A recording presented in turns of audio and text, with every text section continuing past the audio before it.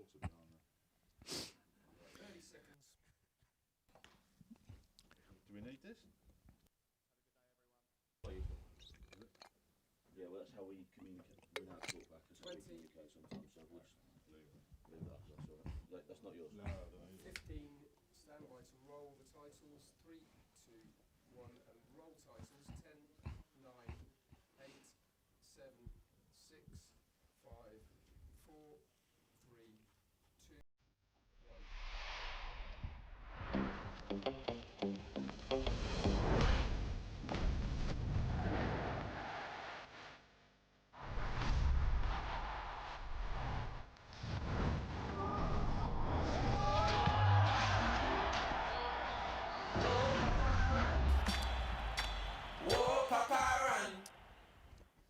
Good morning and welcome to day 2 of this county championship clash between Surrey and Essex. On day 1, Surrey won the toss and fielded, but Essex made the most of what turned out to be quite good batting conditions. Their left-handed opening pair, Dean Elgar and Paul Walter, putting on 183 in Walter's case, advancing to a 6th first-class 100 and a 2nd in consecutive innings here at the Oval. But Jordan Clark, the all-rounder, started the fight back for Surrey, the ever-reliable, finding the edge of the Centurion, and after tea, Surrey found a way to hang in there, taking 4 wickets before the close. That included Gus Atkinson hitting the stumps back in the Surrey team, building back up to a big summer of Test cricket. As we pick it up here at the Oval, another glorious morning in South London. Adam Collins with you, Ian Ward with me, and as we see here, Essex 325 for 6 after that foundation was laid from the openers. But Wardy, the Surrey bowlers did an okay job from where they were about halfway through the day. Morning, Colin. Morning, everyone. Yeah, I thought Surrey in the morning session were ordinary. I thought they were very one-dimensional, both in terms of their selection and indeed their tactics. There was a lot of very samey right arm round the wicket to the 2 left-handed openers. And they posed challenges on occasions, but Walter and Elgar managed to throw a little punch back every now and again. And as you say, that opening partnership was excellent, 183. And it was only really when Jordan Clark started to change things. He went over the wicket, changed his position at the crease from over the wicket, put some different fields in place. The wicket of Elgar, a case in point. He got hit down the ground when he was round the wicket. He then went over the wicket, put a man back on the hook, and he found the outside edge of Dean Elgar when he didn't really move his feet. So I wanted to see more of that from Surrey after lunch, and in fairness, we got that because Essex were rattling along at nearly 5 and over at one stage in that morning session. Surrey managed to claw them back. And I thought the crucial period was just prior to that second new ball where Surrey got the ball to swing. And when it swings here at the Oval, it tends to carry. And that was probably where Surrey were at their most potent. So they dragged it back well, yes, 325 for 6. Surrey and their bowlers will need to have a very good morning. And I'm really interested to see how Gus Atkinson pulls up today. First day in the dirt yesterday since the Boxing Day test. So he's bound to be a little bit stiff and sore, but I would certainly go with him to start. And I think I'll go with Jordan Clark at the other end. They were the pick yesterday. Clark led the way for me, in my opinion. And Essex, well, what's the minimum they need? 450, given that start? Just looking at the pitch as well, Colo, it looks a lot less green than yesterday. That heavy roller has been going up and down. From your experience, how does conditions change as we go through the days of county championship action at this ground? Yeah. What you're seeing here with the complexion of the pitch, as we'll get a look at that in a moment after we see the table, is that it does get that more straw-coloured and predictably gets easier to bat in turn. But a couple of weeks ago here, when Leicestershire were here, you see down 8th on the table, but posted 691 in reply here. So there are runs to be had at this stage of the year at the Kia Oval. Somerset on top, excellent so far this season. 2 wins and a draw, 15 points clear. They got the week off, of course, as we start to stagger through the first portion of the season. Nottinghamshire, who were champions last year, in 3rd spot with 1 win. And Surrey, 7th on the table. A couple of high-scoring draws. They'd love to get their first win in a year here at the Oval over the next few days, but lots of work to do. And that begins with trying to break up a quite useful partnership before the close of play. Useful because it arrested any momentum that Surrey were building towards the close. This pair batted for about 10 overs or thereabouts. The experience of Simon Harmer, who's been very useful down the list so far this season, and the young all-rounder Noel Thane, who has shown a fair bit. He's reached 33, but playing not for the first time this season. That Quirkery came in as an injury sub on opening day, but earning his spot in the Essex first 11 And I think you're right, 450 would be from here the benchmark, and they've got a fair way to go until the end of the batting points as well. A reminder that the batting points are registered with each 50 runs after 250, and that cuts off at 110 overs. So we're still 14 overs away from that. With a fair breeze, Essex, I suppose, could get to 400 before that cuts off. And Rory Burns there, fielding in the floppy hat as always. If they can finish the job in a hurry, they can take maximum bowling points. The two openers yesterday for Essex impressed, but also impressed was young Charlie Allison. I haven't seen a lot of him in red ball cricket. I just like the way he set up. I liked his positive intent. Just fell across one to be LBW yesterday to Fisher for 40. As you mentioned, Noah Thane has done his thing so far. He's 33, not out. So it is going to be Jordan Clark, and he is going to operate from the pavilion end to start off day 2 of this county championship game.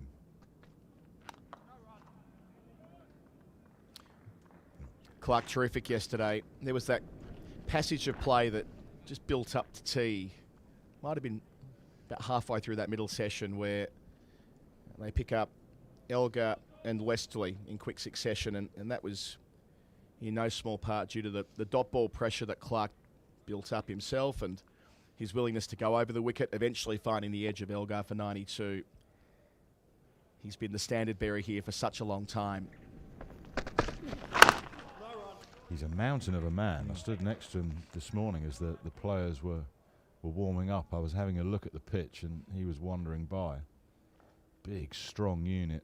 And yesterday, there was one particular spell where I mentioned the fact that he just changed the tactics a little bit. It was a lot of right arm around the wicket to the left hand as he went over, changed his position at the crease from that over the wicket.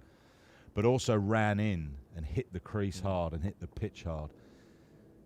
And when there's not much happening, you need someone to grab hold of the nettle, and he certainly did that yesterday for Surrey. Straight away changing up where he's landing on the crease a little bit wider there. Stumps in play, spits away for the first run of the day, but encouraging. Mentioned the pitch and mentioned the fact that it's got a little lighter as the heavy roller went up and down it this morning just prior to the start of the resumption of play. I did have a look at it before the roller went up and down it. There was definite little dents. I'm not saying it's gone into the actual surface, but just because there was so much grass on it, which is what they do here to try and enable the ball to carry, it's just pushed the grass down a bit. So in due course, with the warm weather we've got forecast, there might be a bit of up and down from those dents. Get your line and length right. He's certainly done that to start with. Anything catch your eye around the county scores yesterday, Colo? I was having a look at it this morning. Hard not to get excited about Josh Tongue, isn't it? Quite. Absolutely. He's the most dynamic fast bowler in the country now. Well, he's up there, yeah. I mean, along with Archer, of course, who sort of set apart, accepting that Archer will need to be managed, but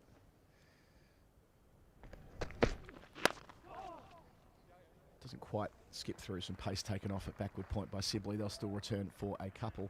I think the fact that they let him take the handbrake off yesterday is a great sign as well. He's played a game this season, Tongue. He's not fresh out of the wrapper in the way that Atkinson is, but they said to Knotts, do what you want with him. I think that's a sign of maturity, that they're not saying, well, you know, he can bowl 14 overs on day one and, you know, all that management speak you hear. Maybe not as extreme as what I described there, but still, like, they want him to win games of cricket. You were here with us last year for what became the championship decider.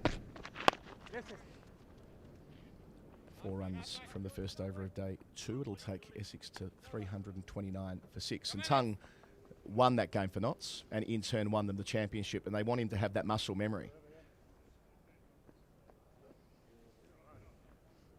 So the fact that he was able to pick up 5 wickets yesterday, that's a great sign for England. He's an awkward bowler.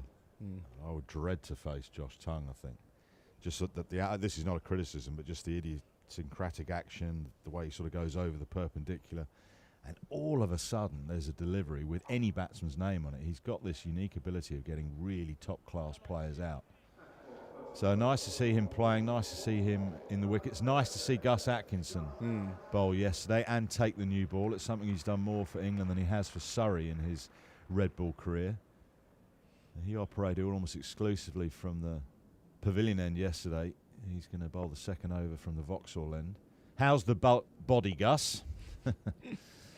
Ice baths last night, I'm sure. Love those ice baths. Were they knocking about when you were playing? Yeah, they were.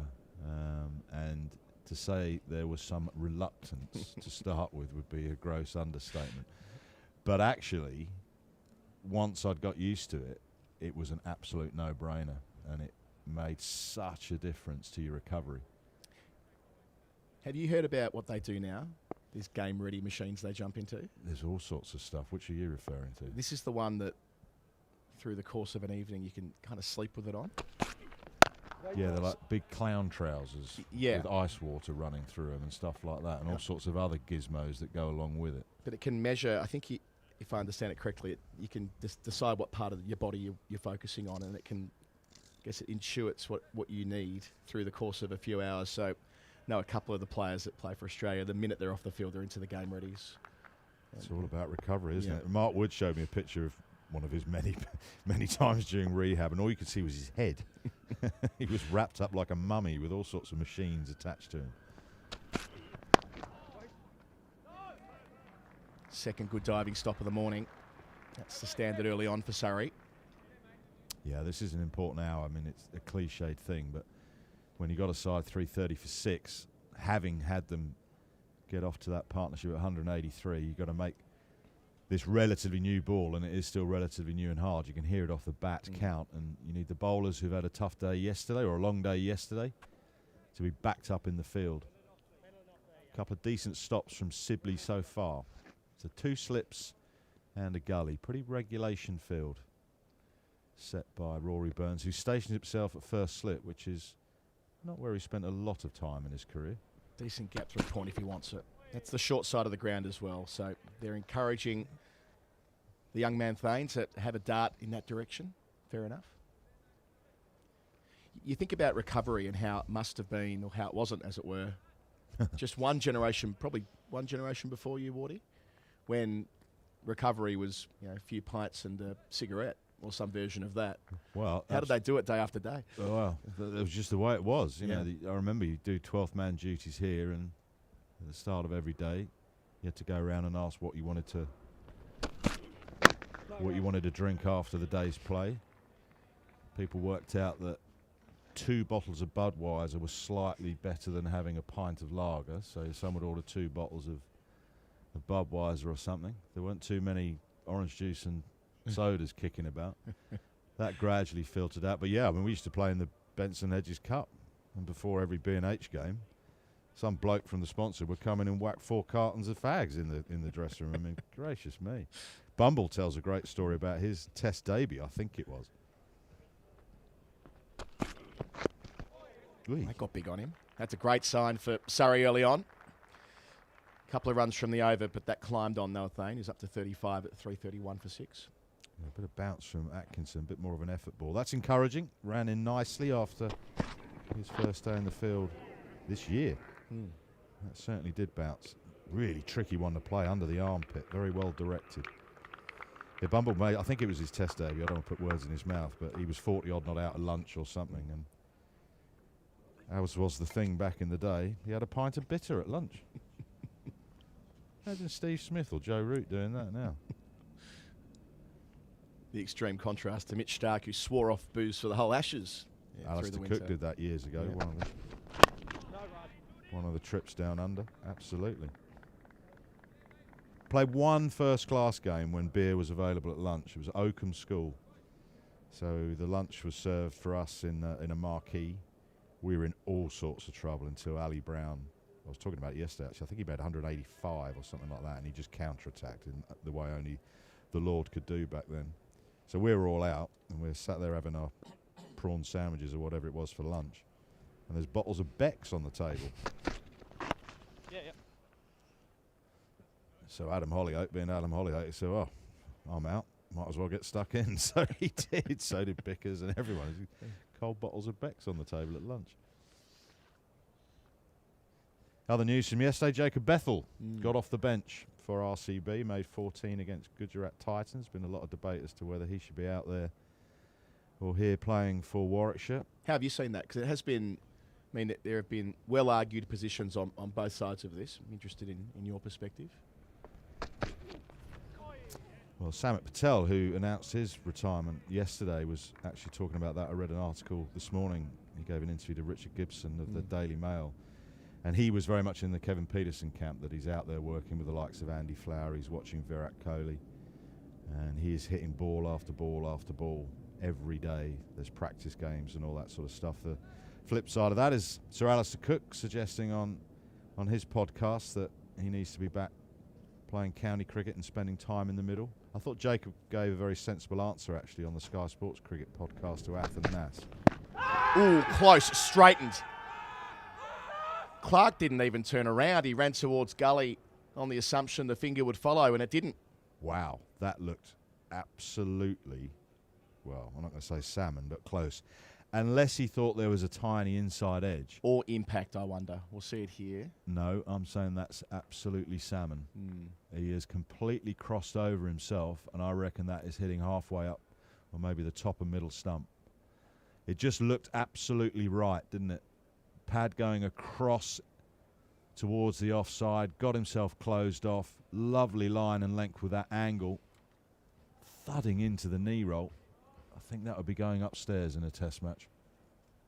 So umpire Chantry standing at the pavilion end, see it in slow-mo here. So caught on the knee roll. You see there, Clark just thought, well, that's him done. So did Folks. Folks didn't move leg side at all, so there was no danger of that going down the leg side. He was tracking the ball right onto middle stump. He just went off in celebration in front of first slip. As you say, Jordan Clark hardly turned round. That looked absolutely perfect from Surrey's point of view, and he's still chuntering away. I can understand why. Zach Crawley got a bad one yesterday, actually. We talk about Zach and his position or potential position in the side, needing some early runs for Kent. It hasn't happened for him. It didn't happen for him yesterday. I think it's fair to say he got a bad LBW decision. So ends the over. Clark not best pleased, 332 for 6. Did that officially go down in the book as leg before Crawley's in the end? I'd have to check that, actually. That was one of those ones where making that assumption. Yeah, it's well, as did I initially, but then I was reading elsewhere that it might have been the assumption of an inside edge onto the pad. Anyway, either way, he's out. He's out, and those decisions tend to follow batters who are in desperate need of runs, don't they? Yeah, back to the Bethel thing. I mean, he admitted that last year he probably got it wrong, and he, for whatever reason, didn't arrive very much undercooked back in this country. But he said he's learnt from that, and he was saying on the Sky Sports Cricket podcast he's had a box of Duke's balls, dispatched out to India, so he's going to do some red ball practice. Andy Flower, pick his brains, work with him. Something Joe Root said, and Kumar Sangakkara backed it up. He said, you know, Root, when he was out there and he wasn't playing, he wore out the net bowlers, which is quite something in the IPL because they come from all directions, but he just batted and batted and batted and was trying things.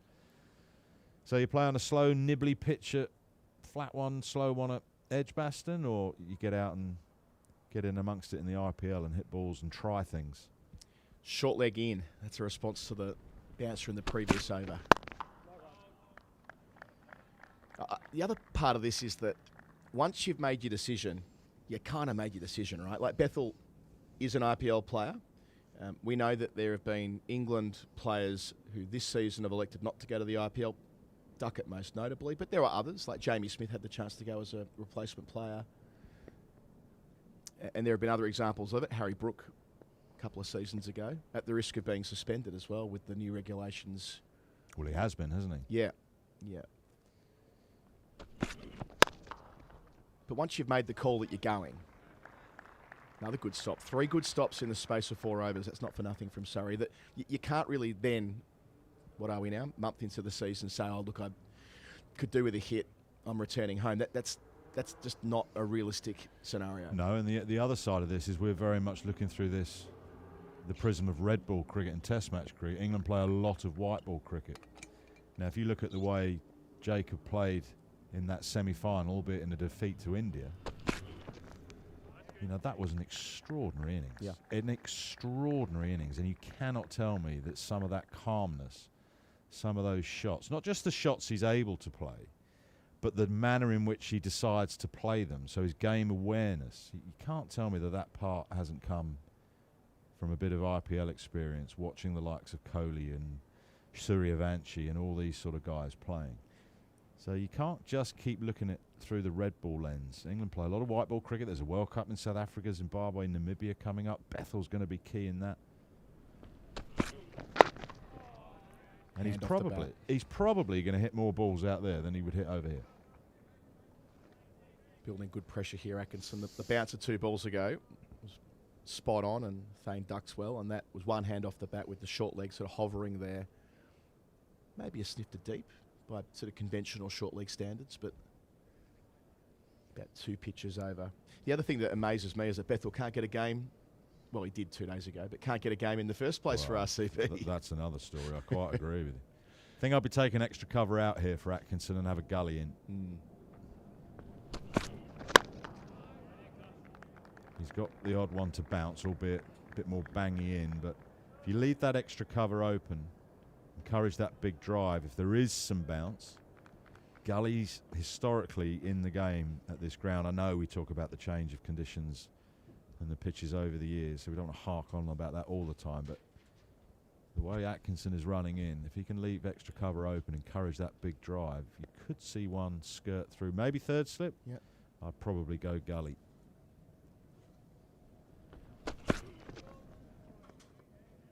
No ball there. But what's been good to see with Atkinson today is we saw very few short balls yesterday from Surrey. It was only really Jordan Clark. He had a couple at Walter on occasions. Just mix it up. Gus has changed his length here a wee bit.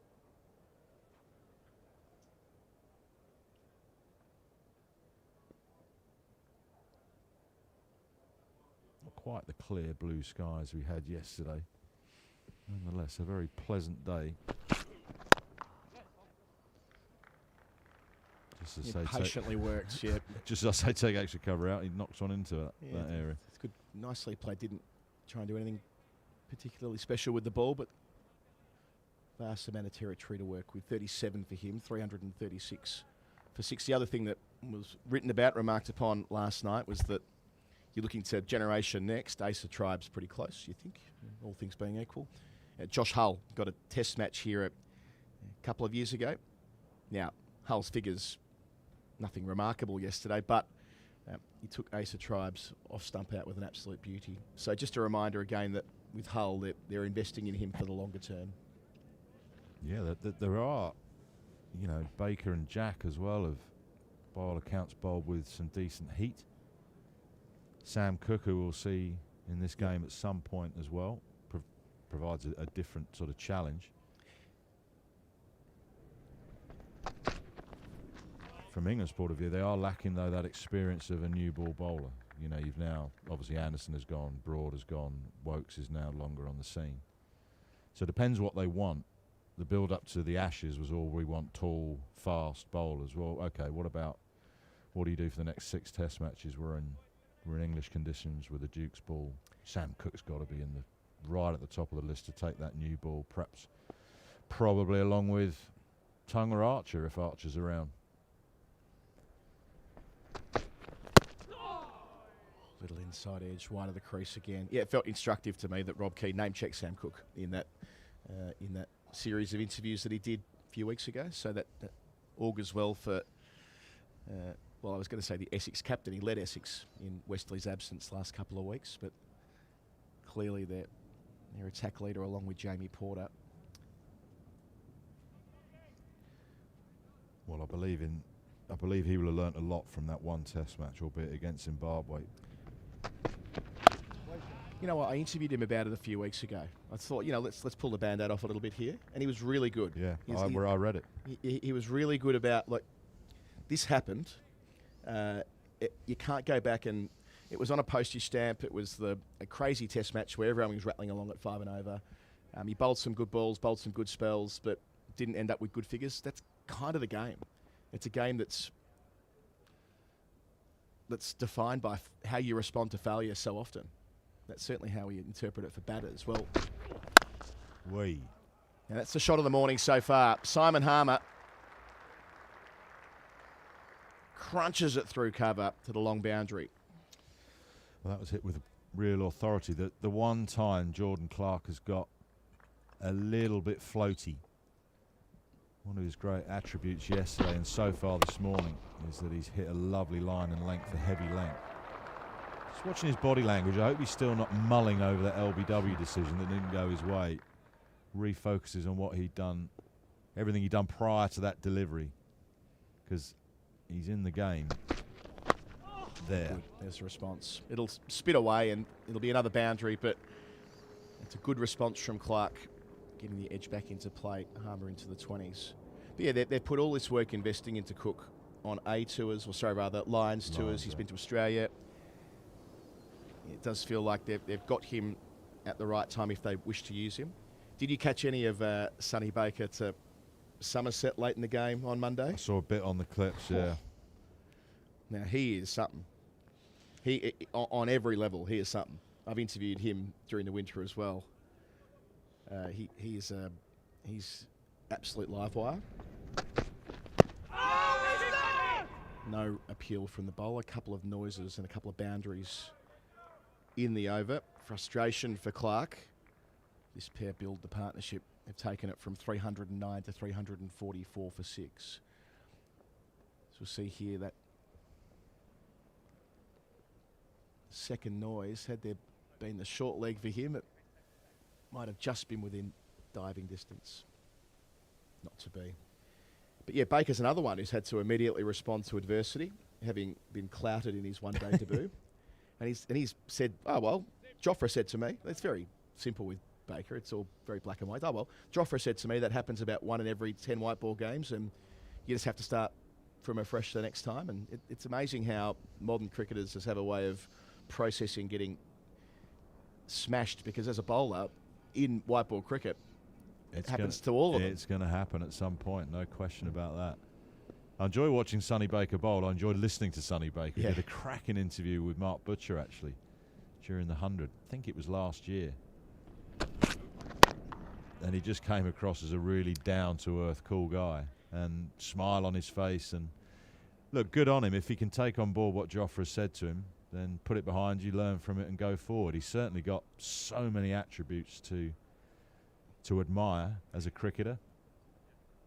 So there's some young, talented bowlers around. You mentioned Josh Hull, I mentioned Jackson and Sonny Baker, and then you've got slightly older statesmen like Sam Cooke. It's just that lack of experience for England, particularly with the new ball. That's why watching Atkinson in this game is instructive. Wait. Yeah, I think fans are going to like Baker. I think he's going to be a punter's favourite once he gets a bit of a go in the Test team. All energy. When he was bowling to Somerset, every ball's an event, running down the pitch. He keeps a notebook. He jots down a little diary entry every evening. That's part of his post-game routine. He talks very openly about his neurodivergence and about the way his brain's hardwired. Very modern thinker in that sense. He wants that to be an attribute in the way that his game progresses. He's definitely one to get on the roller coaster with, I reckon, if you're a fan. Sonny Baker. What Burns has done here is he's brought that man on the hook into that gully position I was mentioning, but extra cover is still in place. Do think short leg's a little deep. I'll be going, I used to field there a lot, I'd be going 5 paces forward. Is that an experienced thing, do you think? Because you don't often see short leg to seamers in, well, it might be a couple of times in a match you might call for it. Because it does seem like that's not a conventional short leg. It's a deep short leg, isn't it? He's almost waiting there to catch it straight off the face. I mean, look, it might just pop straight up in the air and he won't have to move. But if I was in there, I would be going closer, definitely going closer. You sort of got to work it out yourself at short leg. Different spinners, when you were fielding at short leg or silly point, would create different sort of angles. Like Sacklane always used to field quite straight at times at short leg. It just seemed to go in front of square more when someone back padded it. So you just get a feel for the bowler and the pitch. You got a lifespan in there though, Colin. Can't do it for your entire career. Was he the most fun to do it to? He must have been. Suck Lane. He was. When he first turned up, mate, I could have fielded there in my underpants and I would have been absolutely fine. Not a problem. Yeah, you were just always in the game and you felt like you could really make a difference there as well. You could pull off a simple catch or try and take a blinder. It was quite insightful to see the faces of batters when they were facing them. Maiden for Atkinson, 244 for 6. Essex have advanced their position by 19 runs this morning without further loss. Because no one had seen him, and he had this, well, he didn't call it the deucer, he called it his other one. So Adam Holloway used to place an extra cover in position for right-handers, not because he was expecting them to be driven at extra cover, because everyone turned the bat to the leg side and it was a leading edge that would just pop up there. And I've seen that short leg batters get the jitters when someone quick was running in, and that's the sort of beans jumping because of the pace. But I genuinely saw some players with almost fear in their eyes because they had no idea which way it was going. I remember fielding there, Saki was bowling at Robin Smith. And he bowled him a deucer, and the judge played the most immaculate forward defensive, and it went through to Stewie, so it went like a leg break. And he just held the pose, and the judge went, amazing.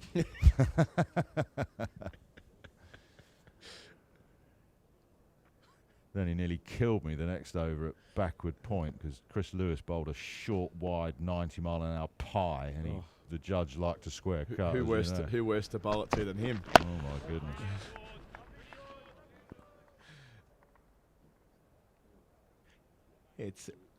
It feels like short leg was a specialist's position. A bit like how you know who your first slip is. You knew who your short leg was. Like Booney did it for Australia for years. David Boone did it for 12 years. Yeah. And they never dreamed of having him anywhere else but short leg. Took some blinding catches. But that came out of a conversation he had with Bobby Simpson. No! Because Booney was not the most mobile, was he? Let's be honest. No. He'd admit that. He said, I need to make an impact in the field. He said, well, become the best short leg you can. And he did. Became brilliant. James Taylor was a damn fine short leg. Keaton Jennings is a very good short legger. Proved to be James Taylor's last test match, didn't it? Those two outstanding catches around the corner you're at right. Joe Berg. You're right. They were phenomenal, weren't they? Used to be to the spinners, and back in the day, and Ath was talking actually to Mickey Stewart the other day, who would field round the corner, the little round the corner leg slip.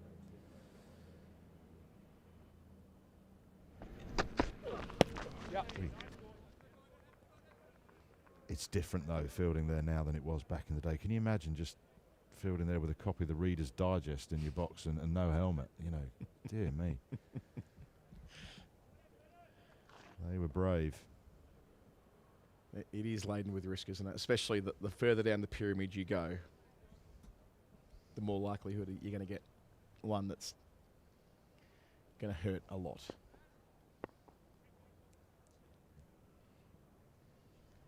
So just the two slips. Nearly in action there. That's a seed from Clark.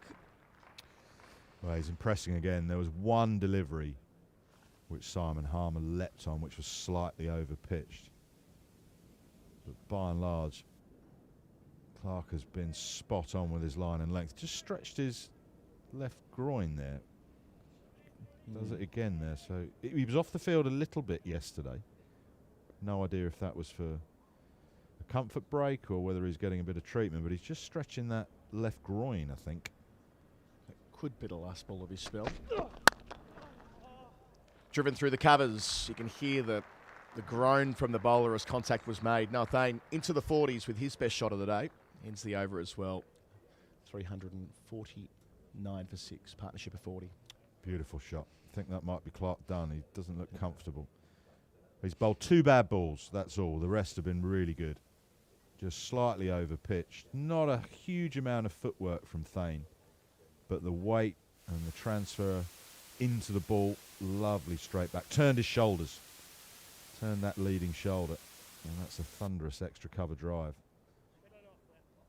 But Rory Burns might have to have a rethink now at the pavilion end. Abbott? I think I probably would. Yep. You? Yeah, I think he's the most logical to get the next crack from that end. Acknowledging that Surrey have got the 5-seamer combination.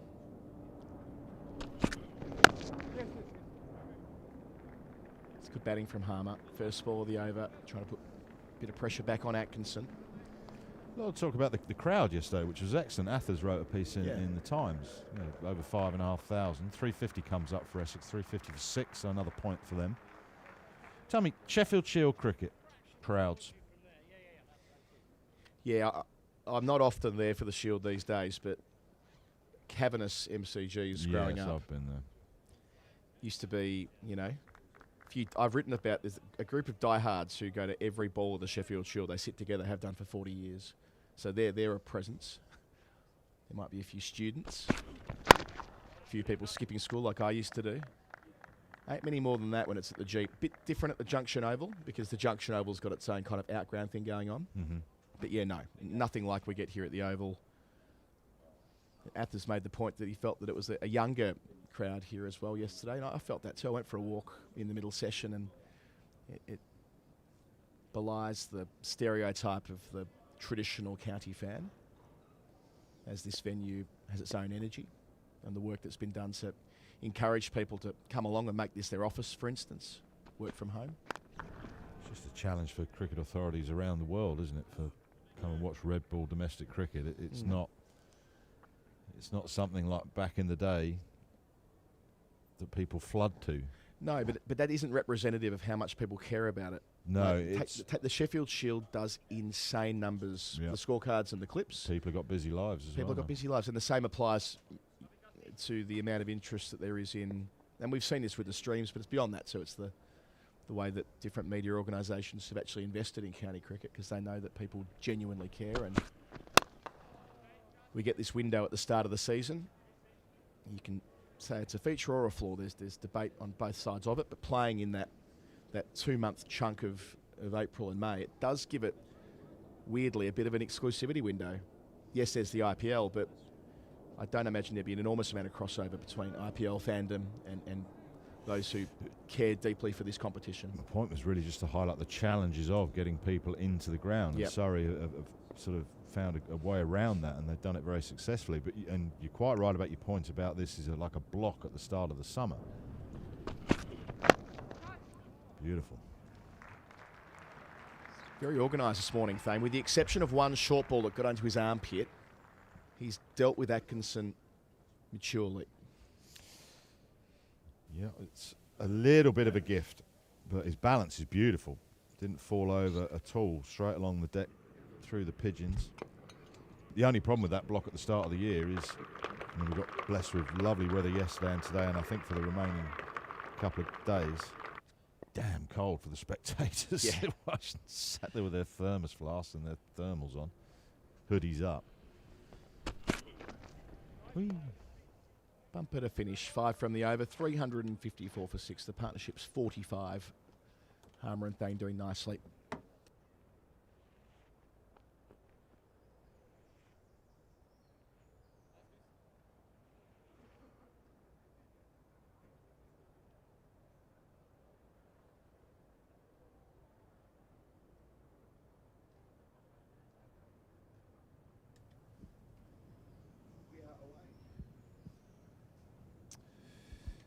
Well, it's been a good morning for Essex so far. 354 for 6, so no wickets from their overnight position. It's another lovely morning at the Oval. I felt they should have had one wicket though, Surrey. That was a very close LBW shout for Jordan Clark against Simon Harmer. But other than that, and one nasty short ball, I thought Noah Thane played really well from Gus Atkinson. It's been relatively plain sailing for Essex, who had that scare with the old ball when they lost a few wickets, but a solid start from the openers and then some late order tail wagging now. Cameron, how are you? Good morning. Oh, very well, Mike. Good morning.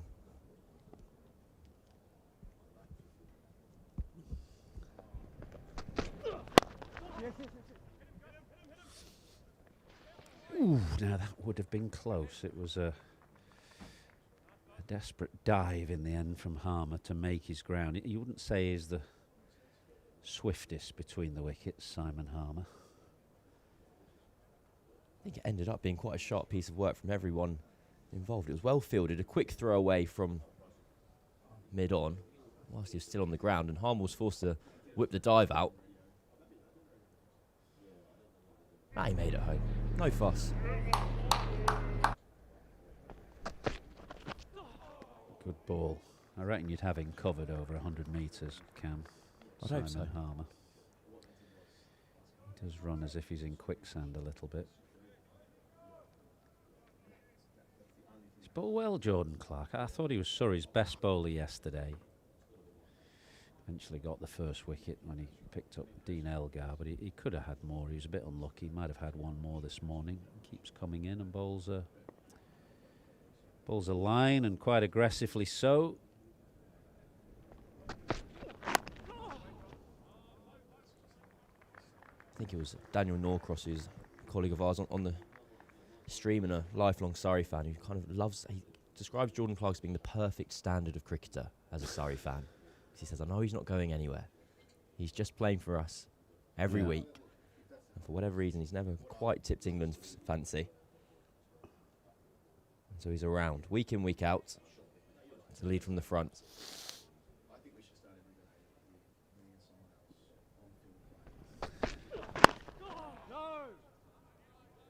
From the north, of course, came down from Lancashire, although the family are further north than that.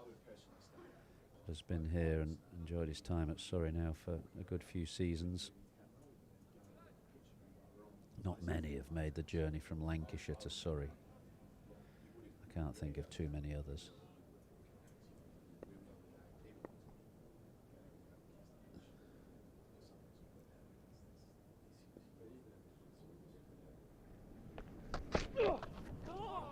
Another good one. That's a really good line. Just holding its line as well to beat the outside edge again. 355 for 6. That's a good point. A couple of years ago, there was a Durham to Surrey movement.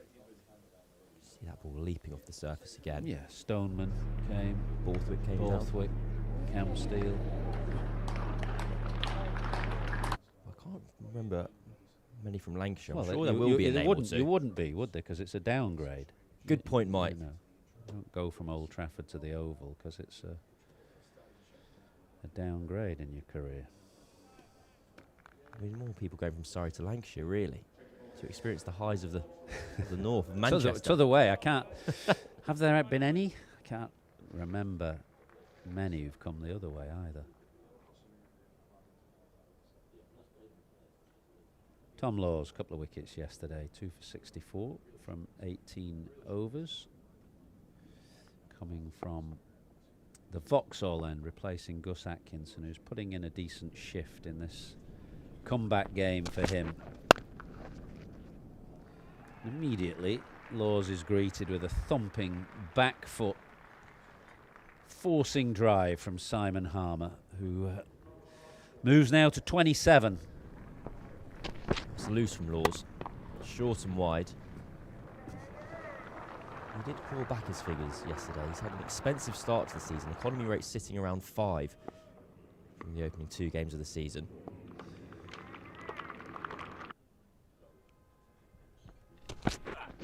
No! It's a big start to the year for both Laws and Matt Fisher, as 2 of those seamers who are on the outskirts of the England team. Laws, it feels, has had the kind of wraps around him for a while. I know Andrew Flintoff's a big fan of his from their time together with the England Lions. It's not a terrible fan to have. No, he's got to get better figures though. He's got to pick up more wickets, and as you say, at a better economy rate. Fisher, I think, has got to improve as well. He's fine. He's an okay line bowler, but I don't think yet. I know he's played Test cricket. He played in that series in the Caribbean at the end of the previous Ashes, not the one just gone, but the previous one. But I think he's got some way to go yet before he can be considered as a frontline option for England. That was my first tour, that 22 Windies tour. I remember on my first day, you gave me a lift back from the Antigua Stadium. It was very kind of you. Another powerful shot. There's a sweeper out this time. So those games were Antigua, Barbados, Grenada. Am I right? Yeah. England lost 1-0. They lost in Grenada after Grenada. Kyle Mayers. Did he take 6 for? He can't have been 6 for. He got everyone out. He did, and he just bowled steady, medium pace, didn't he? Extraordinary defeat, really. Beautiful island, though. Beautiful ground. The trip to the ground in Grenada, Spectacular. I think, is one of the nicest that you'll do. You have to go round the harbour to the other side, and it's very, very pleasant. Noah Thane, 45 and going well. Make that 49 now. One away from a half century. It ran away off a thick edge. He was trying to drive that straight, but there was just enough movement from Laws to take the outside edge. More runs conceded by Tom Laws. These ones aren't necessarily down to any fault of his own. I remember arriving in Grenada. Obviously, it was a time of my life, very exciting to be out on an England tour for the first time. And arriving in Grenada and seeing one of our colleagues at a bar, and he said, "This is the best one, Cam. Get ready."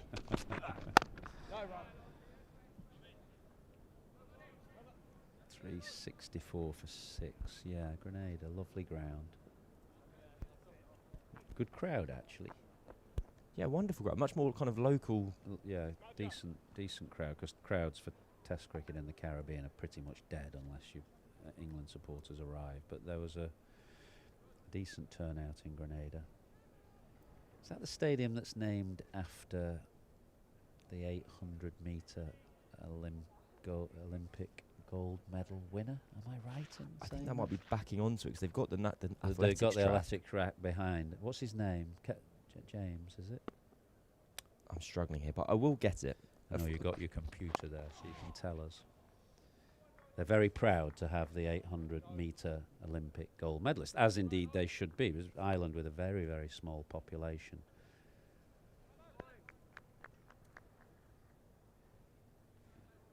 I do remember it was. I don't think they've got as rich a cricketing history as other island nations. I remember you go from Antigua, where you've got Curtly Ambrose and Viv Richards, and Barbados, you've got Gary Sobers, and then Grenada. It's kind of like the Devon Smith Pavilion. Come on, what was the name of the 800-metre? I'm working on it. Won the gold medal. No, Thane's got 50, so he's distracting us for now. Well, he's played very well. He came in at a critical time, actually, for Essex yesterday. They'd just lost a few wickets. The momentum had seeped away that Elgar and Walter had built up in the early part of the day, and Thane and Harmer turned this situation around, because Essex will know, given the strength of Surrey's batting lineup, that they're going to need you feel you need 400 when you come to the Oval and play Surrey. So a really good partnership, this. I've got an answer for you. Go on. Karani James. Karani James. I knew it was something James. Karani James. There was a same with St Lucia. Julian Alfred, and she won gold medal at the 2024 Olympics in the 100 metres. There are amazing footage of kind of people gathering in St Lucia to watch that event, and then we went there for some white ball fixtures not too long ago, and her face was plastered everywhere. Yeah, fantastic. Track and field athletes that come out of the Caribbean.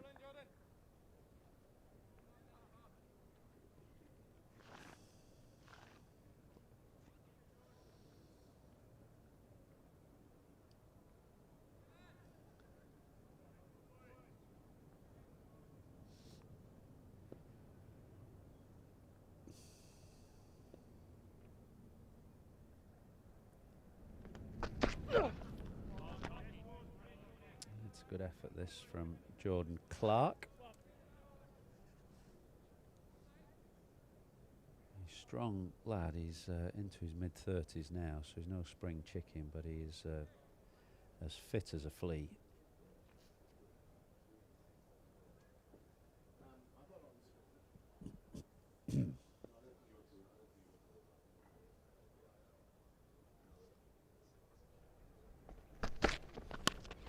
Oh, an edge that falls short of Rory Burns, so no luck again for Jordan Clark. 367 for 6.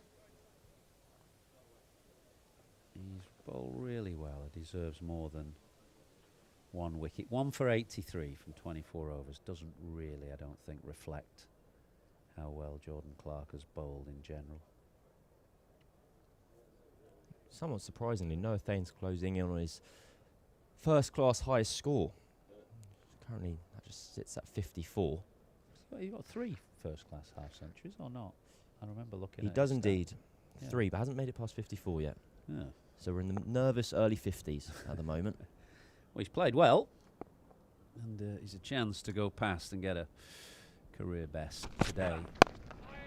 Quite a nice place to say you've got your career best. It's always quite important where you, and against whom and where you have your career best. You never want to say it's against, I don't know, when the universities had first-class status. You never used to want to say you had your career best against Oxford University or Cambridge University. You say you got your career best against Surrey at the Oval. That sounds a bit better.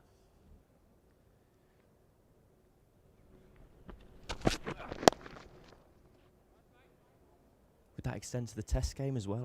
I've often wondered whether, without being kind of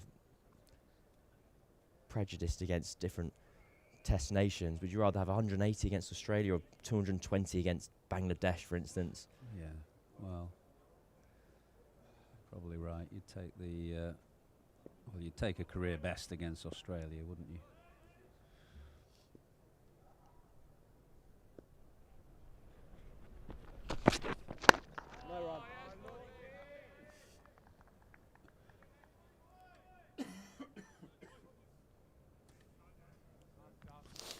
I remember it broke my heart for quite a long time growing up. I was a massive Ian Bell fan growing up. When he got that 199 against South Africa, he chipped a caught and bowled back to Paul Harris, I think it was. Really? I have no memory of that. That's bizarre. And bizarrely, I didn't watch it. I was listening to the live scorecard from the BBC. That's crept along the ground. Pitch is a different colour today. It's much whiter than yesterday. So where are we in what year? I reckon 2012-ish or not? No? I'd say earlier. I want to say Earlier than that could be right actually. My instinct, I want to say 2009, but I don't know if South So Africa Ian came that Bell was your hero, was Absolutely. The Slazenger SXI. Very good role model. Beautiful player. I think I'm right in saying he's either got 1 more test run than me or I've got 1 more than him. We're kind of almost level. Oh, here we go. This is the magic of the modern world. So I can tell you Ian Bell's got 7,727 test runs. Can you do yourself off the top of your head? Well, I know it's one or the other. It's one or the other. It's either 1 more or one less. Just a bit leg side. Laws hasn't quite got his line right at the moment. He's either a bit wide outside off stump or he's just erring a little straight. Well, I've got fantastic news for you, Mike. 1 more, is it? 1 more. Well, there you go. You've just pipped him. Where's he coaching at the moment, Ian Bell? Well, let's have a look at Noah Thane, who came in yesterday with Essex just in a little bit of strife. And he actually had a few difficult moments because he got hit in the box twice, painfully, early on in his innings. But since then has thrived and prospered. He's looked pretty good this year.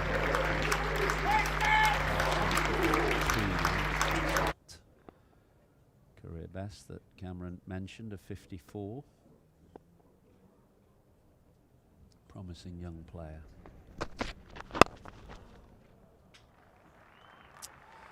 more runs. That was very firmly hit by Harmer. It was one to put away because it was drifting into his pads, and for any batter, even one of the lower middle order like Simon Harmer, that's a bit of a gift. Did you have a long wait at all for your first class century? Because I imagine that's an achievement that can hang over a young player. Yeah, you want to get it. You want to get it off your back, don't you? I can't really remember. I have a vague feeling it might have been at uni against Derby or somebody, but not that long a wait. 5 or 6 games or something. I suppose a first-class century for university against a county is a far greater. Well, it's better than the other way around, for sure.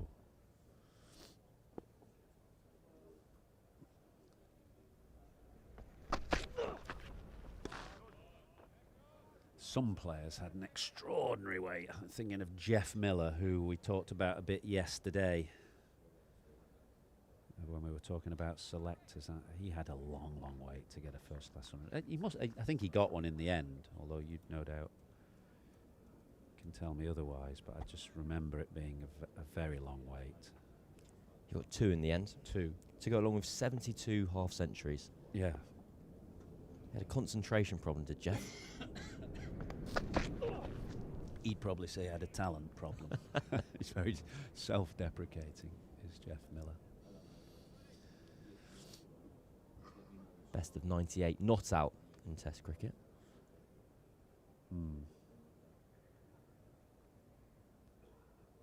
Burns at slip, he's trying to get somebody's attention, but the rest of the team are just ignoring him.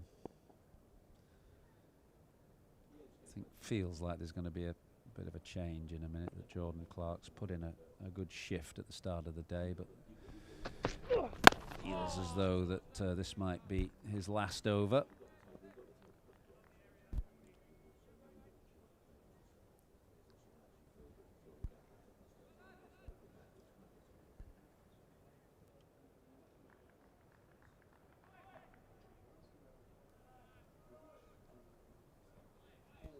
Burns is still trying to get somebody's attention. He wants I think he wants some protective equipment on a short leg.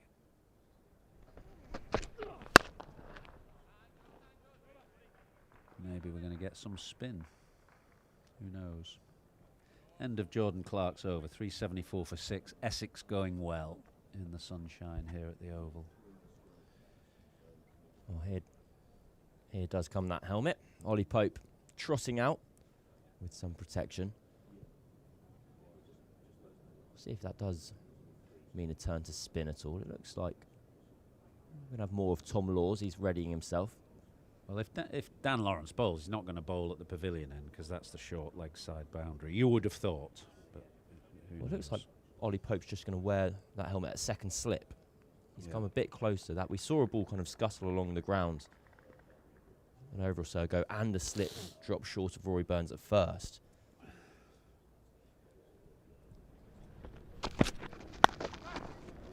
Lovely shot from Noah Thane, and that does take him to his best first-class score. Tom Laws is leaking a few runs here. This was short, but Laws himself is not the tallest. He's quite a short, skiddy type of bowler, so it didn't really get up. And it was very firmly put away. I'm interested in Noah Thane's trigger. You can just see it there from stump cam, where his back foot almost comes backwards behind him before his front toe points down the wicket. Yeah, it goes a little bit. It's fine. You don't want it to go too far because then you block yourself off. But it's not particularly that far out of sync at the moment. I've just noticed a couple of players doing it recently, and well, to be honest, I raise it because I don't really understand the benefits or the potential downfalls of it. Why that first movement would be preferable than, I don't know, opening up a bit more. Well, I think it would be just involuntary. People don't know they're doing it. That's bounced over the top of the stumps, fortunately for Thane. trigger movements have become much more a topic of conversation now than used to be. When I started playing, nobody ever talked about trigger movements, and it's a very, very topical form of conversation now between batters who play first-class cricket.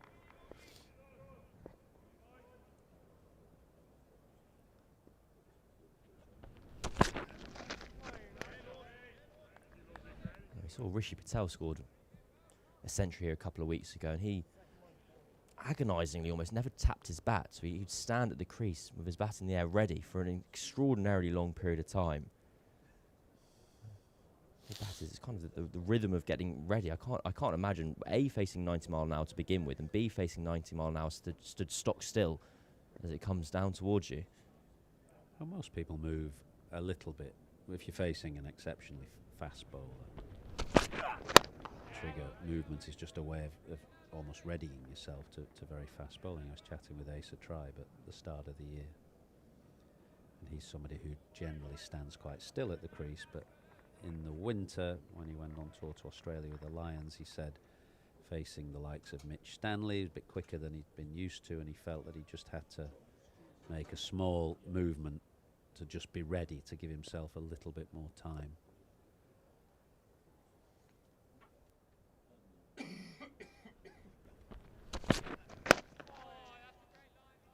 Better line to finish from Tom Laws, 378 for 6.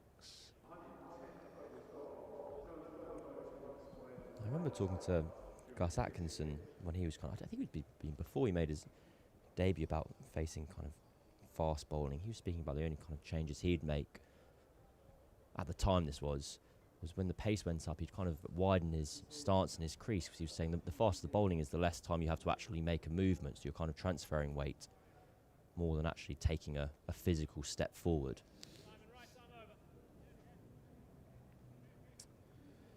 Well, thought it might be Jordan Clark's last over. Indeed it was. Sean Abbott, who took 1 wicket yesterday, put down a pretty straightforward caught and bowled as well, off Paul Walter. He's had, in the same way that Tom Laws has had a sticky start to the season in terms of wickets, so has Sean Abbott.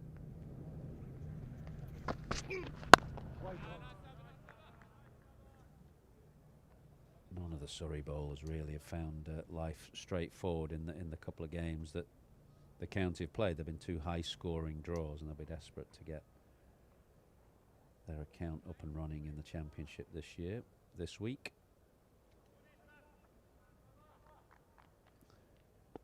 Notice Ollie Pope has got the Very helmet on, close very now, close to isn't the he? second slip from this end as well.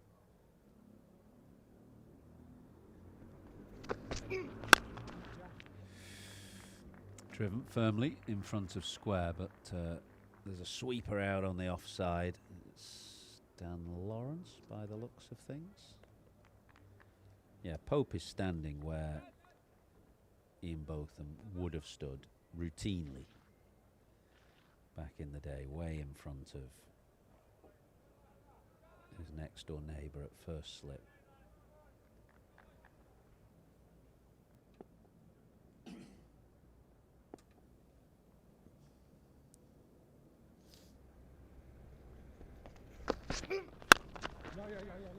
More runs here, and Lawrence again giving chase.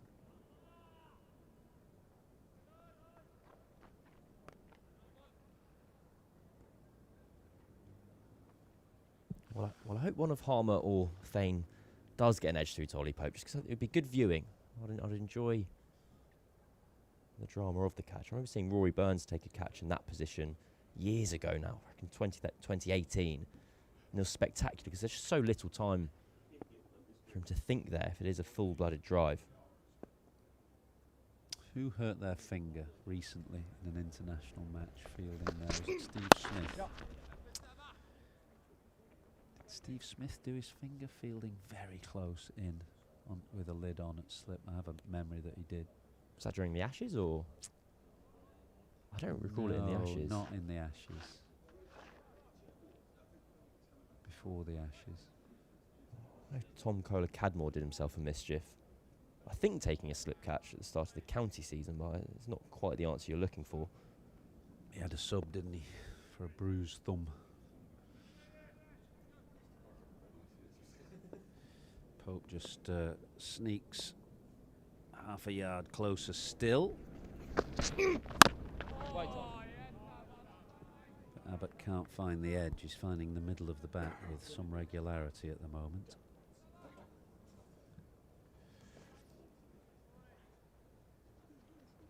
This partnership is worth 74 now between Harmer and Thane. And at the back end of yesterday, it felt like if Surrey nabbed another wicket, all of a sudden, having been 180 for non-Essex, day one was going to finish with Surrey in command, but it's creeping ever steadily more in favour of Essex this morning.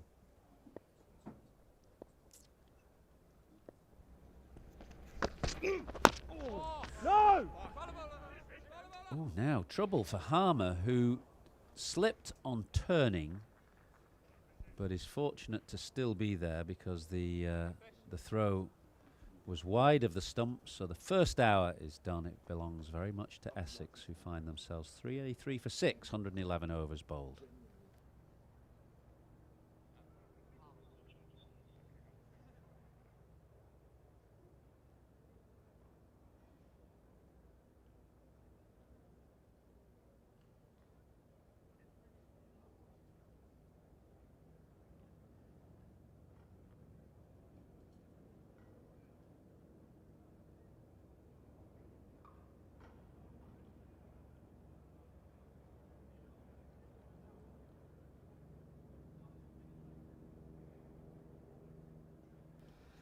So, first hour has gone, and it's gone all Essex's way. 54 runs from 15 overs this morning. Again, we've seen nothing but seam, and actually, in the 111 overs that Surrey have bowled on an unresponsive pitch, toiling frequently in warm weather, they have used Dan Lawrence for a mere 4 overs, which is something of a surprise, and that was sort of filling in some overs before a second new ball, and then that old ball started to swing, so he was whipped out of the attack. A couple of wickets fell, and we haven't seen him since. But Tom Laws stays in the attack. We still haven't seen Fisher this morning.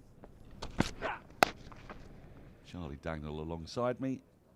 This has gone exactly according to Essex's plan, hasn't it? Well, good afternoon, everybody. Good afternoon, Dan. I slipped into cliche-ridden speech yesterday, and traditionally you always say it's always a big first hour. Always a big first hour. And given the match situation overnight, I genuinely believe that. It could have gone either way. I feel that Surrey are hugely unfortunate for the LBW decision that wasn't given. I couldn't see a great deal wrong with it. But the fact is now is that they haven't had a great deal of success this morning outside of that. Chances have been few and far between. 1 or 2 have leapt off the surface, and the surface has changed colour from how it was this time yesterday. So that would sort of lean to the argument of I'm surprised that we've not seen a couple of overs from Dan Lawrence. That's tucked away fine, but there is cover down there at fine leg. I mean, it's doubly surprising, really, because Rory Burns has used Dan Lawrence quite a lot, especially early season. What surprised was we didn't see him at all. That's the LBW shout. Jordan Clark. He thought it was he was convinced, wasn't he? An excellent celeb appeal, and then you look rather foolish when it gets turned down, but I just don't see what's wrong with that. Is he tight? I mean, it's hit him on the knee roll. It's kind of gone down, though, isn't it? Slightly below it. Yeah. Unless umpire Chantry thought he might just have squeezed outside the line. I mean, it was a very good-looking shout. It's a very fine umpire, Jack Chantry. He's also broken the hearts of Surrey on previous occasions. There was a very famous, I say very famous, I'm now going to say it's a very famous match, and I can't remember all the details. But he scored 100 and took 10 wickets. He was batting down at number 9, and rescued Worcestershire from an impossible position against Surrey. Goodness me, I remember that. Yeah? It was just the fact that it was Chantry 100. Yeah. But and I'm sorry, umpire Chantry, I forgot about your wickets, but it was the 100 that was more. Well, it's a more brilliant surprising counter-attacking thrash Yeah. from, I think he was batting at 9. Might even have been 10. He was a long way down the order, and Worcestershire in all sorts of bother. I can't remember if Richo was playing. Alan Richardson, the head coach I of might, Worcestershire now, he may have been playing in that game. Anyway, I be might that look as it it up. may. I might look it up. You between carry overs. One thing I will say, Dan, is albeit try as they might, and they have tried hard, and I think they still have bowled pretty well this morning. Sorry, I think Essex have played superbly. I've always been a fan of Noah Thane. He looks organised, he looks compact, and they, as the over concludes at 384 for 6. You know, I talked yesterday a lot about young players knowing and being aware of match situations, and similarly keeping Surrey quiet this morning, enabling them to build on what they'd done yesterday, has now put them in a very, very strong position. And where they were 248 for 2 yesterday, we were looking at 450, 500, and granted at 320 for 6 overnight, it could have easily been 350 all out, or they could have gone this way, and as we say, at 384 for 6, that 450, 500 is now back on the table. Well, they've still got Shane Snater who can hold a bat, and I'd say hold a bat. I would say it's a big question for you, Dag. Can he hold a bat, or can he do a job with the bat? And if so, what's the difference? Do I have to answer now? Well, no, you can ponder. Oh, That's very close, and it's out. This time, the finger does go up. Abbott gets his man. Harmer's got to go for 41. The partnership has been broken, finally. 75 these two have put on the first wicket of the day, and just as we were talking about Essex approaching 450, even 500, Surrey have just found the delivery to peg them back. look pretty good, and even though we're the wrong end for this, it's fairly simple decision. I think I'd still argue that the Jordan Clark one is a better shout than that one. However, they finally got their man, and Simon Harmer, who's played very, very well in company with Noah Thane. Frustrated Surrey, a well-made 41, 384 for 7. Yeah, just before that, I was extolling the virtues of Essex's tail, so we're about to see whether I'm on the spot with that one. Shane Snater, Sam Cook as well. I would argue, just going back to your previous point, it's aligned beautifully of the stars. You would hope that Shane Snater in this situation can do a job with the bat. And what is rather that than job? hold it, and the job is to keep Thane company, and it is to have a little period of quiet rather than just give things away. Again, we talk match situations, 384 for 7. Essex have got to be thinking 450 plus, so if you can get yourself a 15 off 40 balls or whatever in company with Thane, who will continue to bat in the same manner that he has for the 119 balls he's been at the crease, then that is very much on for Essex. So holding a bat seems to me like you can hold an end up. Yes. Whereas as doing a job with the bat is still being able to rotate strike and score when the opportunity becomes available. If they throw a lovely half volley your way, you can put it away quite confidently. So that would be my differentiation between the two. I mean, there's a few when we get down to that neck of the woods. You've got genuine all-rounder. So you've got your Chris Wokeses of this world, plural. Then I think you've got do a job, and you've got can hold. But then there's a random category, which Surrey have got in their ranks. Can't spell? No, not quite. No, it's a category that transcends the lot and has got a test century. Okay. Because I'm not sure we know what Gus Atkinson is. I don't think he's a genuine all-rounder. No. I mean, he probably can do a job with a bat, and he probably can hold a bat, but all of that, I think, is relegated in significance to has got a test century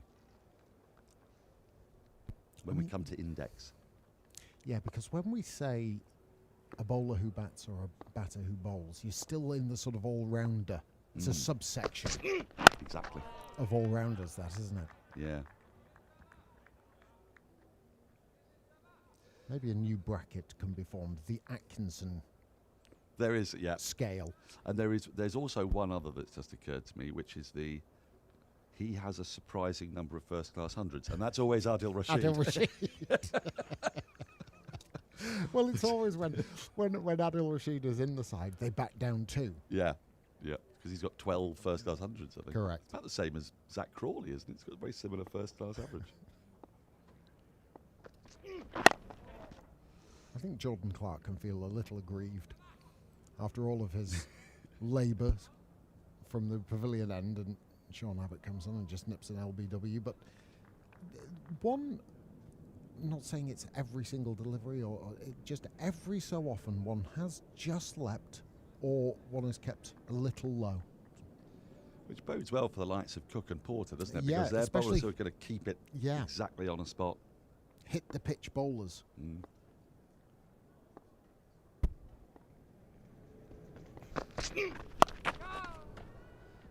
My word, he's gone after that one. And that is a very rare 6. He's only just come to the crease, and he's determined not just to stick around and hold a bat, that's for sure. He's absolutely thumped that into the crowd at deep backward square. The short ball hasn't worked a great deal, I would say, this season at the Oval. It's kind of sat up, and this one was no different. He's in a very good position to play that, Slater, as well. Having not been there for too long and being able to judge the bounce so quickly. Yes, it's a slowish surface, and so it does sit up a little bit more and give that extra split second to play the shot. That said, that's more than hold the bat territory. Yes, it bodes rather well if you're Noah Thane at the other end.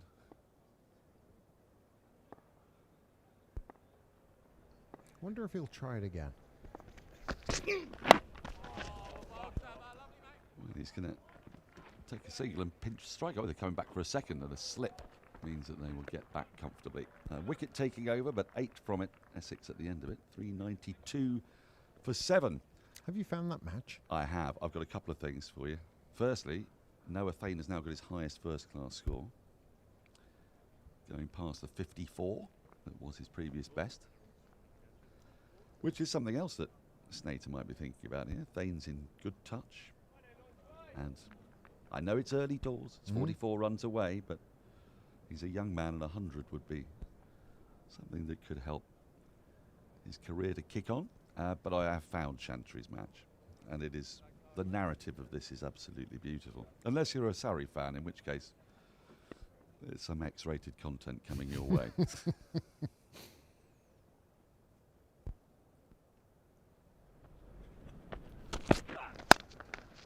That is a delicious shot.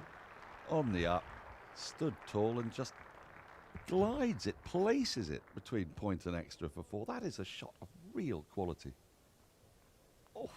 Economy of movement. Like I said, I remember seeing Thane in the under-19s a couple of years back.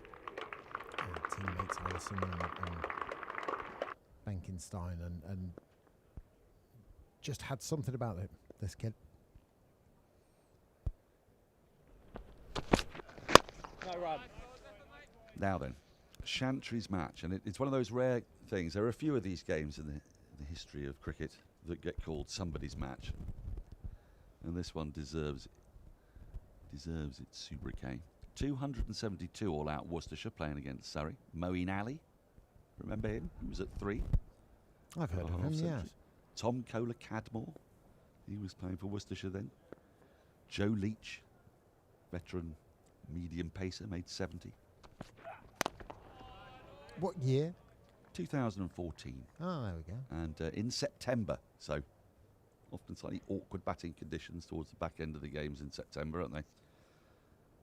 Surrey's bowling attack that day consisted of, do you want to try having a guess? There's 5 players and none of them are playing in this game, but some of them are still involved in the club. Batty? Batty did. He bowled 20 overs, took 2 for 31. Oh, now you really... I mean, this is on-the-spot stuff, so I'm going to be made to look very foolish. Give me a second. Oh, of course. Some of them are still with the club. Oh, wow. That's been thumped through mid-wicket. And you see the reaction of Ollie Pope at short mid-wicket. He was ducking for cover. And it looks to me that Noah Thane might have thought that now is the time just to get a wriggle on as the 400 comes up. So the bonus points are... They're done. All secured. And... come back to Shantru's match in a moment, but this can actually be a real annoyance for Surrey. You get through the ingrained partnership thing, and you think there's still a chance we could run through, we could do it, we could be getting soon, and then Essex actually go on the counter-attack, and you can then start to look a little ragged at times and almost chasing the wickets that you're desperate to take.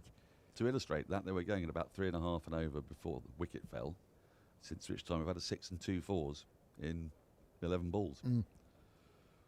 Which suggests there may be a shift in tempo. 2014. Yeah, so you've got a... all I've got is Batty. Come on. Jade Right. Dernbach. Jade Dernbach, yes. Jade Still around the Dernbach. club. There'll be an overseas, I'm sure.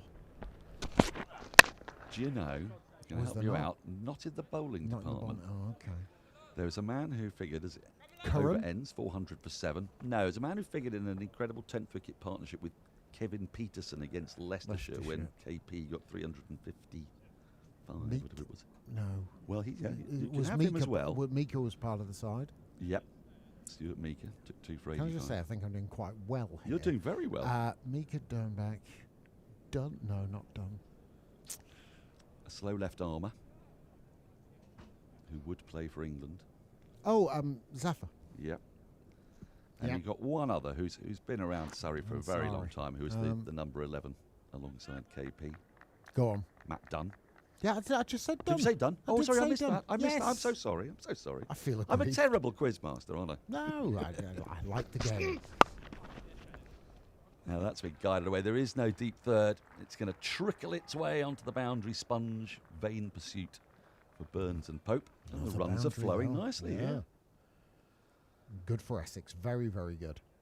Well, Snater's only just arrived there and he's raced to double figures. He's 12 already.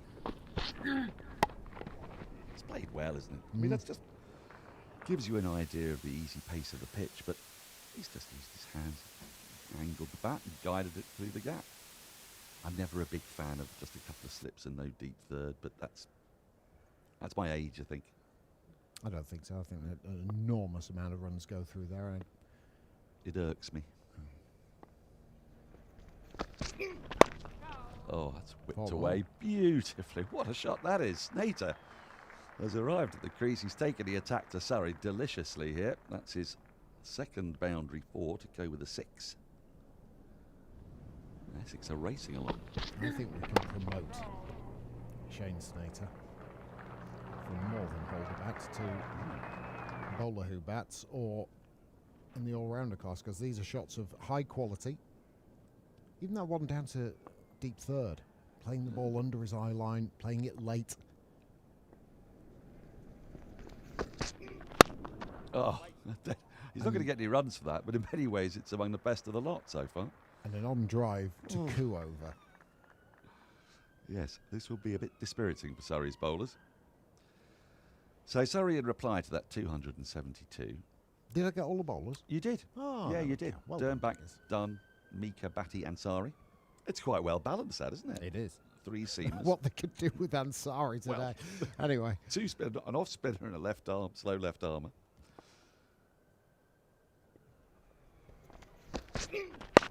Wait! In reply, there are a couple of players playing. Well, I say a couple. There's one opening the batting. Surrey's perennial Rory Burns, made 91. Again, who opened with him was Zafar Ansari. Jason Roy got 100, batting at number 6. Gary Wilson was the keeper captain. Holly's favourite. Yeah. There's only one Gary Wilson.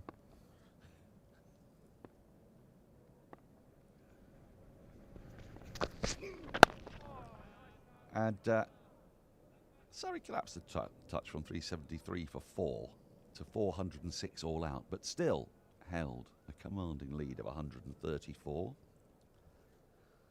on around about the 11th of September. And Worcestershire went into bat and they collapsed to 171 for 7. So at that point, a lead of 37, 7 wickets down. Oh, it's well dug out. Speared in. I like the idea. But Sneijder keeps it out. End of the over. Another profitable one for Essex. 408 for 7. We'll take a look at the one wicket that has fallen. Absolutely plum, I would say, this one. I mean, if there's any doubt at all, it's has he just sneaked outside off stump. And I think if you had DRS, at the very worst, it would say umpire's call. I think it as well that the weight was shifting that way, which can give the illusion of being sort of outside the line a little bit, but no problems with that decision whatsoever. Halfway up his leg, it would have hit halfway up middle, I fancy. Now, what I omitted to tell you was that in Surrey's innings of 406, there was a standout bowling performance by one Jay Chantry, who took 6 for 87 in 28 overs, toiled away, bowling off. I mean, no one ever bowls off the wrong foot, but he bowled off a weird foot. Yes, he did. A very unusual action. Ah, Dan Lawrence is in the attack at last. Some spin. Catch! Oh, and he's got a wicket straight away. Would you believe it? Noah Thane goes on the sweep. Sweeps it straight to square leg. And, well, where has Dan Lawrence been all this time?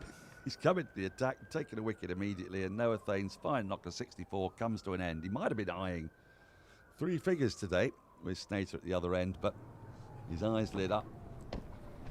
Tossed up a bit. It was tempting. It was sort of the right place for the shot, but unfortunately he's picked out the fielder with glaring accuracy, and Jamie Smith takes the catch. Essex 408 for 8. It's a shame for Noah Thane the way that he's departed there. It almost looked like he was caught in two minds whether to go aerial or whether to hit it along the floor, because as you say, Dan, it was perfect for that shot or for the sweep. The line it was, and it was only going to continue more down the leg side, and it was he was betwixt and between whether he should actually loft it over the infield or play it along the ground, and unfortunately straight into the very grateful hands, and it's a shame for the innings to end that way, because I was with you. I the way that he had played and approached his innings, the manner of his shot selection and his application, thought he was on for 3 figures. That said, delight for Surrey. Essex still in a very good position. Well, he's played a shot today that I'm going to take home with me. That cover drive was an absolute beauty. So I know that won't be consolation as he's walking back to the changing room, but it was one heck of a shot. And it's one of those weird things now when you're not quite sure whether that wicket makes Rory Burns look like a genius or makes you wonder where Lawrence has been.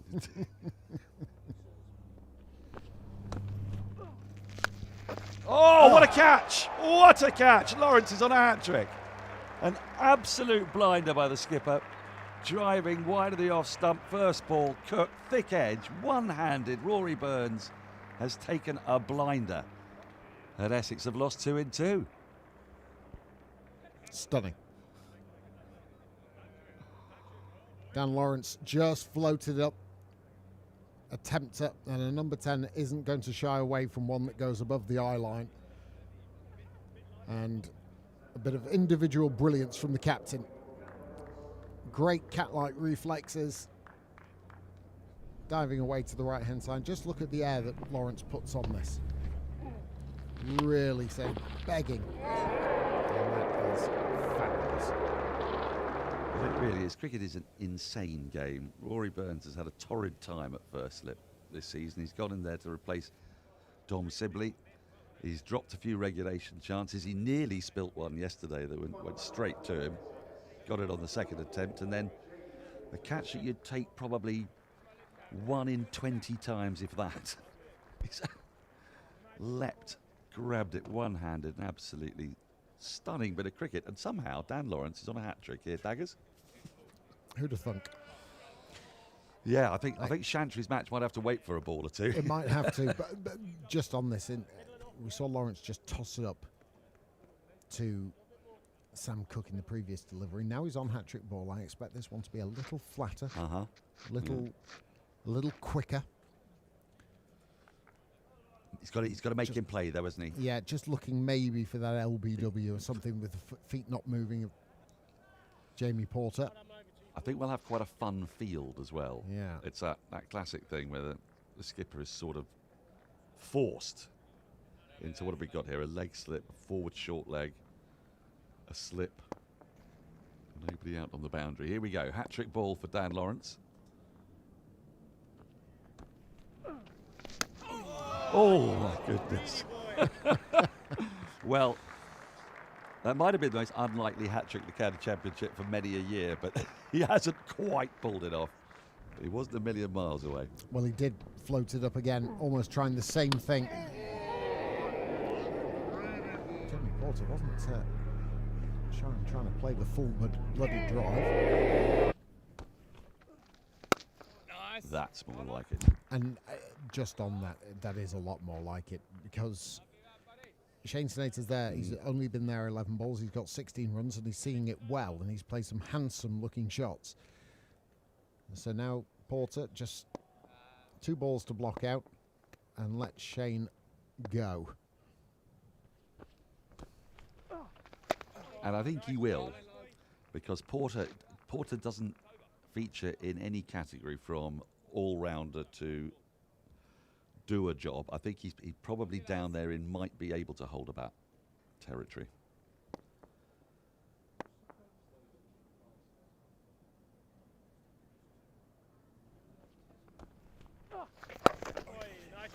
Turned himself around a little bit there, but he's negotiated the last 4 balls. And Dan Lawrence has bowled a double wicket maiden in only his 5th over of the match, his first over today. And Essex, look, they're still in a strong position at 408 for 9, but 500 now seems a considerable distance away, so it's 450 for that matter. Absolutely. Just quickly finish off the Chantry match before Shane Snater attempts to go ballistic, because that's what I feel is coming. I feel it's coming. So I think I got them at about the equivalent of 34 for 7, hadn't I? When Jack Chantry comes in, he hits 101 not out of 89 balls with 18 4s and 2 6s, ably supported by Joe Leach, who gets his second half century of the match. And a 23 from Mitchell McClenaghan, remember him? Oh, left goodness armour. me, yeah, New Zealander. Takes us back, doesn't it? So Worcestershire are bowled out for 350, setting Surrey 217. They're bowled out for 189. Jack Chantry takes 4 for 44 to go with his 6 for whatever it was I told you it was before. 6 for plenty, 6 for 87. So he's taken 10 for 131 and got an unbeaten 100. And I love Jack Chantry. I thoroughly enjoyed watching him play, but that is without a doubt the best he's ever performed in a single match. Right, field is spread. The single is being given. Sorry, want to bowl at Porter.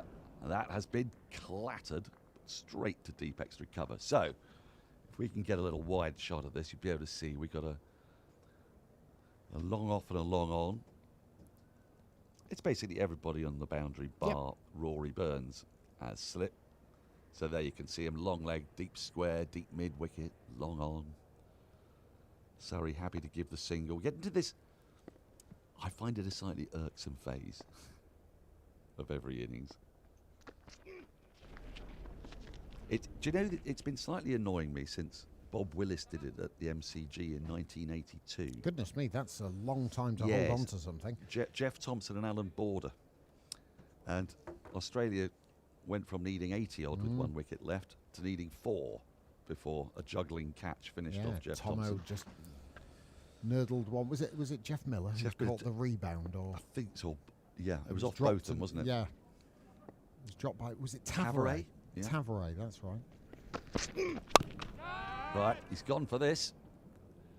And it's going to land short of deep backward point. They've taken the run after 3 balls. But I think I've seen this happen. Do you remember when Rangana Herath was batting with Angelo Matthews and got at Headingley and got Sri Lanka into a great position from this tactic. And in a way, you sort of get a phony war for a few balls. And you feel like asking, do you not think that you can get Shane Snater out? Well, it's. Do you know what this is? A debate that has raged for a little while, and it's almost as though you're not trying to remove a number 9. You know, that's no denigrating Shane Snater's ability with the bat, but he's number 9 for a reason. Everybody does it, though. And he still should be trying to get the guy out. Right, Porter on strike. Oh, that's very close inside edge. It must be 2 noises, I think. Otherwise, he was gone there. Yep, with you. He's staying back in his crease here, isn't he? Yeah, Oof, just yes. a little inside edge. But I think the single was taken. I think Snater hadn't realised where the ball had gone, so they both set off. Yeah. So Surrey have got 2 more balls at Porter. They're not going to take a single.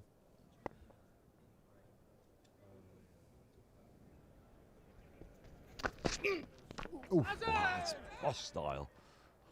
He's peeled there. He thinks he's got a little bit of glove on that, but umpiring, indeed, none of his colleagues concur. I don't think he was in the same vicinity as this, because it just clattered him on the back. I think he dropped the hands, and more out of hope than expectation. When you fancy this is going to be a pretty classic fast bowler setter. Short ball, he's got 1 ball left at him. And number 11 hanging back. Bowl's will it be the bluff? Will Bowl's it be a good Yorker. It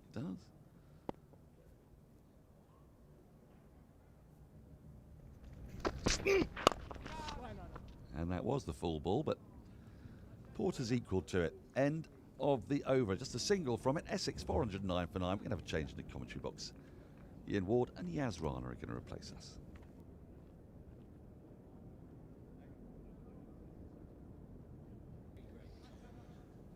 Thanks, Dan. Thank you, Charles Dagnall. Good afternoon, yes.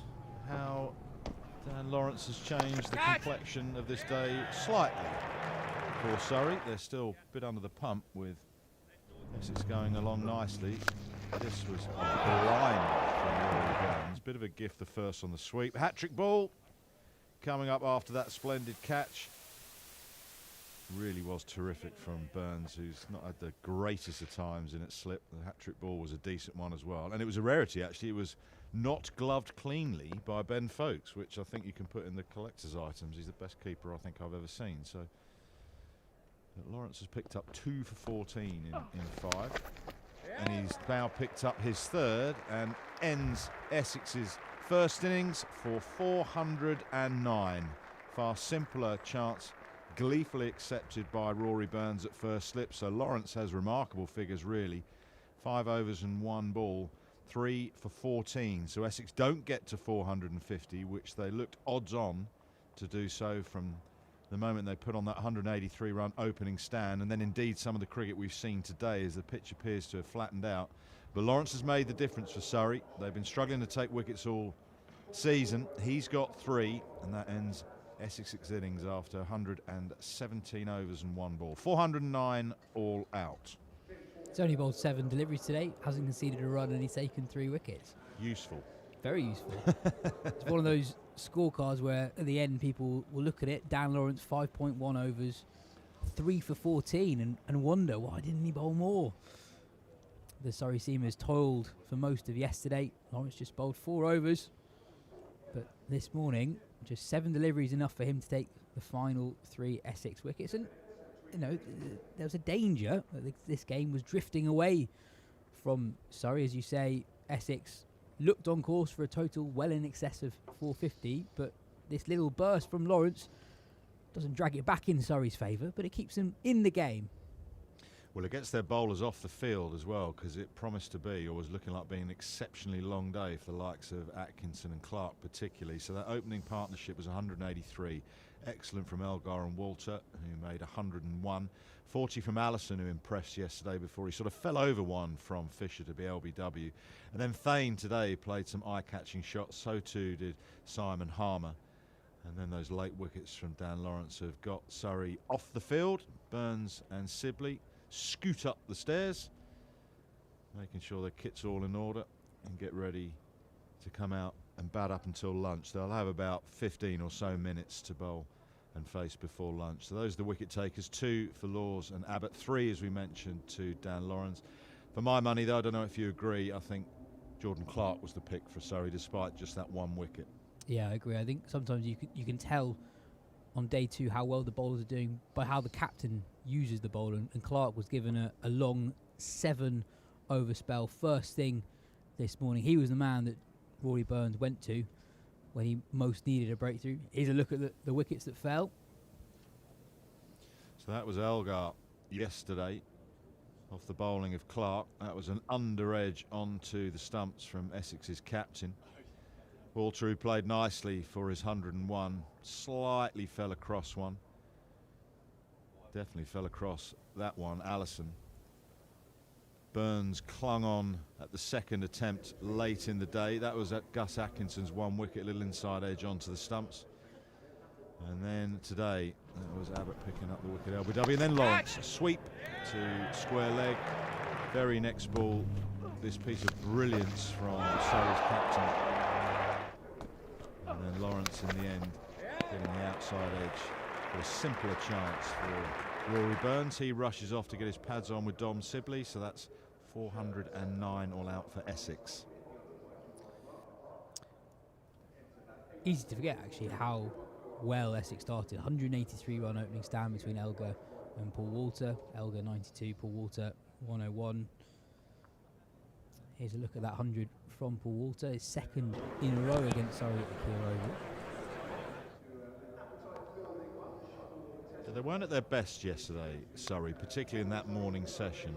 There were a couple of wafts outside off stump from both the 2 left-handed openers, but Walter by and large played with a very, very straight bat. He leapt onto anything with any width, as is a left-hander's want, you would say.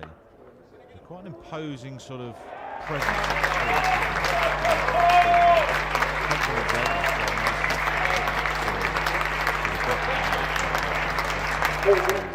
Short combination or shorter combination challenges bowlers in different ways. So Elgar didn't get to his 100. Walter did, as you mentioned. Yes, that's back-to-back hundreds at this ground.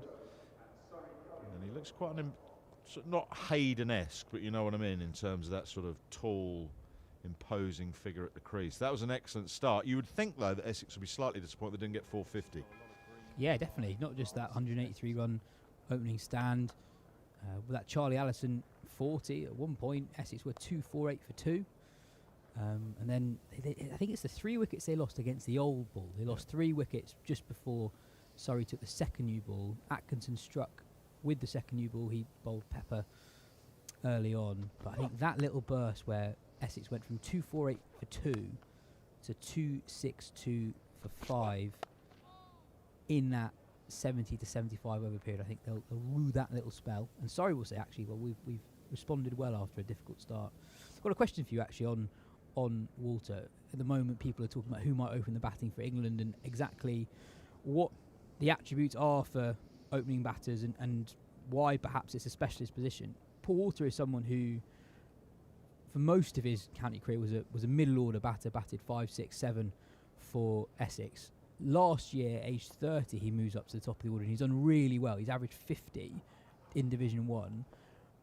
Do you think opening is something that some players just have the components for, or is it something that you can build towards? And is it something that you can learn mid-career? I think you can adapt, definitely improve as a player and definitely face up to different challenges as a player. With someone like Paul Walter, though, age 30, you would feel he should have a very good understanding of his game. So that makes it slightly easier, I would say, to make that change to the top of the order. The talk is perhaps of James Rue, let's say we're talking England, perhaps filling the role if Zach Crawley has a line put through his name. I think that would be a far greater challenge on 2 counts. One, Rue is young, is still learning his game. And 2, Walter's done it in county cricket. He's not doing it in test match cricket. So I think they're 2 very, very different things. It is a very different mindset opening the batting. And I say that as a former opening batsman. It's quite a unique place to bat in so many ways. It's a lot easier to go from the top to the middle than it is to go the other way around. Now that sounds like I'm blowing my own trumpet, but Athers, you ask Athers, he'll say the same thing. I think he batted lower down in one summer for Lancashire at 5 or something like that. He said it was the easiest batting he's ever done, because he used to facing the best bowlers normally, which are the openers. They're at their freshest and they've got a new ball. So it is a very different challenge. You turn up the morning of a game, are you batting, are you not? You haven't got that period like Burns and Sibley have just had, right, when's the 9th wicket going to fall? Am I going to bat before lunch? Am I going to wait until after lunch? Now I've got to find a way of getting through to the lunch period. How do I get the tempo right to do that? It's just a very different mindset. Whereas if you're 5, you know you're not going straight in. You're going up, you're having a cup of tea and a biscuit or whatever you do, maybe have a shower, freshen up. Openers, you've got to come straight back out. So it's a very, very different mindset as much as anything. And physicality as well. You're on the, Burns and Sibley have been out in the field for a day and a quarter or a day and a third or whatever it is. You then got to go and bat. You can't put your feet up, stretch, have a whatever. So it's a different mindset. It's a different physicality in some instances. There's no doubt Walter's done very well, but I think it's easier at his career path, as in the age that he should know his game, to go up than it is for a younger player to make that change. It's a fascinating discussion around the identity of the England openers, partly because there just isn't a standout candidate. If you look at the 4 or 5 guys they took on the Lions tour who are predominantly opening batters, none of them have first-class records that stand up above the others.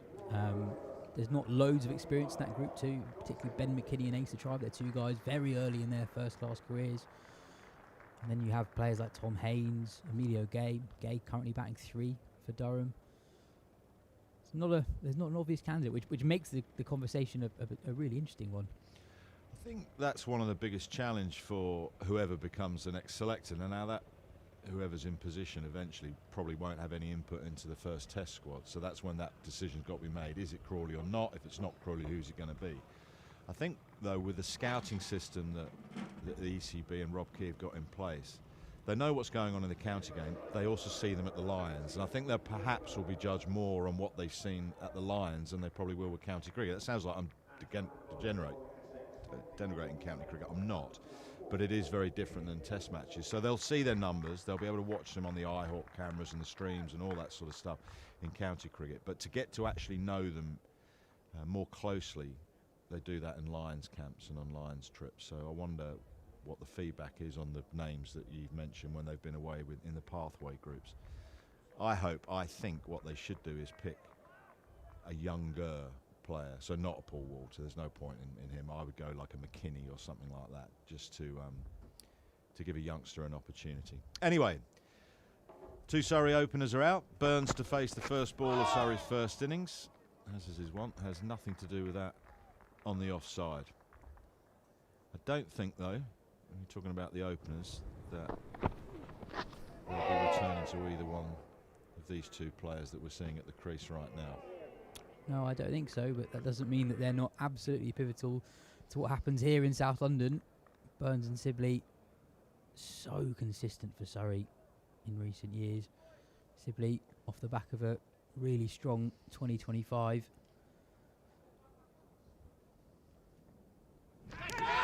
Oh, down the leg side, glove off the face.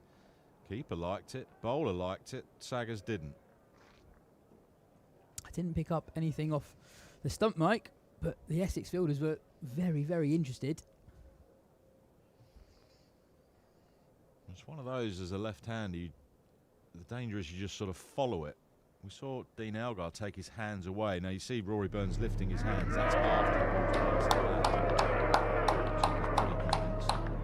The keeper loved it.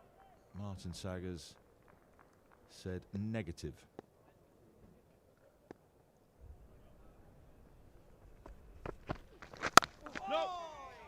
talking about the idiosyncrasies of opening the batting. You see the red mark there on Rory Burns' trousers where he's been polishing the ball in the field. If you bat down at 4 and 5, you can go and get changed. You can have a shower, change your socks, clean your teeth, whatever you used to do. As an opening batsman, I used to make time to go and have a quick shower. It had to be really quick. My kit had to be absolutely spot on where it was. Go for a shower, clean my teeth, bizarrely, put fresh kit on. Burns and Surrey are away in their first innings. How short was your shower? Very. It just freshens up. Quick shower, clean your teeth, get your fresh kit on. And it just felt like you'd blown away some of the dust from being in the field. And I was, for a while, at short leg as well, so I've been hot and sweaty with sort of pads and box and short leg helmet on, etc. So it just freshened up. But you had to be quick, and you had to make sure you knew exactly where your kit was, unlike Atherton, who had it strewn all over the place and would come out with trousers he'd been wearing for the last 6 weeks or whatever.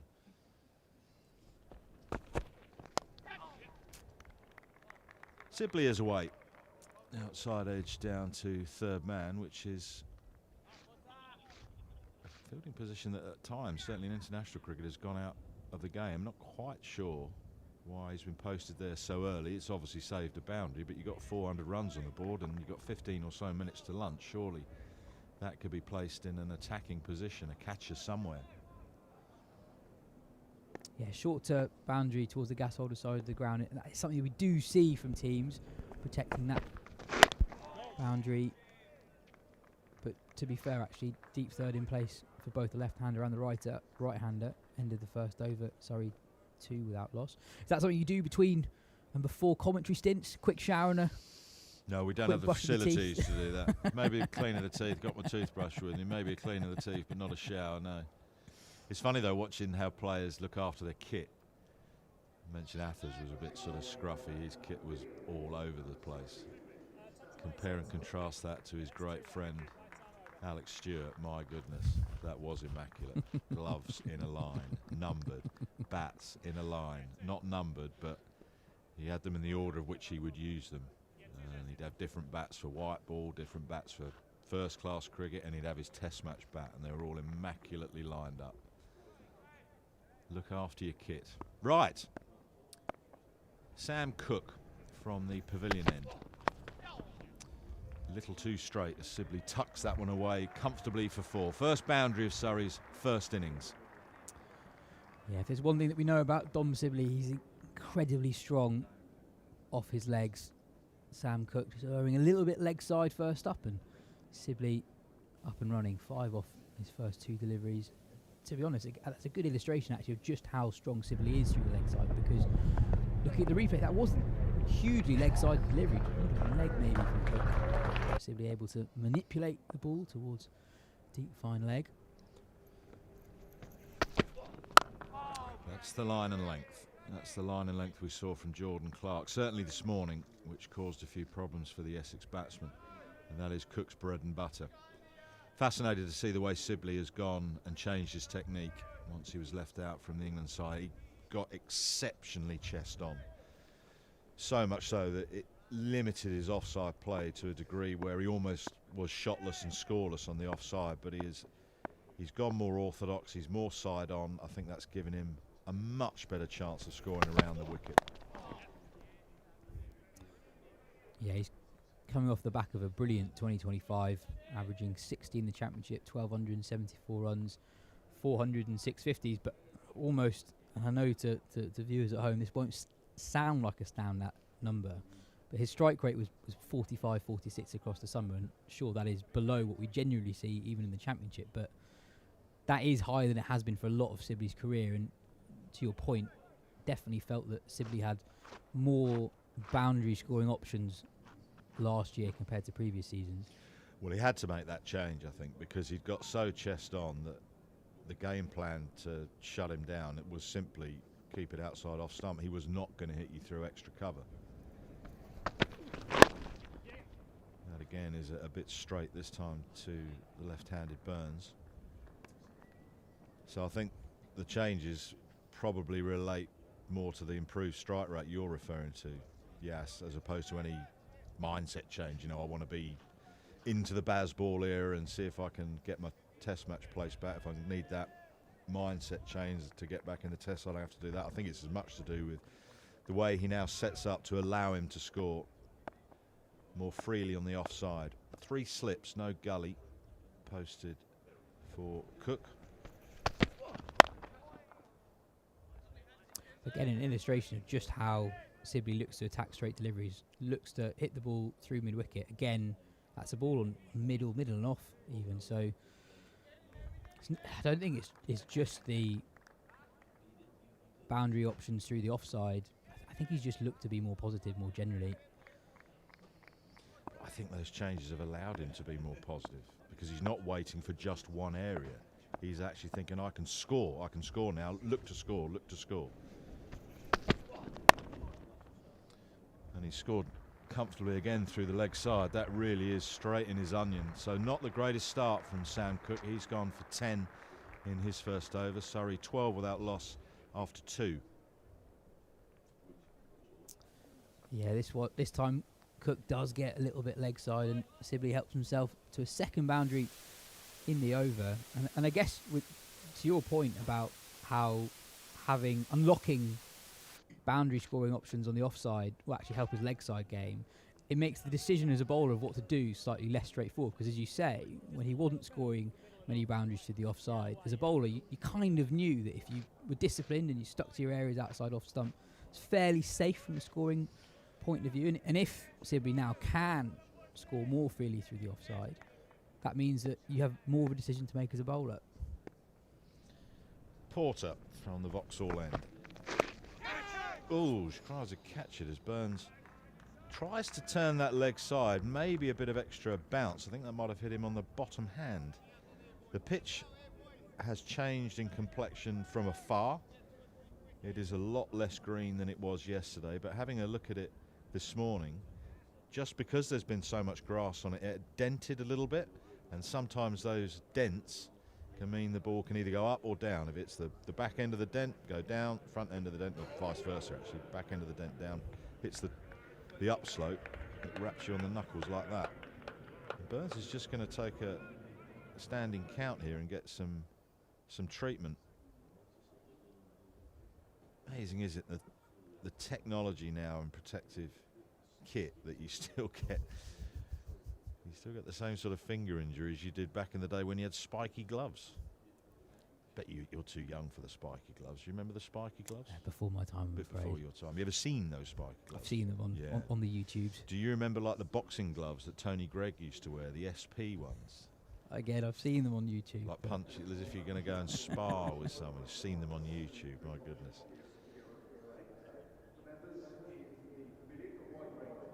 Dare I ask, where do you stand on injury substitutions in the Championship? Not in favour. Not in favour at all. In principle or in the implementation? Of both. For the concussion sub, absolutely 100%. We've seen that in so many sports. You think of football, NFL, the problems that periods of concussion can have, serious mental illness and injury. So I think the concussion substitute is absolutely right. I think a bereavement substitute is absolutely right. If you've got a family emergency, then I think you should be replaced. If Burns has wrapped one on the hand here, you take a painkiller, you get on with it. I just think it's a nonsense.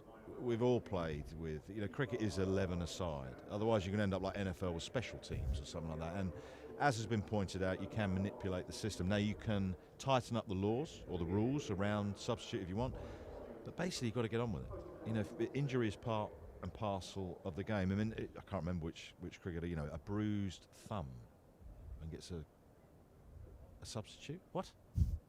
Get on with it. I guess the rule came in because there were some extreme examples where it felt like you were just watching 11 versus 10. So actually this fixture 2 years ago, Jordan Cox had appendicitis that was only discovered about 10 minutes into the game. So it was effectively an 11 versus 10 game, and Essex were unable to substitute him.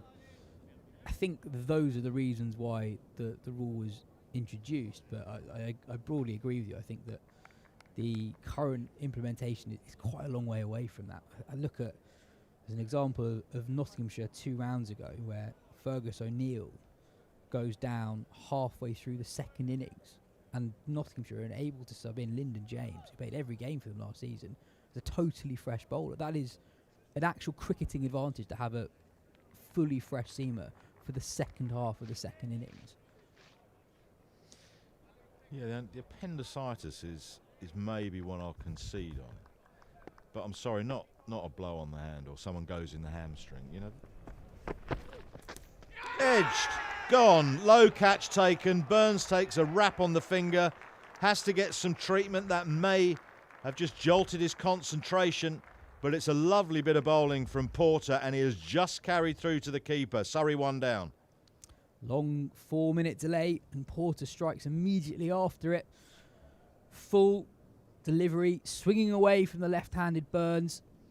Draws an outside edge, and smartly taken by Pepper behind the stumps. And Essex up and running. 5 minutes to go until the lunch break. Surrey 12-1. Yeah, it's a lovely bit of bowling. I reckon Rory Burns' concentration may have been disturbed by that blow on the hand and the pain that came, and then the physio coming out and treating him. But he's gone for 2, 12 for 1, and this is a very tricky period now. See who comes out. I mean, it's down to be Jamie Smith. Do you have a lunch watchman? Well, I wouldn't, but I've seen it happen before. It is going to be Jamie Smith, who's been in fantastic form this year. Like the fact that he's batting 3, would prefer to see him keep him, but I completely understand why Surrey would stick with Ben Foakes. He's the best keeper I've seen, I think, and he scores his runs as well. But I'd like to see from Jamie Smith improvement necessarily, the changes he's made and the opportunities to bat at 3. So far he's taken them, but this is a tricky little period for him as we run up towards the lunch break. The joys, yes, of being an opening batter. Yeah, absolutely. We've just seen that with Rory Burns. Yeah, up against, I would say, the standout new ball pairing in the county game, Jamie Porter and Sam Cook. It's interesting that so many of our conversations about the county game is viewed through the lens of the England discussion, and Sam Cook has been someone who's been talked about as a potential new ball bowler for England. But Jamie Porter, once included in a test squad now 8 years ago, is as important to this Essex side as Sam Cook. Brilliant summer in 2025, 49 wickets at 20. He started 2026 well, 11 wickets at 19 so far this season. And Jamie Smith now batting 3 for Surrey. Very difficult 4-minute period to negotiate here before the lunch break. The sort of mini session where, as a batting side, you can't really win.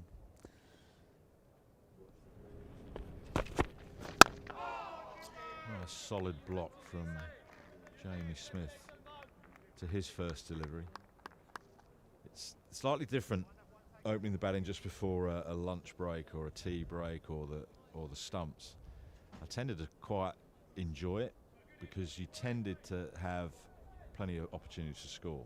By that, there would be perhaps 3 slips of gully and a short leg, so you could get yourself off to a sort of bit of a flyer. Nice straight bat again from Smith. Mark Butcher always used to say if it was a passage of play coming up to stumps, it was right. Time to get a few as we watch again the dismissal of Burns. He didn't really take a great stride forward, but it's a beautiful line with that movement away from the left hand, which is so difficult to line. The Butcher's point of view was coming up to stumps, right, get off to a flyer.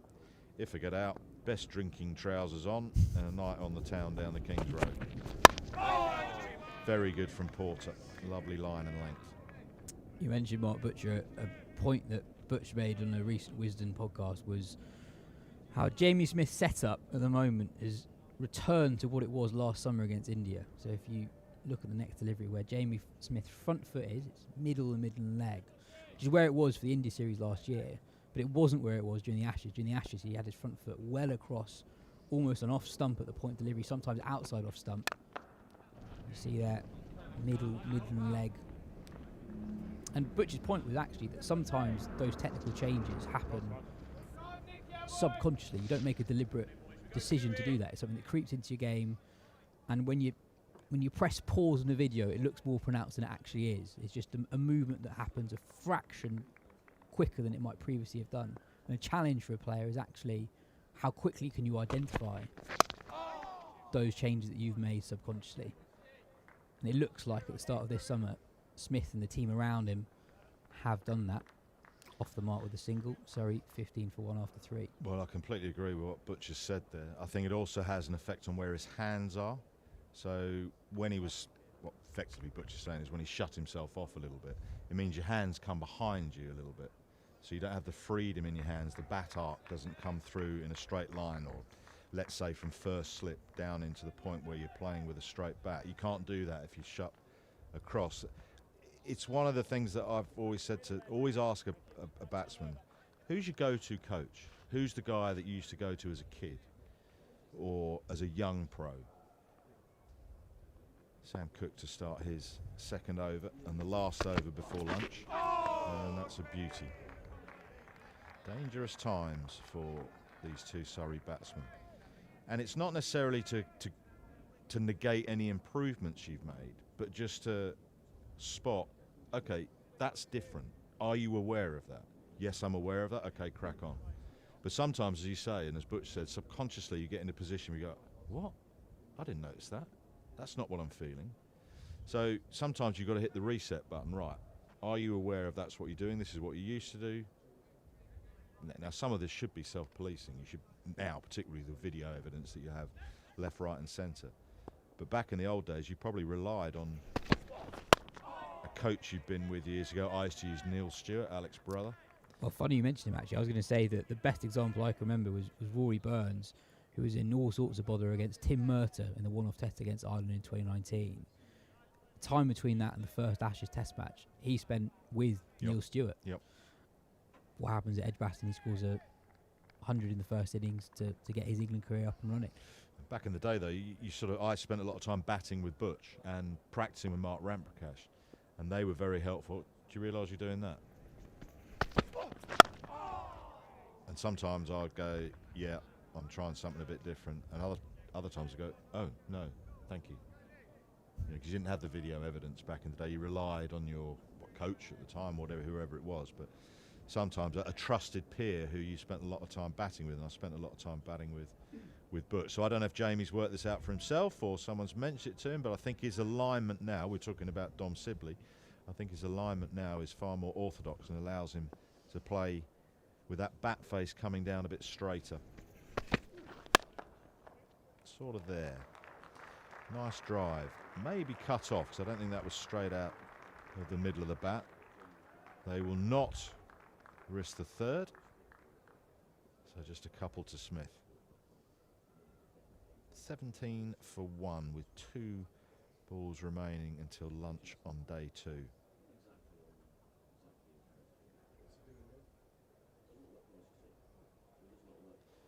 Early morning bit of haze, and there's certainly fog in my neck of the woods, has gone. Glorious day again in South London.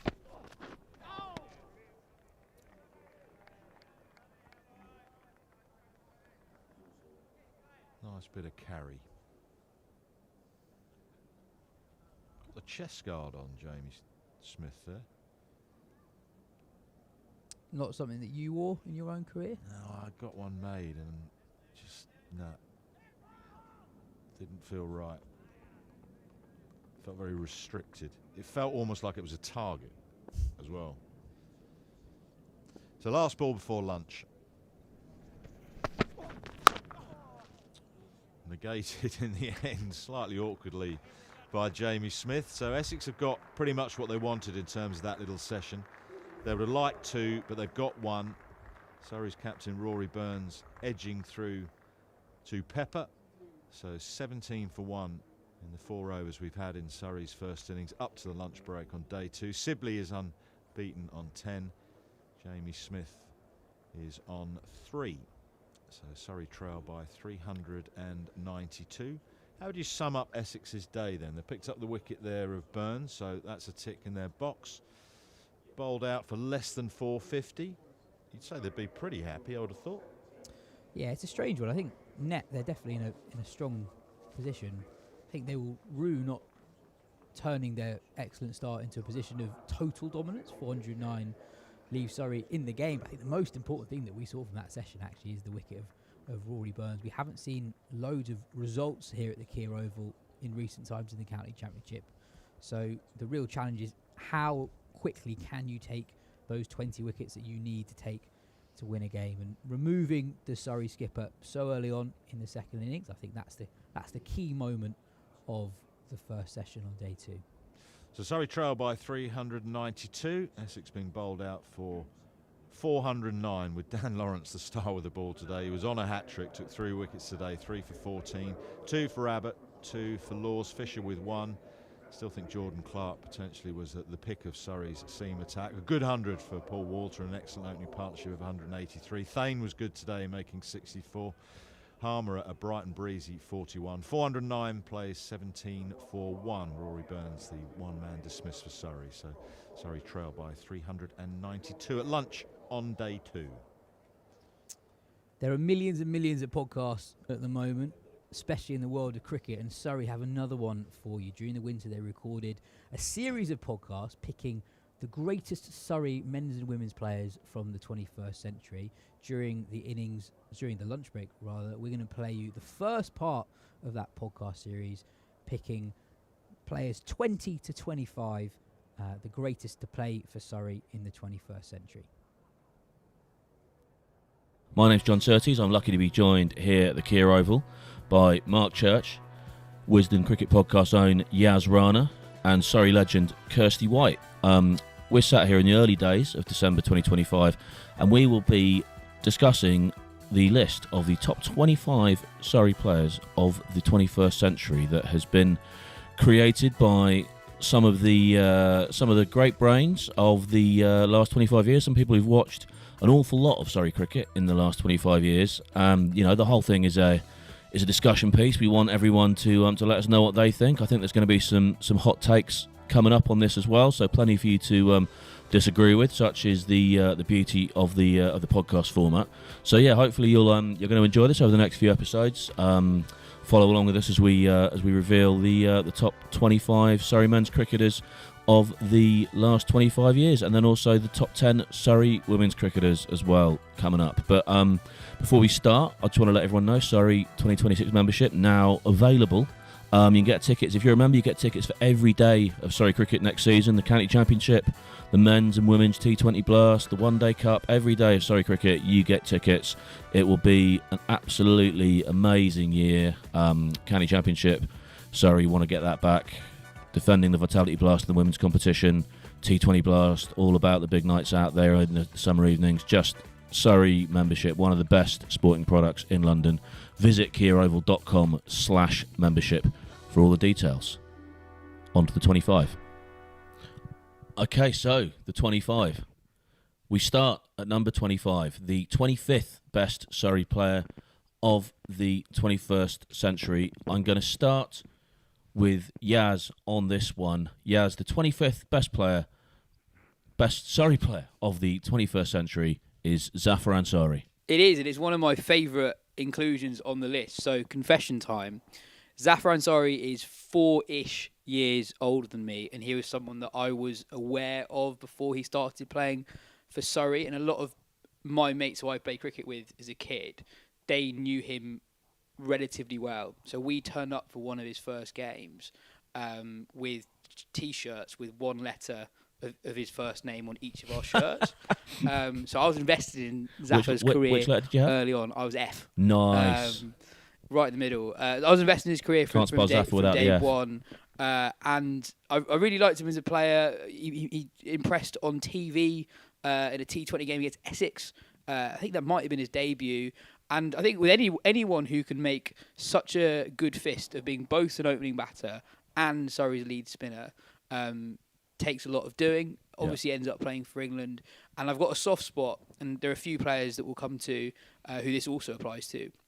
I have a soft spot for the players who were pivotal for Surrey in the years where things weren't going that well. Mm-hmm. And Zafar was a key part of the team that gets promotion up to Division 1 and sees them become a force. He wasn't there when they win the first title in 2018, but he was a big part of that core that ended up winning a lot.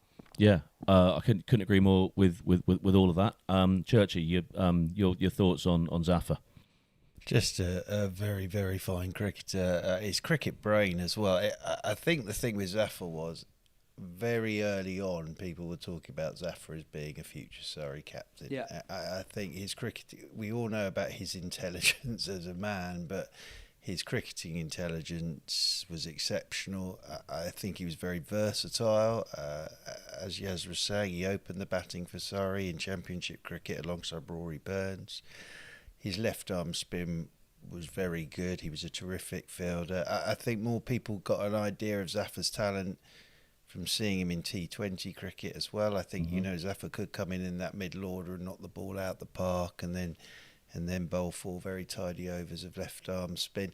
And I think also that, the decision that Zafar made after he had got in the England setup and went away and came back and thought to himself, I'm never going to go any higher than that. I could stick around at Surrey for a few more years and pick up some money, but actually I've got other things that I want to go and do. And I think that's the mark of Zafar. So, exceptional cricketer. And I think I always thought of Zafar in that 2018 Championship winning side, even though obviously he wasn't there and had retired. Yeah, he would have been a massive part of that. So just a very, very good cricketer and a very, very good man. Yeah, and an absolute one of one. I think that's the thing with Zafar. He's an absolute one of one. For me, one of the things I don't think you've mentioned, and Kirsty, I'll come to you on this in a second as well, is his fielding was exceptional. His commitment in the field. That I'll always remember the moment he potentially unwisely flung himself shoulder and head first into the ad board. I think on day one, wasn't it, of a championship game,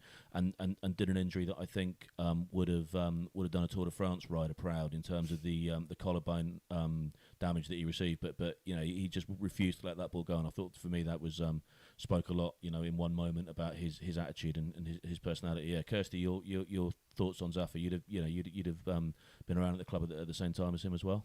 Yeah, I think that point for me is where I was going to go as well. Is he's given so much to the club in terms of actually his commitment on the field with the ball and with the bat, and continues to be a part of the general committee. He's still got a foot in the door and cares so passionately about the club that actually, there have been some really huge names that have played for Surrey and continue to play for Surrey, but actually Zafar Ansari is kind of he's royalty here at the Oval. And actually, if this was a best blokes of Surrey, he'd probably be at the top of the list. He definitely wouldn't be down at 25. So I think he's the kind of player that, like we said, he's supported Surrey in getting back up into Div 1, and actually with that and without him and without his his dominance with bat and ball and his commitment, that actually Surrey wouldn't be where they are now.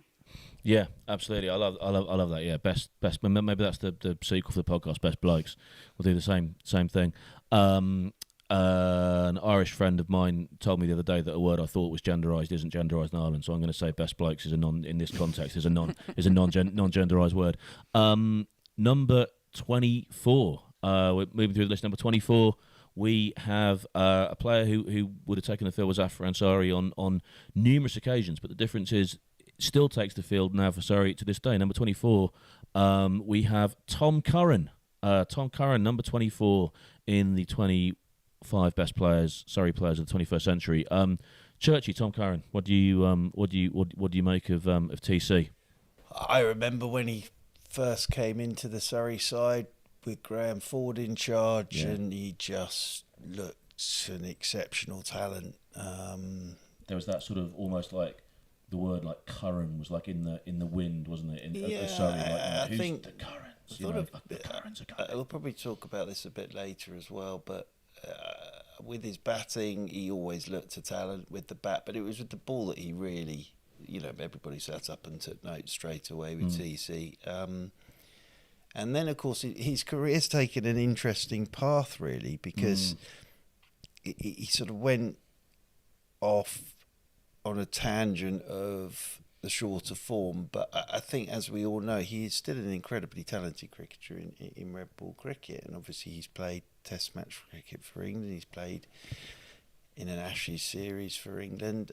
But I think it was just he had exceptional skills at a very early age, and I think the way his career has gone, he sort of marks out as the modern day cricketer, I think, and the way he's gone off to franchise cricket, comes back.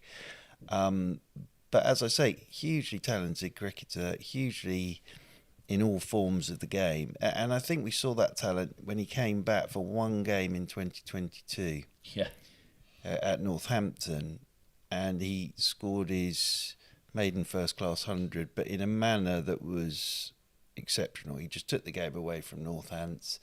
And again, you sat there and you thought, yeah, he still, in terms of red ball cricket, he's still got everything. Yeah. And I hope that my personal thoughts with TC is I hope actually that at some point he'll have done everything he wants to have done in the shorter format, and he will come back and play a lot more red ball cricket for Surrey, because I think he can have a massive impact in that form of the game. But yeah, exceptionally talented, slightly different to his brother, but just a very, very fine all-round cricketer. I've always thought of him as someone who's a very responsible cricketer.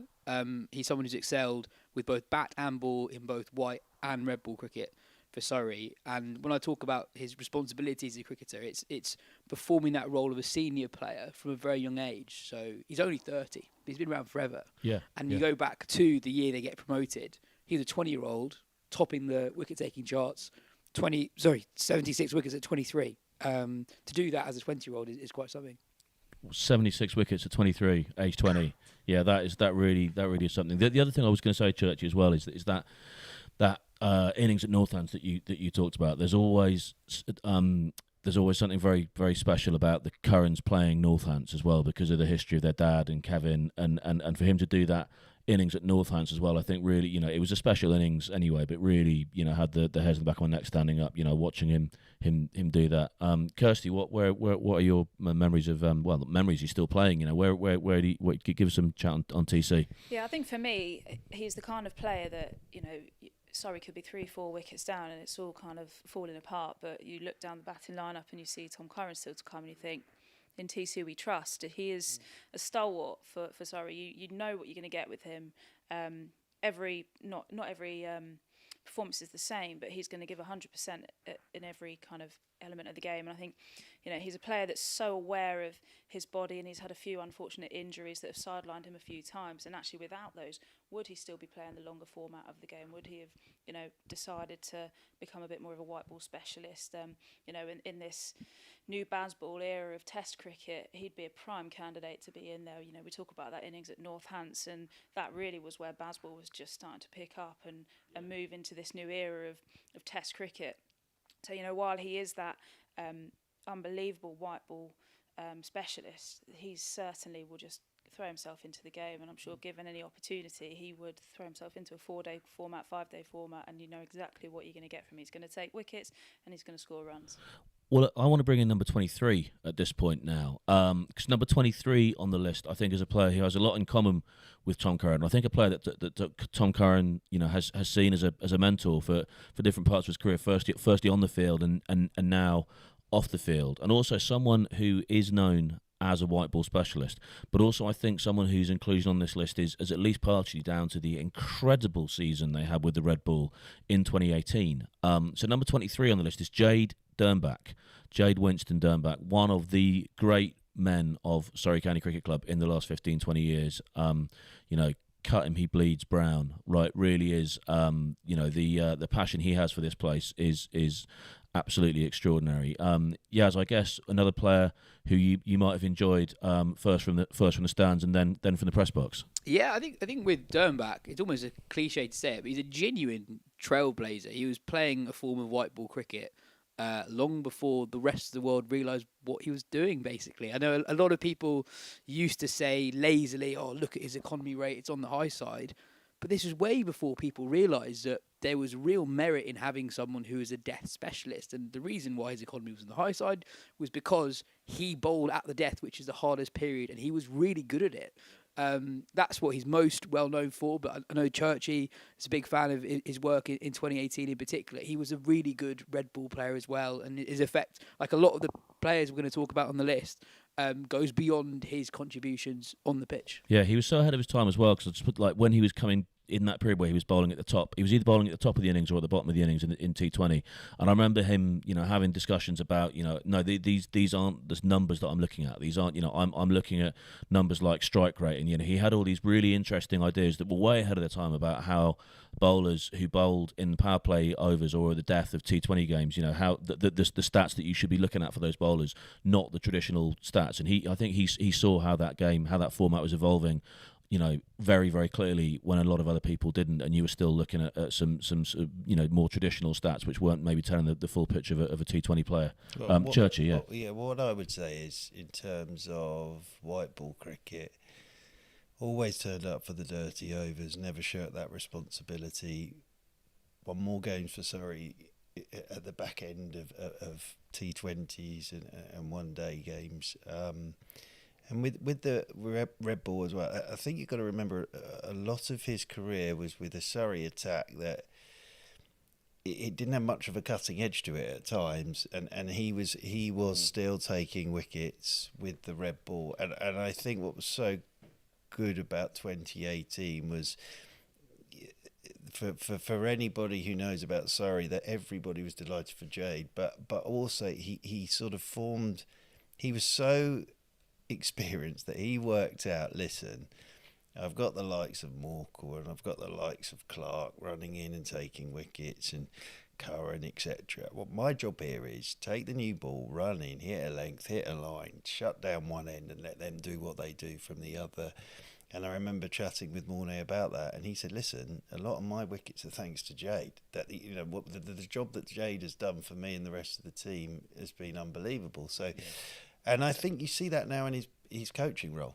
He is an exceptionally good bowling coach as well, because, as Yaz said, he was the one that came up with those skills, and now he's moving those skills on to another generation of players. So yeah, Jade Dernbach, his career for Surrey was exceptional, I think, and especially in the white ball, people look at that, but he was a damn good bowler with the red ball as well. Yeah, that Surrey Essex game in 2018, the last game of the season in 2018, it's one of the most memorable games of the last 25 years. But yeah, Jade and Ricky Clark walking off together after the season that they'd both collectively produced was a hell of a moment, Kirsty, wasn't it? Yeah, and I think what's important to remember here is he made his debut when he was 17, and he's had an 18-year career at Surrey, and with that, he's become a master of his craft.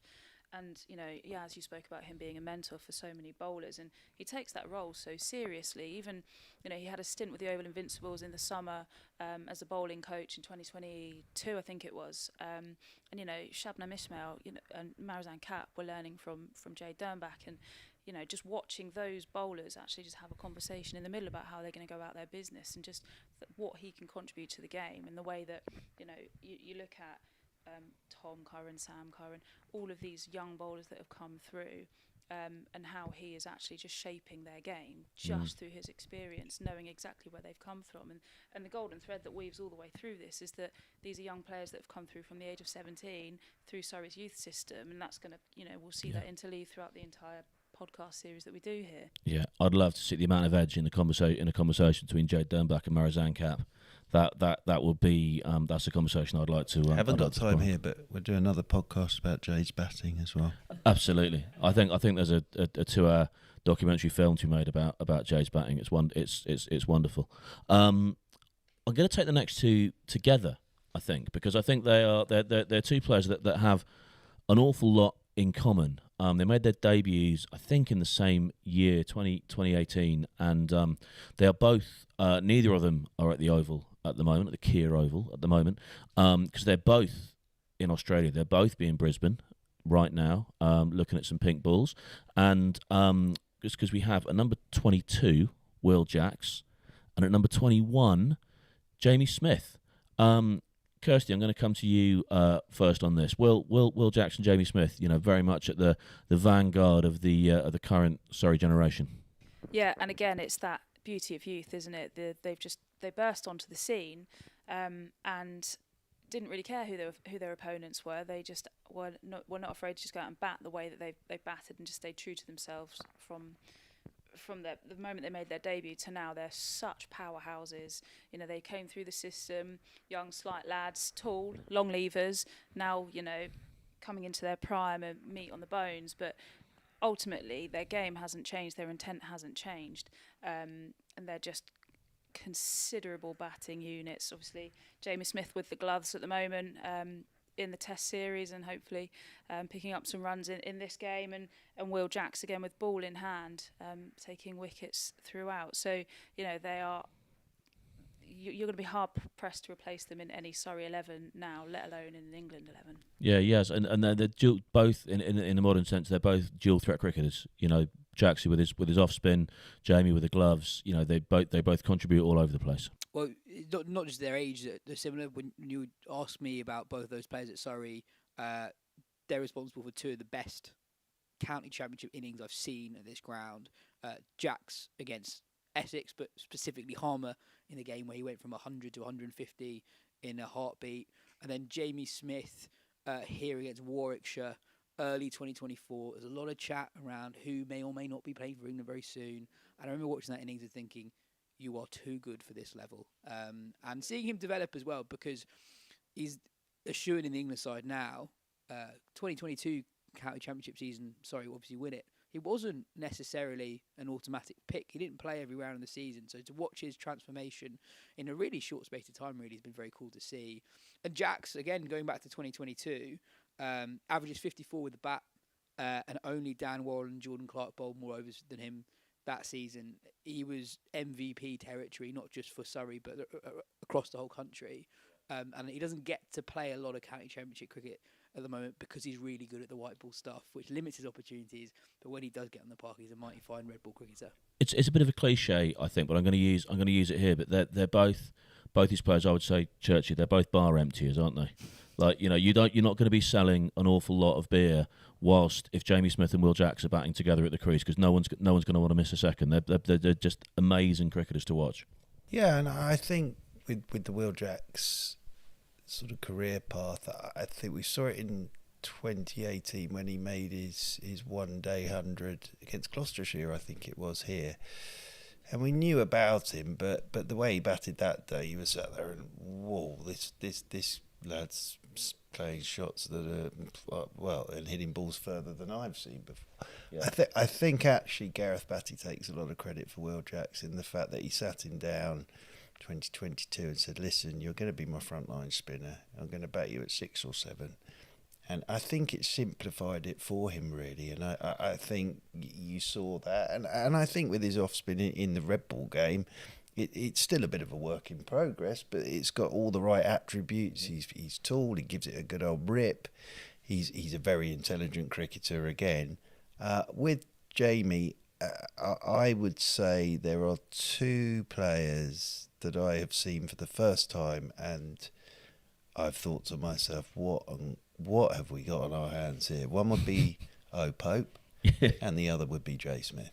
And I remember his Surrey debut was in that MCC Surrey game 2019 Abu Dhabi, and he walked out to bat. So the one you were watching in a sandstorm?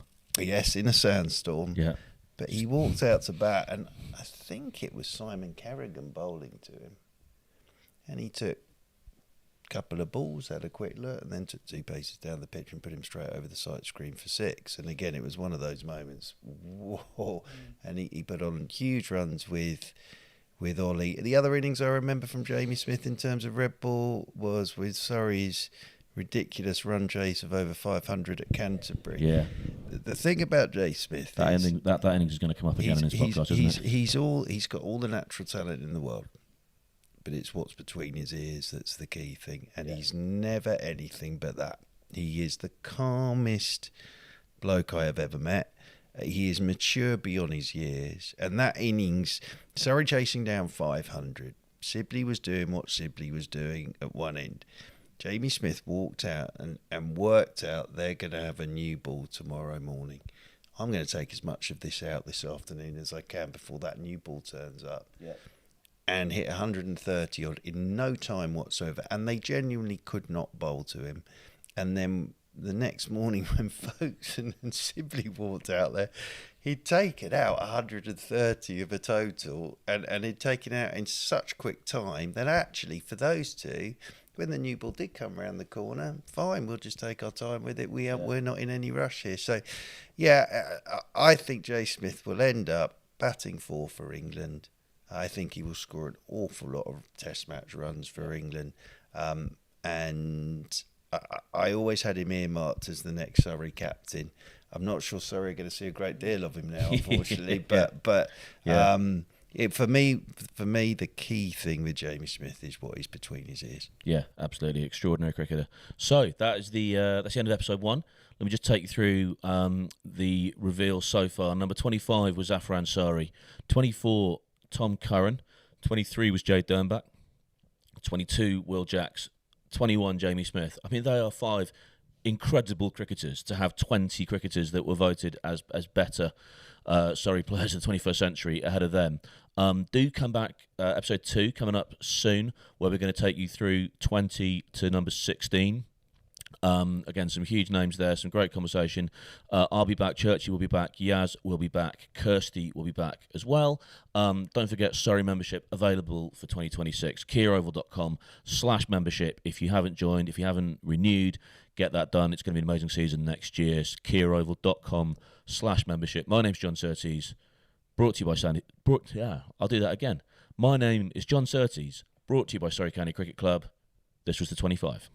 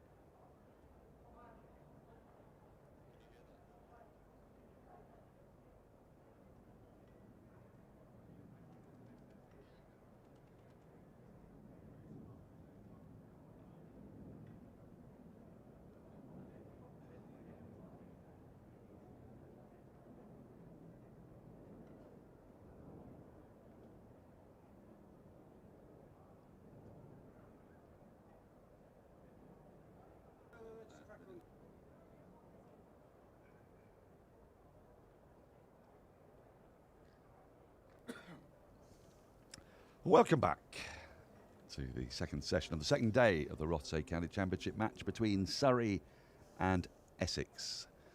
Essex resumed this morning on 329 for 6. They had a fabulous first hour, scored over 50 without losing a wicket, and then, well, Dan Lawrence came in, bowled 7 balls, took 3 for none, and begged some questions as to where he'd been for the previous basically 4 sessions. To bowl Essex out for 409, which, weirdly, is the lowest first innings score in the County Championship Division 1 in this round. Can you believe it? April is not the cruelest month if you're a batter in county cricket. Michael Atherton alongside me, Daniel Norcross, as Essex take to the field. Surrey lost the wicket of their captain just before lunch. Rory Burns, a little tickle through to the keeper after he'd had some problems with he was hitting the thumb, was he? Was it a ball that reared a touch? Yeah, the ball before he got out, it reared nastily from a length, and he had to take some treatment, got out next ball. But this should be a good session because the quality of the cricket should be high. That was the end of Burns.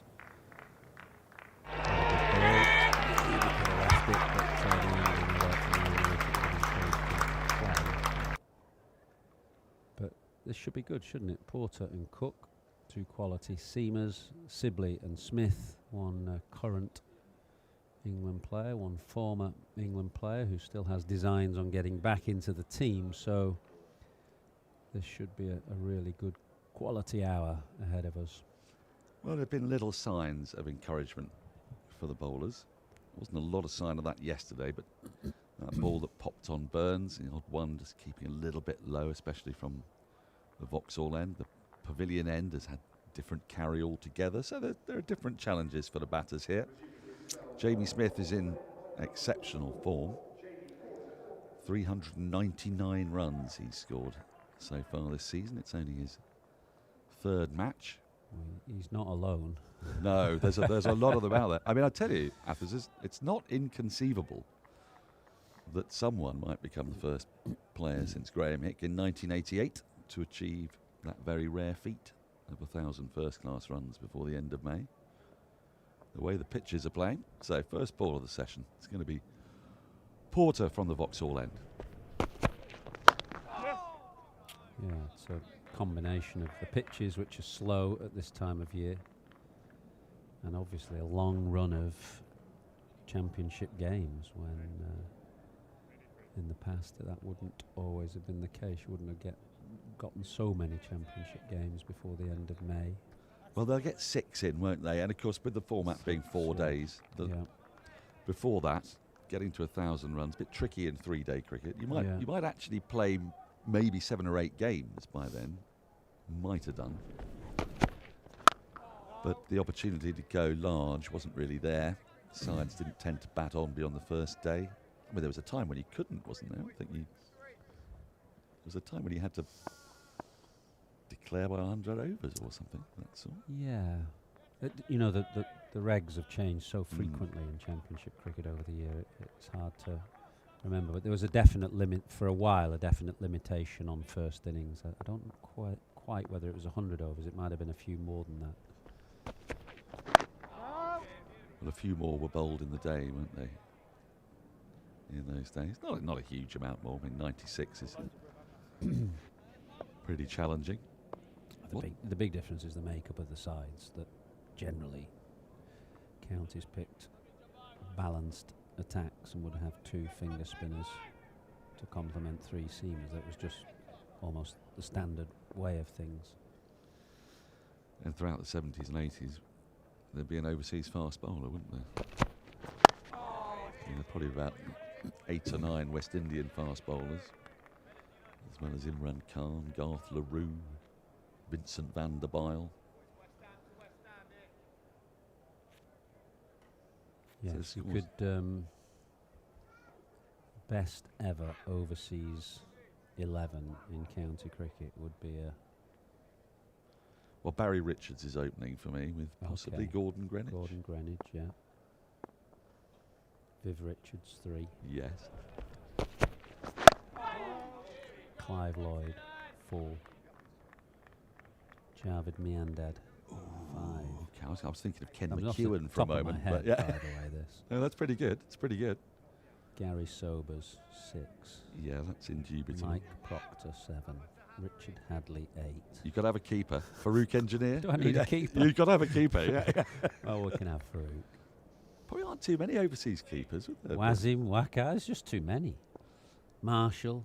Oh, well, yeah, Marshall, Garner. Holding. The problem you've got there is you've got a world 11, haven't you? Because you've got Croft, Marshall, Garner, Roberts, Holding. Before you even get to the likes of Sylvester Clark. It's a beauty. That is a good ball. Leaving Sibley. Now, it's worth having a little look if people haven't seen Jamie Smith so far this season. He's been out to the Knit Backer a fair bit. And well, you will he see does him do because that. but he then straightens his pad and it creates a gap between bat and pad. He plays sometimes with quite a stiff front leg, which creates that gap. Well, when you watch him between balls, you will see him practice that forward defence a lot. And as you say, he's averaging 99 before this game. Folks is averaging 120. Pope 70. Lawrence 70. Yeah, they've played on a couple of lovely decks. I mean, say lovely, not lovely for the bowler, but at Edgbaston and here, it's been very difficult to prize wickets out, but they've batted very well. Burns and Sibley haven't got going yet. No, they It's haven't. Still tricky for openers to get past the new ball.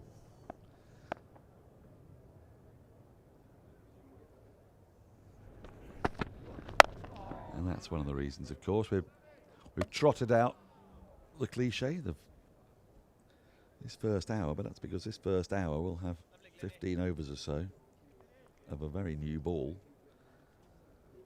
And it has been noticeably more tricky for Surrey's openers than their middle order. So the job here for Sibley is one that he's not unaccustomed to, which is to blunt the new ball. Smith 3 off 16 at the other end.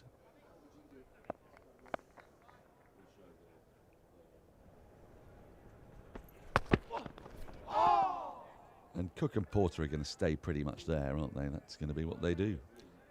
Yeah, they're not dissimilar. Both very good line bowlers, and if there's anything in the pitch, they'll find it. Not going to give you much to hit. Well, this is a fabulous audition for Sam Cook in a way, isn't it? Played that one test last year, but he's bowling on a pretty flat deck against an all-international top 6.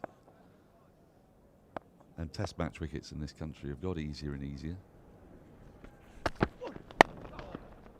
So if he can both keep these two quiet and maybe pick up a wicket or two, he'd be sort of showing exactly what it is you need to do in English conditions. And I said this yesterday, I don't think he should be defined by one modest test match. Anybody can have, I mean, history of the game, history of selection shows you that people have been defined by one modest test match, because there are lots of one-cap wonders out there, but you shouldn't be. Anybody can have a bad game. And if you picked, as Sam Cook was, you're obviously picked for a reason, and that shouldn't necessarily just change after one game. He didn't bowl well against Zimbabwe, and he would admit that, but... Do you think that it was a little bit harder because it was Zimbabwe? I mean, when you're playing your one test, do you think he probably just strained a bit for the wickets? I think he strained a bit for pace. I think I'm right in saying, although I'd have to check, that he was rested the game before the test match. And I sense he's the type of bowler who likes to bowl. He likes overs under his belt and likes to be in rhythm. End of the over, 19 for 1. Sibley will keep strike. Well, he and Porter have been ploughing a furrow for Essex for some time now. Essex, you'd probably say, have got a fairly good right to. You would think in the last 8 years of county championship cricket, yeah, there have been other good sides around. Somerset have been knocking on the door, but Surrey and Essex have shared more championships in that time. How many have Essex won in that time? 2? 2. Surrey have won 4 from 2018 to 25. Notts 1-1, of course. Warwickshire. And we had the year that wasn't the county championship year, the Bob Willis Trophy year. Yeah, Warwickshire won it in 21 and the Bob Willis Trophy, didn't they? So the year before there was only the Bob Willis Trophy, was that right? I think that's right, yeah. Seems a long time ago now, that COVID. It was perishingly cold, that final at Lord's. I know. We commentated up in the turret. Oh, were you in the turret? We were side on in the hospitality we were in box. the turret, out in the open. It crept into October. Yeah. I have a memory of Adam Collins, who was commentating with us, and he had all his sheets there, his prep sheets, and they were not tied together, they were loose, and a gust of wind just took them away, and they went floating down the St John's Wood High Street. Never to return. See, let that be a lesson. You need to take a picture of you. A lesson in not over-preparing. Here, here.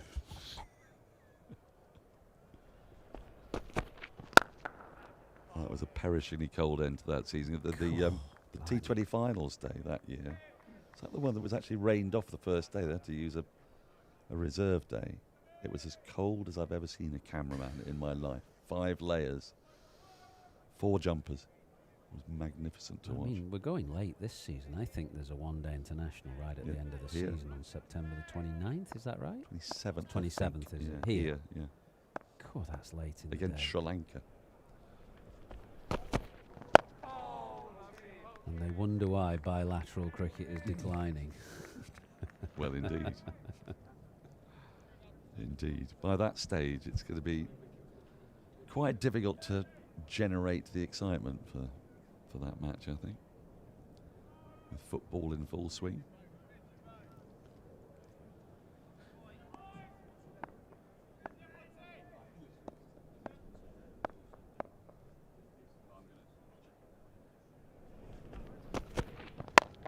It's been the way for a while, though. I think we had a very late September last game at Chesterley Street. So we were as far north as we could get and as late as we could get.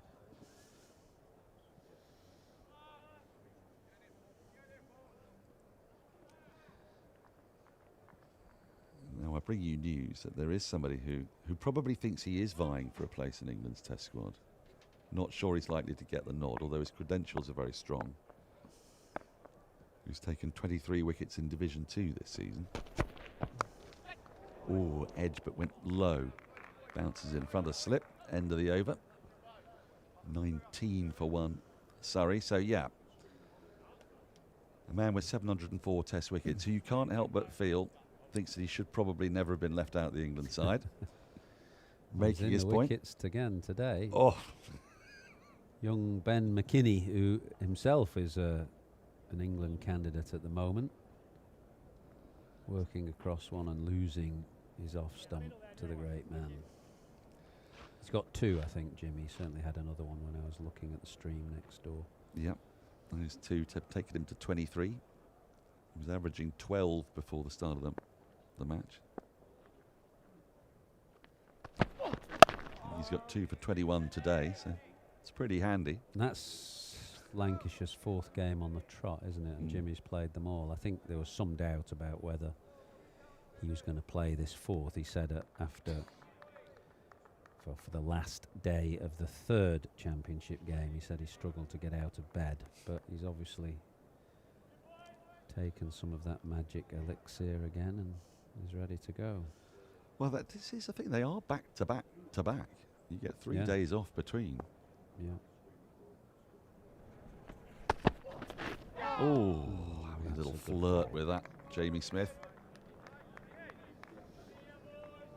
But it does more than replicate the conditions of a Test match summer, doesn't it? England will play 3 Test series, not 5 this season, as you see that one. Smith getting a bit squared up there, pretending he was taking his bat inside the line. And they will be back to back, won't they? I think. Although the first Test series, I think the New Zealand series, there's a gap, isn't there, between the first and second? There's a gap of 8 days or so. Okay. First game's on the 4th, the second's Lords on the 17th. and then the Oval, isn't it? Yeah. Which again, it's pretty decent scheduling. So if you're able to play 4 games running, albeit 4-day games, but most test matches these days tend to be 4 days creeping into 5. It indicates his fitness. Do you get the sense from Jimmy that he's captain, he's still playing, he's 43. No, it's an extraordinary story. Absolutely extraordinary story.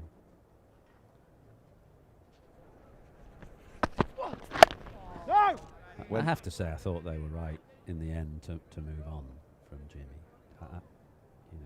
If you're thinking to Australia to have a 42-year-old opening the bowling, there would be a big call, given how the previous 2 Ashes had gone. So I do think they were right, but that doesn't detract in any way, shape or form from the truly remarkable story of his whole career, but also this ending bit where he's just determined to play on for Lancashire. Well, it reminds me a bit of Alistair Cook as well, who voluntarily retired in 2018. Cook went of his own volition. Yeah, voluntary. Which is very different to Jimmy. Jimmy had to be tapped on the shoulder. But I think it's different as well for an opening batter to a bowler. Bowler, it's a physical thing, and Jimmy still felt he was physically able to do it. Whereas if you open the batting for as long as Cook has done, it becomes a mentally wearing and draining thing. There's only so many times you can go to the well. It's squirted away, but there is a deep third. Surrey didn't have one. They conceded a lot of runs in that area, but Essex have plugged that gap. Smith gets a single, his 400th run of the season, and one off the over, 20 for 1.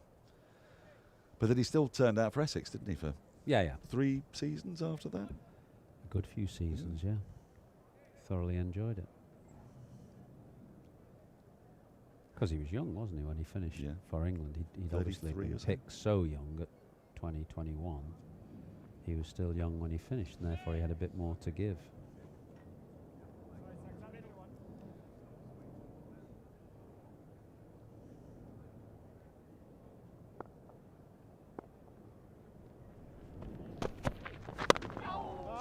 So far, these two have given Surrey absolutely nothing. Beaten the bat a few times. But it is curious, isn't it? 409. You look at that, and you would have thought 10 or 15 years ago in April, 409 in April, that's a pretty imposing score. It's the flimsiest of the lot across Division 1 at the moment. Oh. Snakes past the outside edge. Smith hasn't got going yet. He's just being very watchful. He has been all season at the start of his innings. And he just didn't need to play at that one, reaching for it. Mostly he's been leaving well this spring. It's just worth us keeping a little eye on him. He's got this little tick. He's always had a slightly strange way that he addresses his stance. His front foot comes across a touch, and then his bat comes down on the crease at a bit of an angle, but between balls, probably see it any minute now, the non-striker's end. He's almost certainly going to practice another forward defence in a moment. Here we go. Is that something that he's just been really, really conscious of? What, the bat coming down? Yeah. He appears to be actually sort of constantly shadow batting a straightforward defence. I mean, lots of batters have their bat come down from second, third slip, or even wider in Steve Smith's case. But eventually, when it meets the ball, you want it to be on a straight plane. So everybody does it slightly differently. Have you seen much of Surrey Avanchi? Well, I've seen enough to know that he gives it a fair old whack. Well, obviously, saw him a bit last year when he came onto the scene, but he's carried that form on in IPL. Amazing. Well, I mean, hyperbole is not a stranger to cricket and cricket writing, of course. But there's an intriguing piece the other day in Cricinfo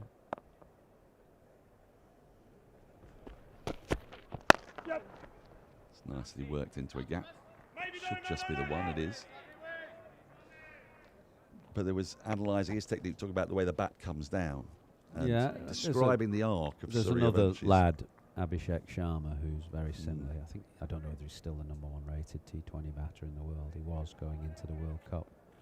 And he's very similar. There's a very free flowing arc of the bat. And it doesn't go back straight and come through straight. It goes actually back towards about third slipper, but then comes round and straight eventually.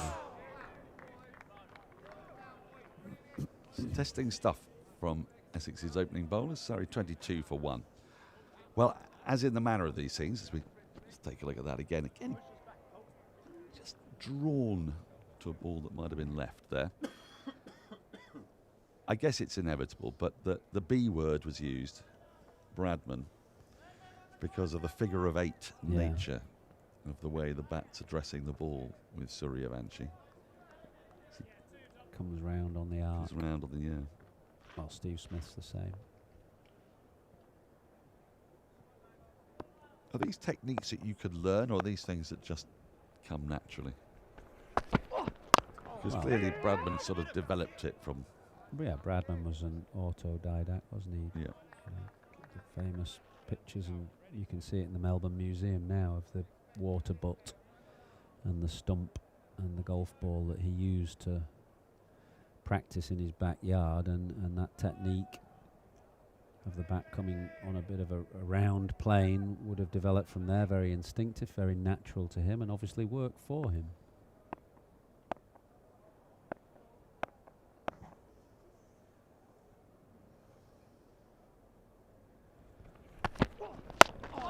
Just that in a sport that's so technical and so much time is spent in a way differently from football, for example. We don't spend a lot of time analysing the way somebody addresses a football.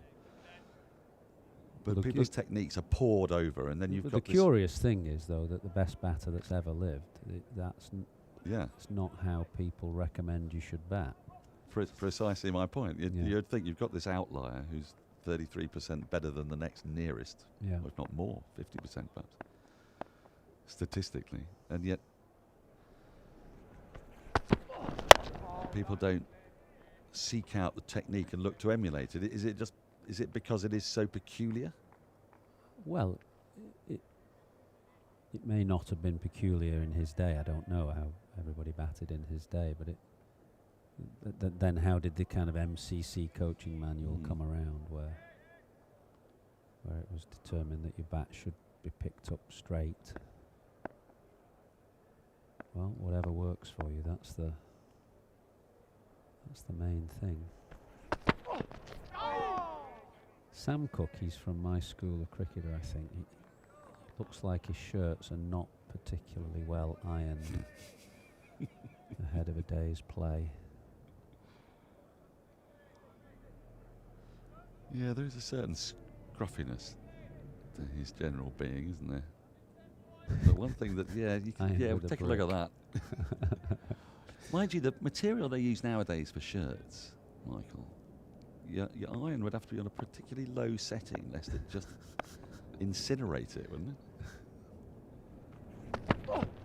Sorry, probably like, a Premier League football club, they probably have an ironer. Some chap who lays out all the shirts and trousers before a day's play or before a game. Well, Alex Stewart was very tidy, wasn't he? Immaculate. So absolutely immaculate. Maybe he demands that of his charges, you don't know. He wouldn't stand for that on his back that Sam's wearing.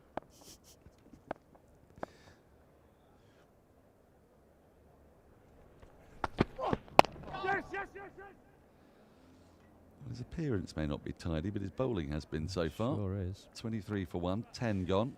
Isn't he a manic Man United fan, Sam Cook? Is he? Is that right? I think so.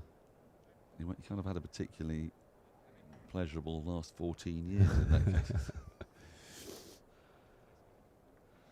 See, I can imagine that would have been the case. He's of an age when he was probably brought up with continual success, yeah.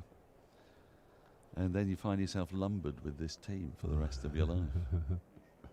My father had that problem. He was a Wolves fan in the 1950s. Right, okay. He came to regret that quite sensationally for the last 55 years of his life.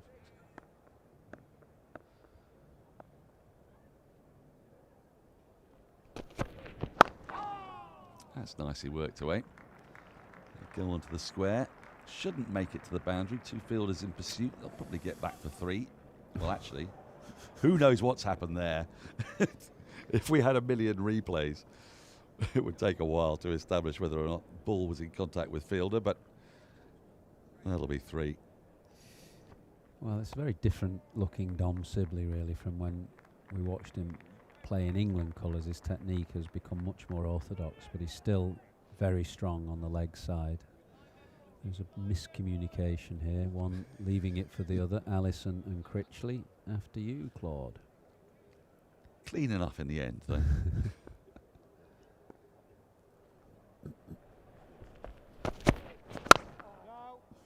That is solid from Smith. Starting to move his feet a bit better. Yep, Sibley in the last couple of years it's been noticeable. I suppose when you've been under the microscope, as he was for England, then... Well, it was a very odd method. And as I say, whatever works for you, really. But Burns and Sibley opening together was a pretty unorthodox pairing in terms of just pure technique. Oh, he's gone after one there, got nowhere near it. Yeah, but you still find when sides come here, there'll be a couple of mid-wickets placed for Sibley if he's in for any length of time. That used to be well, where still he was targeted, strong through the leg side, for sure. That is a flat-footed waft. Didn't get up, and we've seen a fair bit of that from the Vauxhall end, actually. The ball just keeping a little bit low.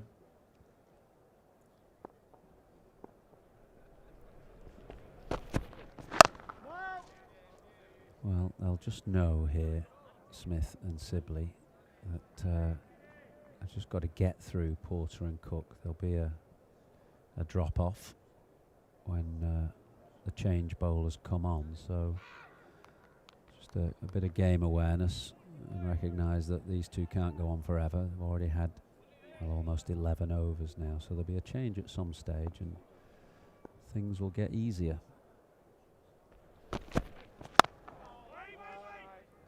Yes, it's that kind of in-game intelligence that sometimes we didn't see too much of from England in the Ashes. Oh, Mitchell Stark's bowling. He's going to bowl 3 overs in the twilight before the tea break. Let's try and smash him over deep extra cover for 6 first ball. Surrey appear to be adopting a slightly different approach here. But they have had a 40-minute break, so these two might bowl 7 over spells here either side, perhaps. End of the over, another one pass. It's just a 3 from it, 26 for 1. Surrey, they've not lost a wicket since the lunch break. The one man to go, Rory Burns, tickled one behind off Porter for 2, and the score was on 12. Since then, it's been slow, watchful progress. We can have a look at Jamie Smith in the Ashes. He started his Test career spectacularly, averaging over 50, a couple of hundreds in there, 7 further scores over 50. Got over, that's a decent 1,286 runs at 41 from your keeper is impressive, but his most recent series, it didn't really happen for him. He looked quite exhausted by the end of it, and it was sort of summed up by the dismissal of Marnus Labuschagne, which was an ugly one at Sydney, wasn't it? A Labuschagne bouncer, if you can call it that. Edged fine. Fielder should get round to it. Does. And they'll get back for a couple. Changes come Snater on for Cook.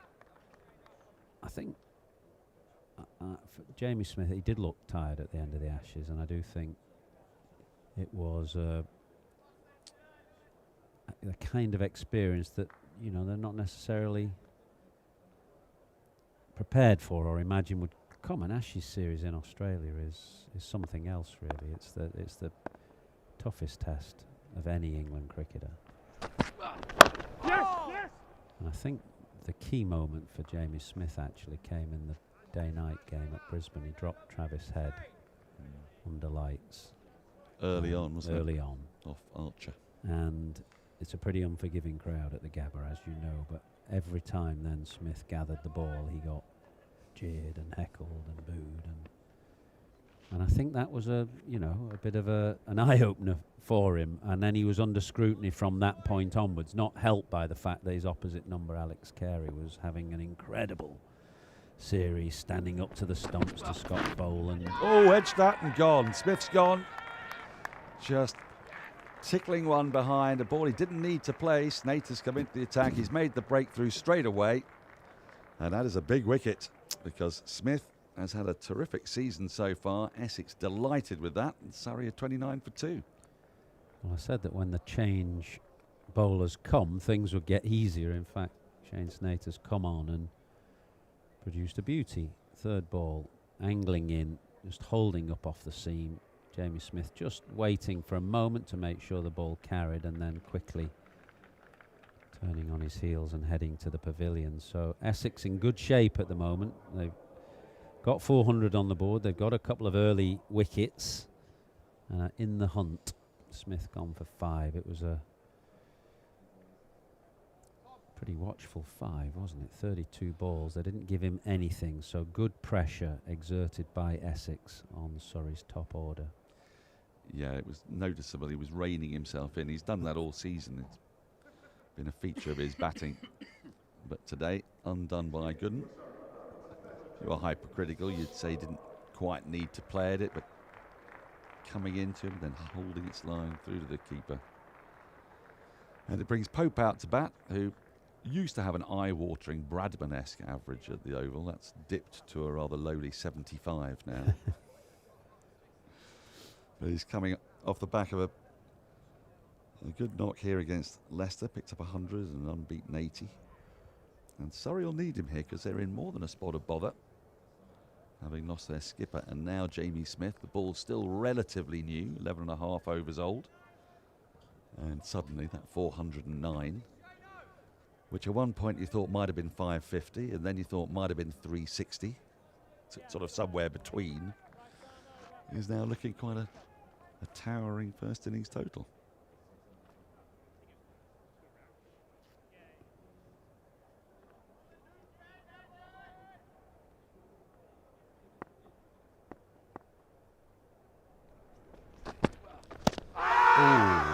Big appeal, but I think he's got outside the line there.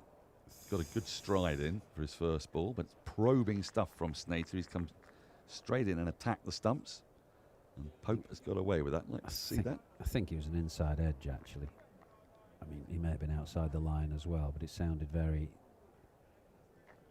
woody, double soundy. Either way, it's not right, no, is it? I think he was outside the line as well. Just before we go, you were talking about Alex Carey there, and in that Brisbane game, was that not the match when he got that incredible caught behind off Will Jacks of an inside edge?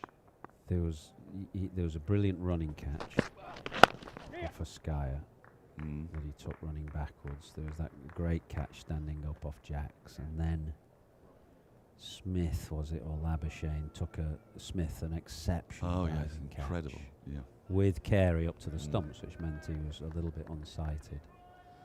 And I suppose the reason we're coming back to it is that just piles the pressure back on Smith, doesn't it? Because sure. You're looking Carey at your opposite number. Yeah, absolutely. Carey was having a blinder. It's sort of one of the best wicket-keeping displays across a series I can remember from Carey. I mean, he got them wickets. When you can stand up to Scott Boland. Yes, which was a plan for sure, given how England had treated Boland here in the Ashes at the previous series. Sibley survives the last ball. A successful over for Essex and for Snater. Surrey 30 for 2.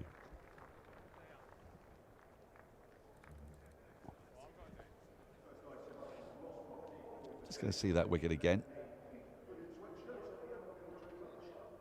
You're being critical there, which of course we always are when someone's out. It possibly didn't have to play at it. No, there's two things there. When the ball gets to the bat's edge, it looks quite wide. But if you actually look at where Snater bowls it from, slightly wide on the crease, arm slightly beyond the perpendicular, it gives the impression that the ball is coming in. And they're the hardest ones to leave. Somebody like Courtney Walsh would do that obviously much more quickly than Shane Snater, but his arm would come beyond the perpendicular and everything's coming in, and so it makes you play at balls you shouldn't play at.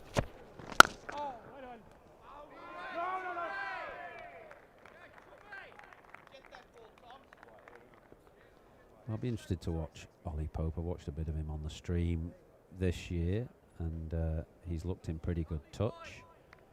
He had a poor Ashes, got dropped for the second Ashes series in a row, but I don't think he's somebody that England can just discard. He's not going to play at the start of this summer. I don't think he'll probably play Test cricket this summer unless there's injuries. Dead ball.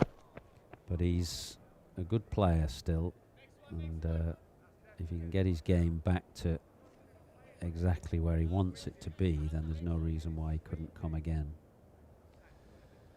Well, like a lot of players, he's at his best when his mind is uncluttered. And he spent quite a lot of time working on his technique. We saw in 2 overseas Ashes. The first one he played back in 2021, he was getting a long way across to his off stump. Almost trying to force himself to leave balls. Well, he got bowled behind his legs exactly. at Hobart. Because he'd gone so far, he was ending up taking guard almost outside off, wasn't he? And it's a strength, and sometimes a strength can be a weakness, can't it? With Pope, he's a fierce analyst of his own game. But he started the season pretty well. First game didn't get too many, got not a great decision at Edgbaston. Another one beats the bat from Porter. Good from Essex, this terrific bowling. Well, they've given nothing away, have they? These two, especially Porter and Cook. Incredibly patient stuff, isn't it? Hammer away. This is just a good ball. Again, slight angle in, holding up off the seam. You just hope you miss them.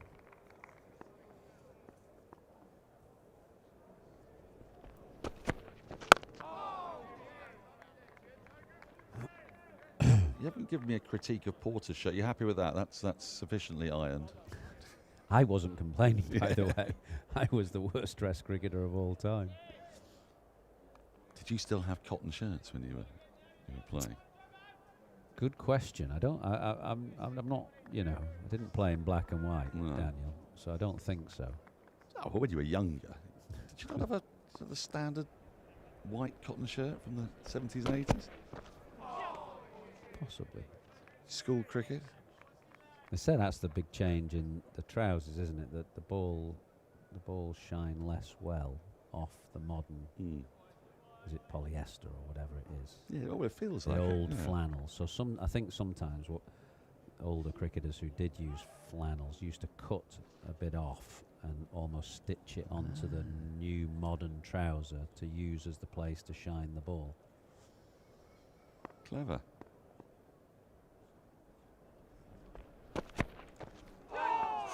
Tight leave from Pope. Maiden over. Porter's bowled 7. How many more can he bowl? We're going to take a break. 30 for 2. Adam Collins and Yaz Rana are going to replace us.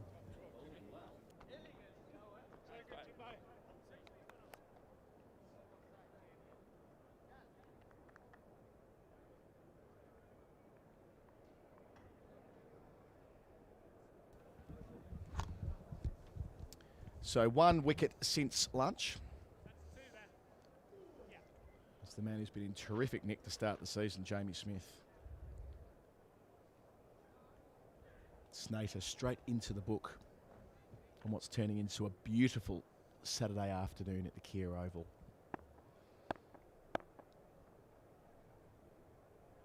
Three sleeps. Adam Collins with you. Yaz Rana with me. Good afternoon. Afternoon, Colo. I suppose what is most noticeable, 13.1 overs into this Surrey response is just how much more threat Essex have had with the new ball. Essex were off to a bit of a flyer themselves on day one. Dean Elgar and Paul Walter put on 183 for the first wicket and did so in good time. But it's not just the 2 wickets, it's the frequency with which Porter, Snater and Cook have beaten the outside edge of the Surrey batters so far. Real venom off the surface. And also illustrating the different ways in which you can be threatening.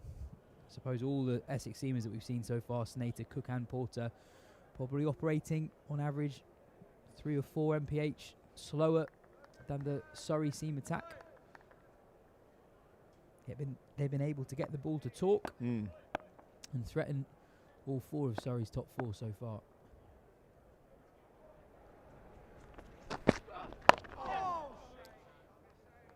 Interesting that conversation that was picked up on the end with Athers and Norcross about essentially shining the ball in the flannels that helped with that a long time ago, of course. But I'm increasingly feeling as though at this time of year the absence of saliva is a real factor, because you're only left with sweat, and on a cold day it isn't anywhere near as easy to produce sweat, let's be honest, unless you layer up the jumpers, and even that's not easy. Maybe the quicks. Now it's collected a pad on the way through, so the appeal isn't one the bowler's interested in, but again asking great questions in that channel around the 4th stump line. See it again. Back off the seam.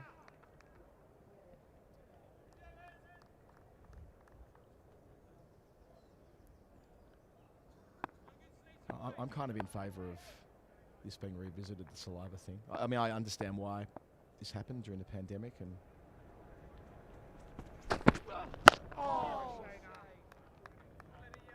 but I feel like that was a subtle way where the fielding team could always give themselves a chance of a marginal gain, just making sure they looked after the ball as well as they could. And of course you can manage a ball to a certain extent without saliva, but yeah, in cooler conditions it sort of tilts things in favour of just a little bit. It's only a marginal gain for the batting team, but you can't get as much shine as would be the case in cooler conditions. Anyway, I rest my case. A bit wider on the crease, completes a very tidy maiden, 30 for 2. It'll be interesting to see what the QuickViz data says for some of the colder early June test matches, if there is a noticeable decrease in the extent of swing movement since the saliva ban. I guess there's also a tactical change that we've seen over the last few years. More and more seam bowlers operating in a wobble seam first mindset, looking to bowl the ball. The slightly scrambled seam, they don't know which way the ball's going to deviate off the seam, so how does the batter know, is the way they think, rather than looking to swing the ball through the air, which is, I suppose, more the go-to method maybe 15 or 20 years ago. So Sam Cook being swung around to follow Porter. Cook bowled 5 overs from the pavilion end. Porter, excellent. Picked up Rory Burns before lunch. A spell of 7 to get Essex going.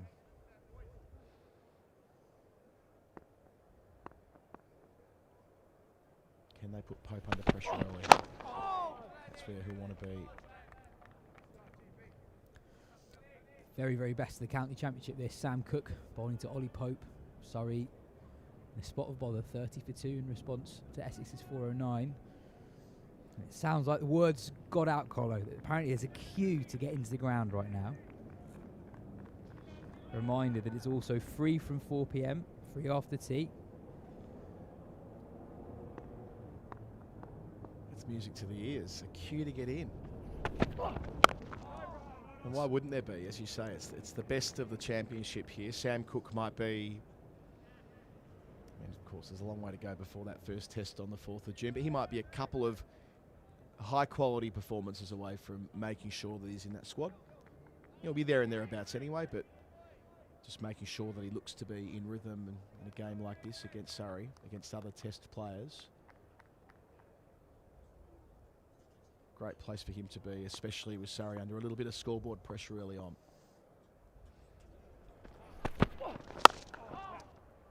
makes the most of width. One hand off the bat, but the short boundary found with ease. Pope to 5.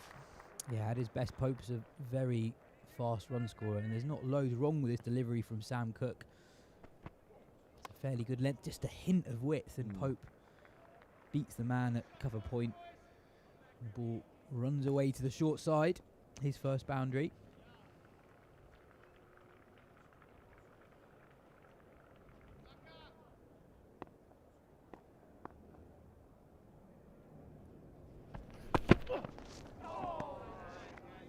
Gentle movement away where Cook's been such a menace, threatening both edges across a decent stretch of time now. It's kind of easy to almost fall into the cliche of grouping Cook and Porter together, given the type of role they've performed for Essex in concert. You interviewed Jamie Porter recently, as? Yeah, so Wisden Cricket Monthly did a feature after the Ashes on the 50 best uncapped county cricketers, viewed more through a red ball lens. And Porter was comfortably actually the highest ranked specialist seamer. Here's that swing back, so away and back and keeping Pope honest.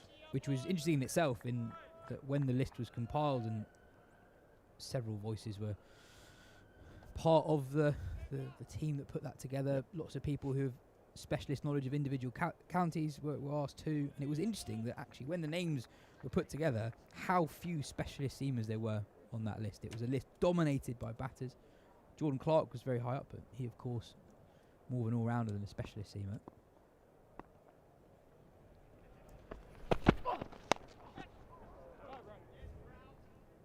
Completes the over, 34 for 2. And I asked Porter about how the county game has changed between when he first started playing for Essex in the Championship about a decade ago now to the present day. And he said one notable difference is the absence of A-list overseas players. There's more competition to attract those sort of names in other cricket, especially at this time of the year with the IPL and PSL. He also talks about how we're currently almost between eras of bowlers. So he said there are lots of bowlers he's really excited about who are just making their way in the professional game, and their numbers may not currently show the extent of their promise. He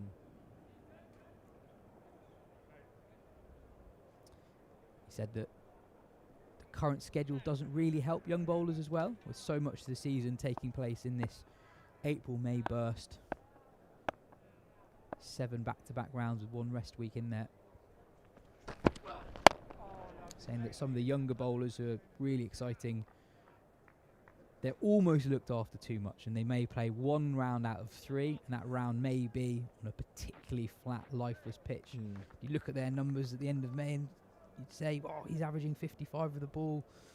But actually, the context is often missing in those conversations. It's very interesting in that he was someone who was picked in an England Test squad now 8 years ago, 2018 summer. But he's adamant that he's playing the best cricket of his life right now. Yeah,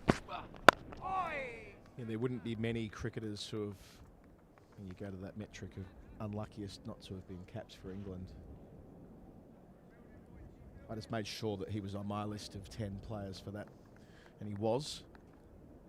But as you say there, in terms of specialist seamers, only he and Dan Worrell I put him on, and accepting that Worrell did get capped for Australia, so there's a bit of a wrinkle in that. But you're right about his numbers holding up. You've got to go back to 2019 when he was the championship player of the season, when Essex won the comp,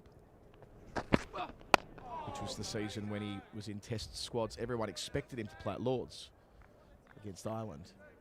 And on the morning of the test match, didn't quite go his way. I think there was a widespread, maybe not assumption, but he was certainly in the mix for the New Zealand tour at the end of the 2019 summer. Right, yeah. Squad dropped during the championship decider between Essex and Somerset at Taunton, but yeah, his numbers recently are so good.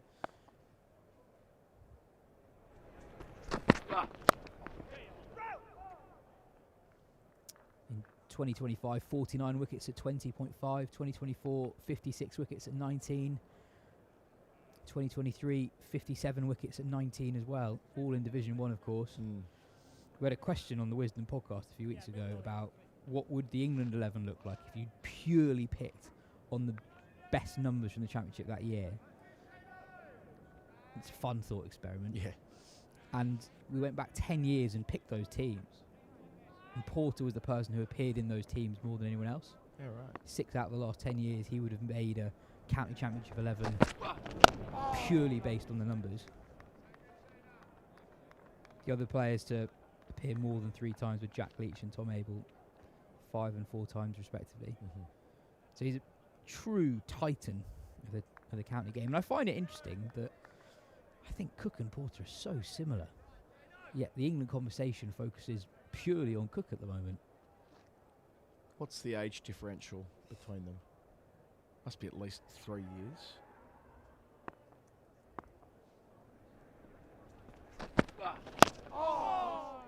Yeah, it's a good point. Sam Cook is 35 28. for 2, sorry, yes, at the end of the over. Sam Cook is 28, turns 29 later this summer. And Jamie Porter is 32, about to turn 33. But I do think, sort of touched on this yesterday actually, that the selection policy in England is just different to other parts of the world.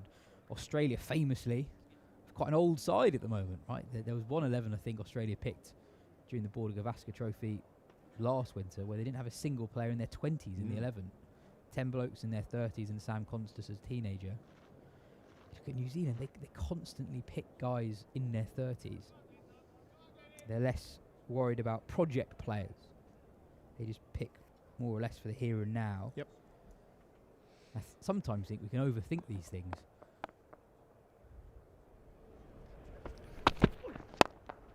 And also there's an evolution in what it means to be a promising fast bowler. You described it pretty well before. You are managed more. So there's a little bit less wear and tear compared to how it was with fast bowlers in the, well, a couple of generations ago, where it was a rite of passage to end up with a stress fracture and miss a season or two. If managed well, it should mean that, and Peter Siddle said this quite a bit when he had injuries in his career. He thinks the injuries actually helped extend how long he played for. Still going now at 42.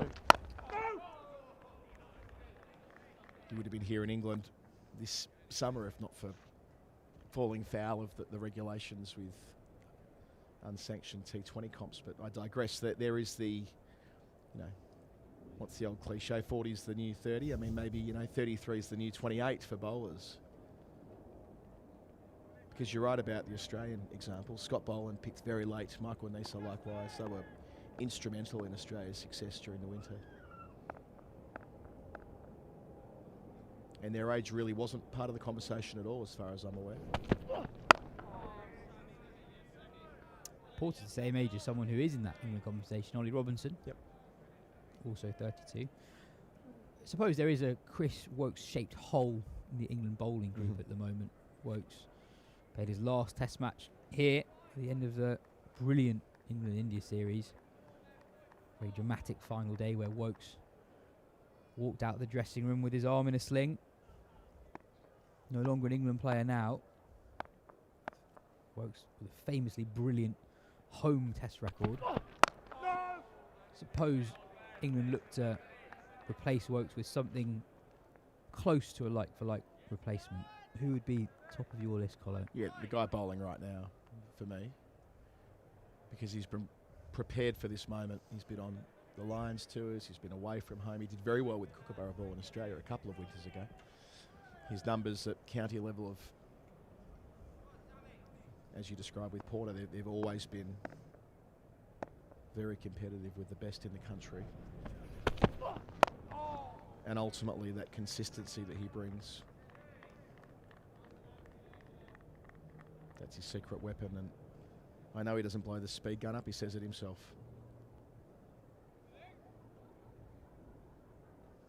But it can't be the only variable. It never has been. When you look through the history of cricket, it's not always been the fastest bowlers win out and win selection. So I feel like he has earned more of an opportunity than the one Test he got last summer. Bumper to finish, maiden, 35 for 2. Pressure remains on Surrey. Essex made 409, bowled out just before lunch on this second day. The story that fascinates me the most is that of Ollie Robinson. Ollie Robinson, only 3 years ago, was the number 4 ranked bowler in the world. He was one position below Pat Cummins in the world rankings. He was one position above Jasprit Bumrah in the world test rankings. He still averages 23 with the ball in test cricket from 20 test matches. In his first 16 games, his record against top 7 batters was brilliant. He averaged 23 against top 7 batters. In those games, Anderson averaged 26, Broad averaged 32. He was, and this is not a stretch, he was a world-class test seamer for that stretch of time. The flip side to that story is that he suffered 3 back spasms in his final 10 test matches that left England a seamer down. Twice a seamer down in the last innings of a game. And there were broader concerns about his overall fitness. But if, and it's a big if, and that's a question that he has to be able to definitively answer in this stretch of the season, if he can prove that he's at full fitness, for me it's not really a conversation. This is a guy who has shown that he can do it. It's not a theoretical. Yep. It's a very fair point. I think if he had his time again, what became his last test match, or his most recent test anyway, in India, when there was so much focus on his fitness and so much focus on those instances where he couldn't complete a test match, that he bowled, and bowled slowly by test standards. He bowled a spell at sort of 70 mile an hour, and it lent itself to the perception that he wasn't putting in, when really he was in strife and he was forcing himself to the start line. I don't want to say performatively, but there was an element, I'm sure, subconsciously. How could it not? Trying to will himself to test standard when his body wasn't there. So yeah, that was clearly the subtext around the second part of his test career so far. I think the comparison to the other guys in that conversation is quite interesting, because there's a famous Rob Key quote where he said Ollie Robinson, when he's bowling at 82, 83 mph, is one of the very best bowlers in the world, less so when he's at 75, 76. Yep. Which is a fair comment, but I'd also say that premise, actually, that starting point, is that Robinson's best pace that he was able to occasionally reach is a different level to the other seamers that people are talking about. And actually, even when Robinson's not quite at it physically, that's the sort of pace that the other guys in the conversation operate at.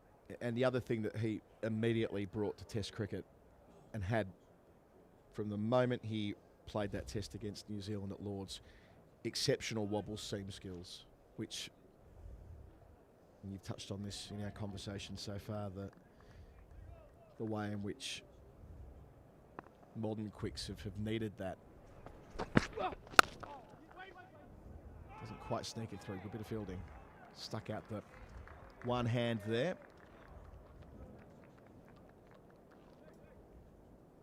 But yeah, that was a bit like Kyle Jamieson. When Kyle Jamieson showed up in Test cricket, he was able to do the same thing. Josh Hazlewood from Australia, what do those 3 bowlers have in common? All about the same height as well. And that's something that they don't get any shorter, the big quicks. Do you think they'll be open-minded to having Robinson back in that dressing room for, as the maidens complete 35 for 2? Great bit of pressure at both ends here from Essex, trying to work this Surrey pair over. Because again, this is the secondary line out of the Robinson conversation, whether they wanted him in the dressing room full stop. Do you think that we're sort of beyond that now, or is there still some lingering sense that they're better off with him outside the 4 walls? Robinson has an opportunity to present an unanswerable case, and by his own admission, he hasn't yet done that since going back into county cricket. His numbers have been good, but they haven't been averaging 17 across the season. And he acknowledged this before the start of the 26th summer. He said, well, if I take 50 wickets, then that's a game changer. Yep. And he started the season really well at Sussex. Now captaining Sussex with the Red Bull stuff. Sussex, who are playing some very good cricket too. And look, I'm not saying that Robinson's in my 11 for the first test necessarily, but I think should he reach the end of May and he's taken, 30 wickets at 17, and there are signs that he is somewhere near his best, I think the conversation with him is just different to everyone else because he has done it for England before.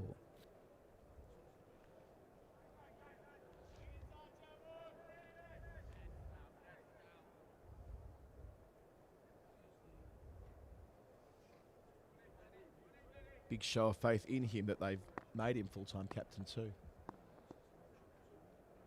Second season in Division 1.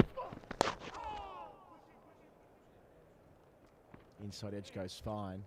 Cook's got his hands on his head. He knows that wasn't far away from going between that bat and pad and crashing into a stump. It's quite interesting seeing Robinson and Anderson captain in the Championship. Two bowlers who played for England, obviously Anderson much more than Robinson. They occasionally use themselves quite sparingly. I think it was round 1 where Sussex were playing Leicestershire. Robinson didn't bowl himself at all on the final day.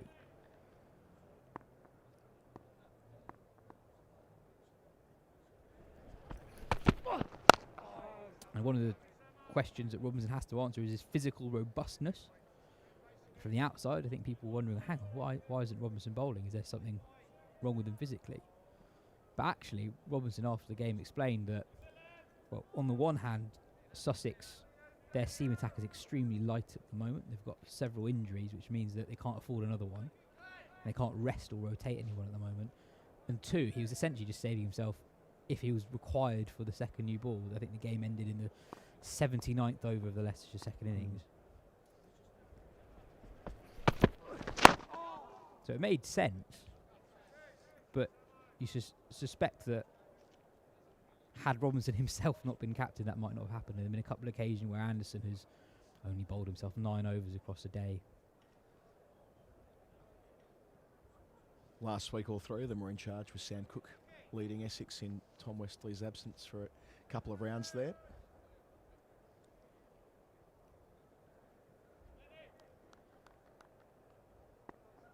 Great afternoon to be on the deck of the members' pavilion there. What do they call it? The ledge, don't they? That bit, the ledge in front of the Mickey Stewart members' pavilion, where you find yourself up towards the front in the sun. Nothing better. Just going to say that Anderson going well again today. 2 wickets with the new ball. Alex Lees and Ben McKinney. A buoyant Lancashire, actually. They've got Durham 121 for 6 in a game that you suspect will be retrospectively viewed as a top-of-the-table clash at the end of the Division 2 season. Lancashire going well. 2 wins from 3 so far this season.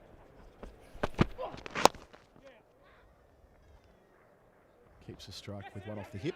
Wants 2, but Sioux Boys having none of that. 39 for 2.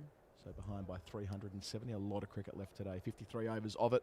So if you're in the London area, or the Surrey area, shall we say, make your way down after 4 o'clock. It is free. Free after tea here at the Oval every day of the Championship season. What's Anderson's figures? 2 for not many, presumably. If that's the 2 for 34.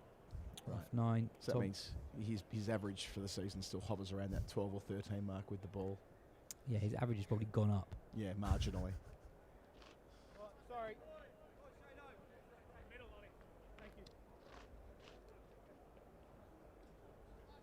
Snater, another man with international experience. Taking you 6 overs to get there, Colin. Who does it first? It's Snater bingo when on commentary. Which order are you going to go in?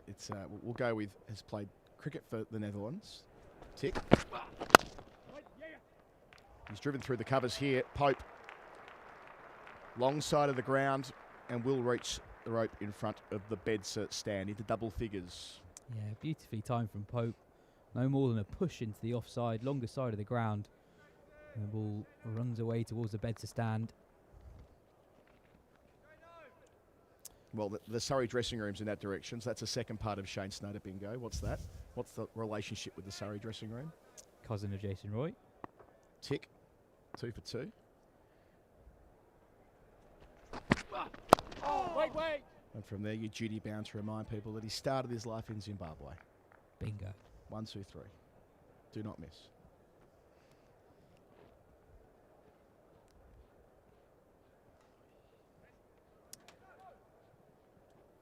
Slightly less eventful 20 or so minutes.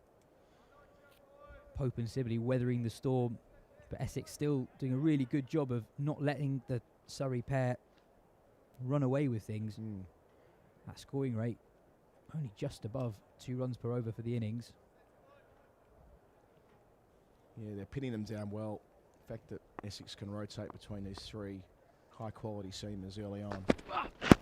Oh, that's got to be so close. Jack Chantry says no. For the 3rd time today, he's kept the finger down. Pope caught on the crease. Height would have been the consideration. It's close, very close. Jags back, didn't it?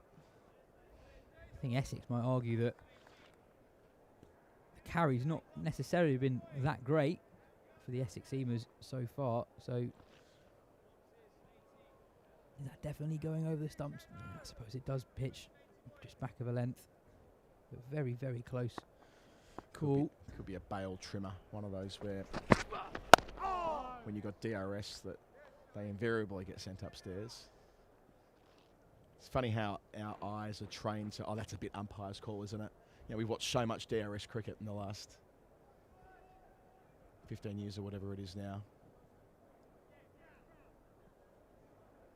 I've actually got a bee in my bonnet about how definitive people are about umpiring decisions on the streams. And I think that's something that's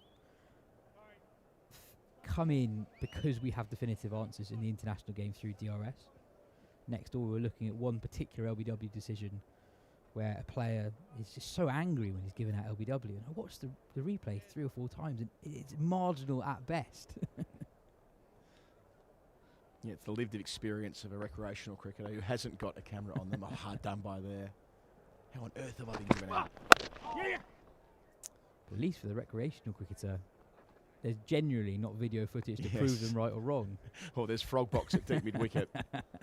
Game you and I were playing in last week, yes, where there's video footage. Oh, just here you go. It's for better or for worse.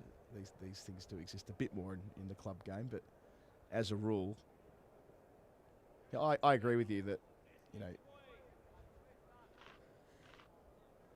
we've all become, I think partly it has to do with watching so much DRS cricket, actually. Now I think about it a bit more, that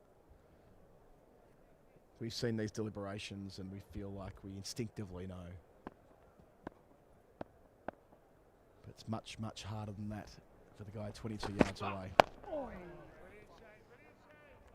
5 from the over, 44 for 2.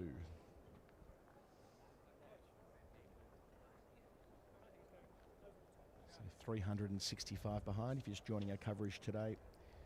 Essex were all out for 409, top scoring Paul Walter 101. They added 84 runs this morning, lost their last 4 wickets in that time. 3 wickets for Dan Lawrence at the end, all in the space of 7 balls to finish it in a hurry. On a hat-trick at one stage. I thought he had it, Jamie Porter. They're good mates, Dan Lawrence and Jamie Porter, and he loaded up to play a booming drive. So change of bowler from the man who made a half-century this morning in that Essex first innings, Noah Thane. Batted very nicely for 64. Gets his first opportunity with the ball, the young all-rounder. Yeah, really impressive knock, actually, because Essex were in danger of letting their position of dominance slip. They lost 3 wickets in quick succession before Thane came to the crease at 262 for 5. And despite that later wobble against Dan Lawrence, Essex were able to post a total in excess of 400.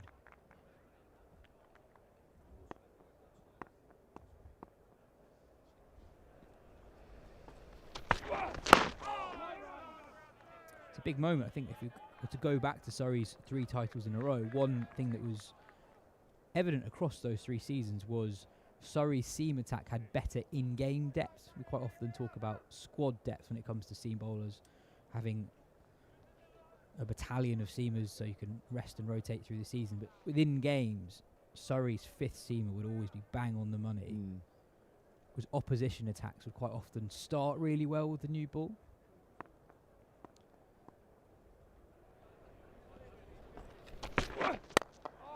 But the change bowlers wouldn't necessarily back up the new ball bowlers. So big test this for Thane. Yeah, he is at a different level at this stage of his journey. He's taken 18 first-class wickets at 55, albeit from small limited opportunities. But yet to have a really big day out for Essex with the ball in this format. Of course, the one major difference for them is that they call upon Simon Harmer when the time is right, who will plug in for hour after hour. His spun off breaks.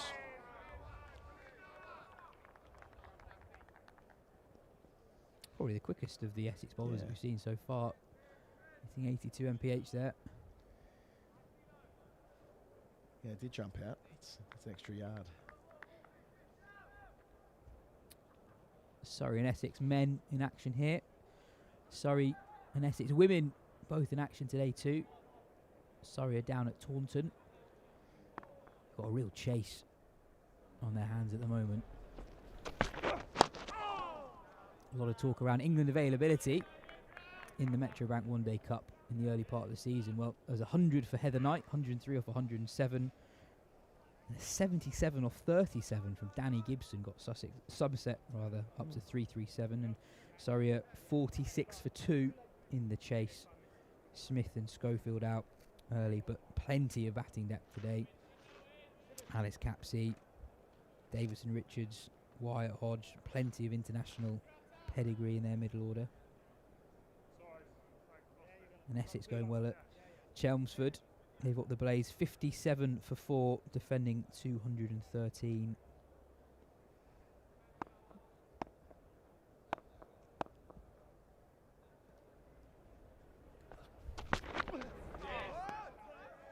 Quite like how the two divisions, or Tier 1, Tier 2 this year in the women's comps, 9 teams each.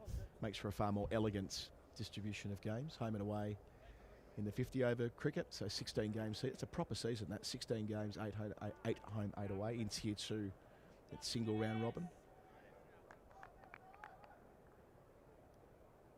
A lot of good work that's been done there behind the scenes to marry up high-performance women's cricket back to the first-class counties. Inside edge to finish. That was a lively over from Noah Thane. Each of the deliveries up in the low 80s mph. 45 for 2 the score.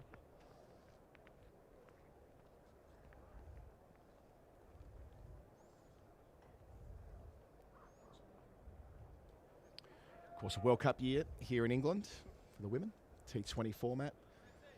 Here's the structure. So 2 groups, and that reduces back to semi-finals, which, when you're going from 2 groups of 6, it means that there's a lot riding on every group game.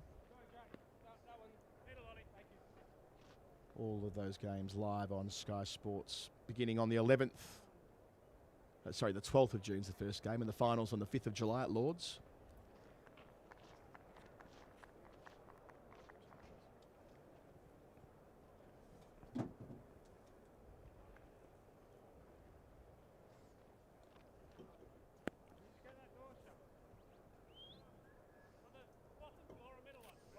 Great thing about the development of the women's game, Yaz, internationally, that maybe a decade ago there were sort of 4 or 5 teams that might make a semi. Now there are sort of 7 or 8 that could conceivably emerge from the group stage.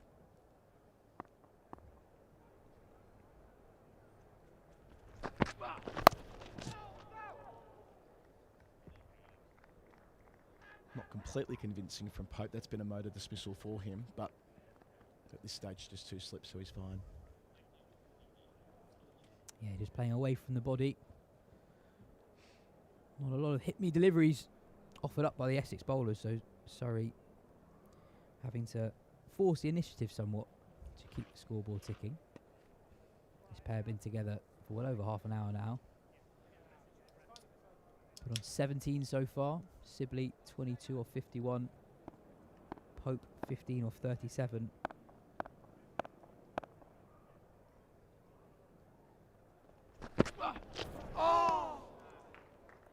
Love it. Snader. Back of a length, but hitting the seam. Not a lot Sibley could do about it. Yeah, Sibley 22 or 52, but since the lunch break, actually, he scored 12 off 46 deliveries. He was off to a mini flyer before the break. Yeah, he was 10 off 6 at the break. Hold on to your hats, Dom Sibley. But back into his more traditional gear here. Putting in a shift. Trying to get the Essex bowlers into their rotations. Straight drive. Sibley, since he's returned to the Oval, that's routinely been his best shot. Driving down the ground. His fourth boundary. Yeah, lovely shot from Sibley. His best of the day so far. Authoritative on drive. Brings up the Surrey 50 as well. Partnership now worth 21. It's the kind of shot that he wasn't known for when he was a test opener, Dom Sibley, being able to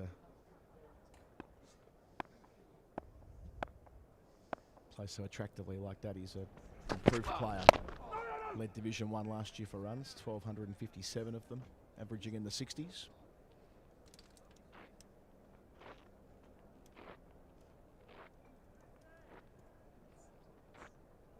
got a few starts this year without really going on with it. It's Warwickshire and Leicestershire, so another opportunity here to bat all day and do what he does best.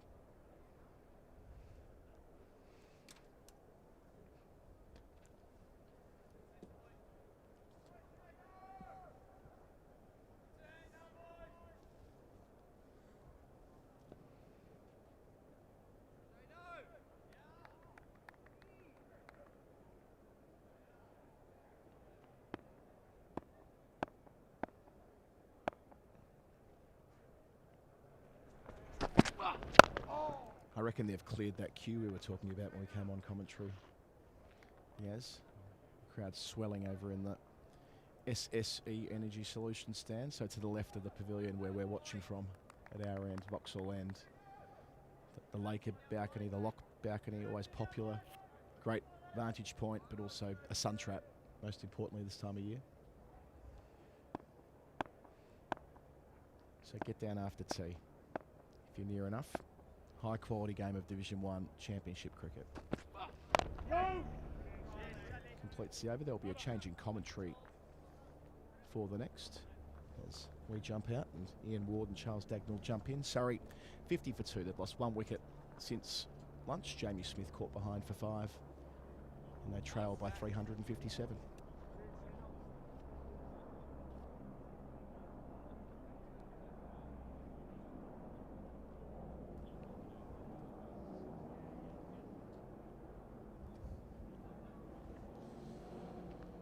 Yes, thanks, Adam. Essex applying a lot of pressure, turning the screws. Sorry, trailing by those 359 runs, as Adam was saying, and there is the sun trap he is referring to. Beautiful day in South London. Slip, slap, slop, I think is what they say in Australia. Thane again. It's right on the money, honing in on Ollie Pope's off stump. He's looked pretty solid there, Ollie Pope. You can get sometimes a little twitchy and his head can fall across to the offside, but so far, and the majority of the time, he's kept his head in behind the ball, played with a straight bat and not fiddled away with his bottom hand. There was an incident where he was lulled into that by Snater, the LBW shout that was eventually turned down by Jack Chantry, but now and again it just lapses and you can see that weight and that slight overbalance. I realise it's in a sort of stalemate at this moment in time. It just has a feeling of who's going to bend first, whose patience will run out first. I think Essex have bowled superbly well. I think the opening spell from Cook and Porter asked lots of questions, bowled those lovely corridor, got just enough movement off the seam to keep batters guessing. Now just absorbing, I think, their lines, their lengths. They've asked the right questions. It's a very coachy phrase, isn't it? They've done it in a very similar style as well. If you look at, you know, the 3 right-arm seamers, 4 right-arm seamers, but particularly Porter, Cook and Thane here, they're quite similar. Mm-hmm. It's not a criticism, just an observation, but they have asked those questions and they've kept the run rate well down, 2.2. They're not flying along. And they're having to absorb the pressure because they've been accurate and they've also beaten the bat far more times than Surrey. Lovely shot, gets no result in terms of runs because it cannons into the middle of middle. Pope sprawling back into his crease. 2 nice on drives from Sibley in the last 3 or 4 minutes. One that did go for 4 down towards the pavilion, and then that one. Just seems to have a far greater range of shots because of the technical adjustments he's made. Yeah, very much so. And we even saw him, I think it was last year, you know, making his way into the Vitality Blast side as well, and at the top of the order. And that was something that you would not have predicted in the future of Dom Sibley perhaps 4 or 5 years ago. It's a good point because I think the technical changes he's made, where he's gone quite simply more orthodox, he's gone more side on, which allows him to access the offside. And the fact that he's played in the Blast, where you have to get on with it, by the very dint of it being T20, perhaps just frees you up a little bit. Mm-hmm. I mean, he's back into his stoicism now, isn't he? 26 off 60, but he's got it in there to score both sides of the wicket, which he didn't have when he was so chest on.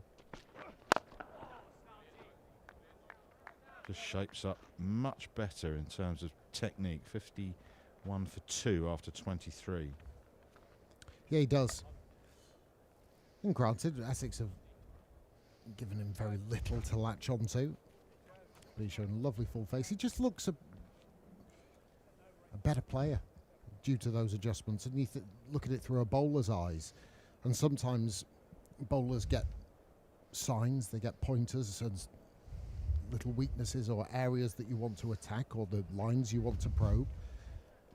Little deficiencies in technique which might give you that advantage. Whereas when you see Sibley now, lot more solid, then those narrow down by a huge amount, and your tactics have to change and your outlook as a bowler has to change, as does your patience, where you know he's wearing these Essex bowlers down. I think the next period of the game,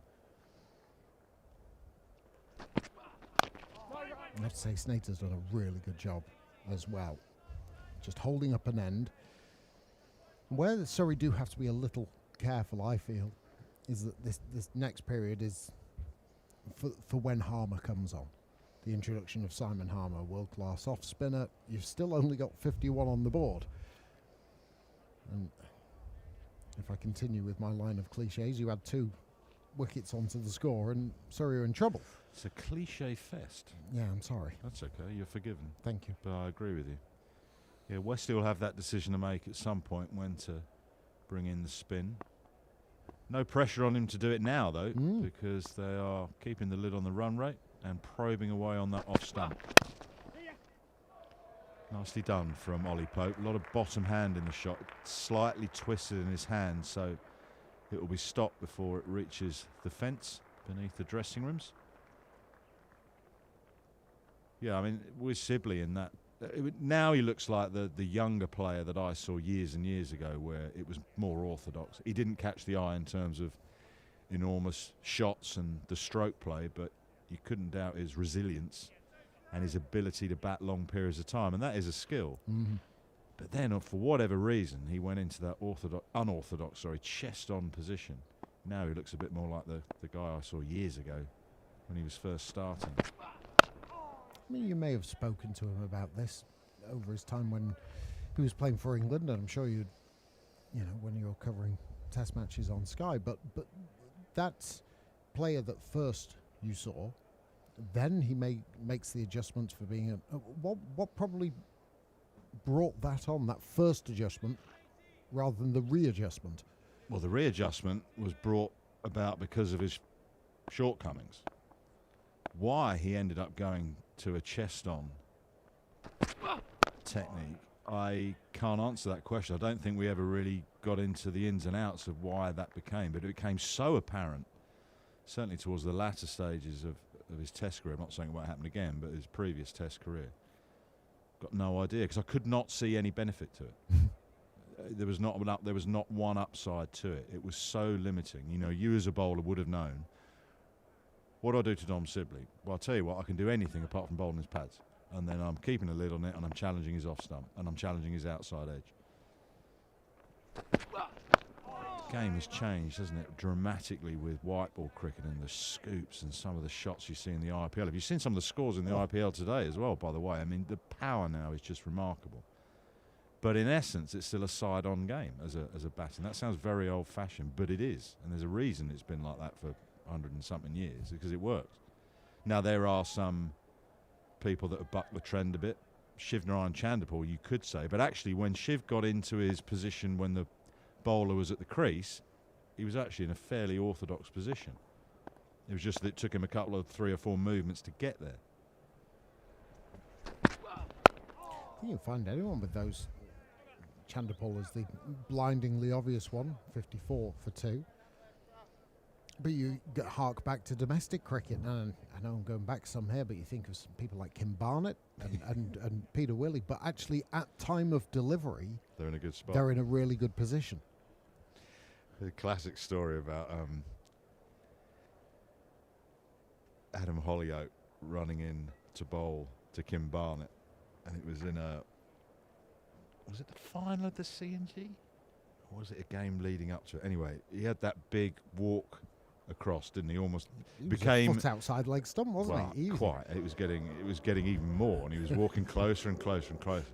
So Smokey's bright idea was to change the pace of his run up. So he'd start running in normally, then slow down to almost the point where he'd stopped. Then he'd run in again, and then he'd stop, and then he'd run to the crease. So he was trying to get Kim to move at a different pace.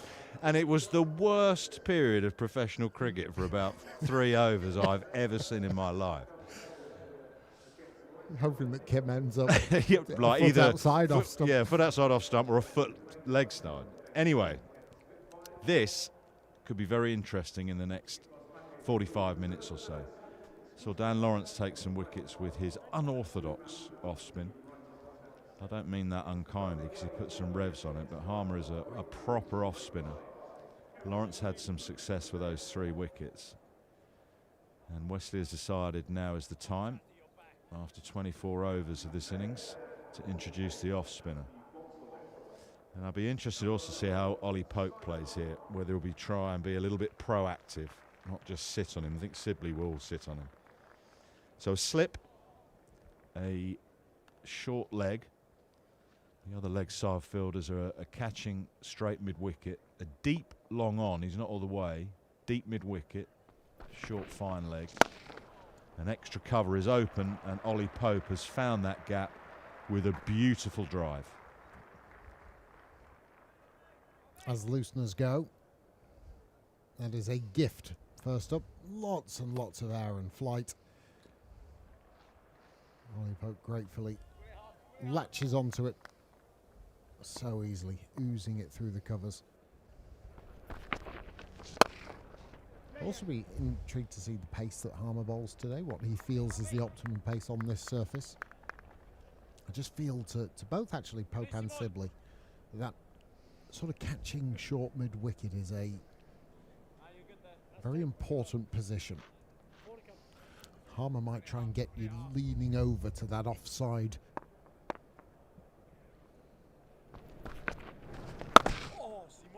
That's the way Sibley's going to play. He'll get his head outside the line of the ball and work to leg. I don't really get the deep cover on the boundary. I know Pope drove him beautifully through that sort of region, but that's there for a bad ball, surely.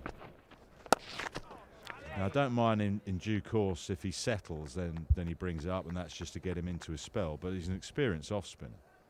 It's not like a leggy you're expecting a drag down. That just seems wasted. The 59 for 2 going nowhere, trailing by 350. And despite what we've been saying about Dom Sibley, that isn't necessarily a natural shot to ping it through that gap. But he is going to hit that gap where he's just picked up a single. That was the word I was thinking, waste. It's a waste of a fielder. What's he doing there? I also don't think Sibley's going to run down the ground and donk you over mid-on, so I think that's a waste of a position. Maybe not so for Ollie Pope.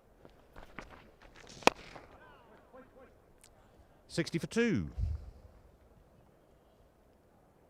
Yeah, it's a run-saving position. It's a one-day position, not one where you're 350 runs ahead and Surrey have hardly got off to the flyer. You're in the ascendancy in the game. You're bringing on your trump card. And unless he brings it, he might just... I mean, some bowlers do as well, just whilst they're getting into their work, and especially spin bowlers. I would say more wrist spinners, because their lengths are difficult to negotiate in the opening overs until they've got their groove.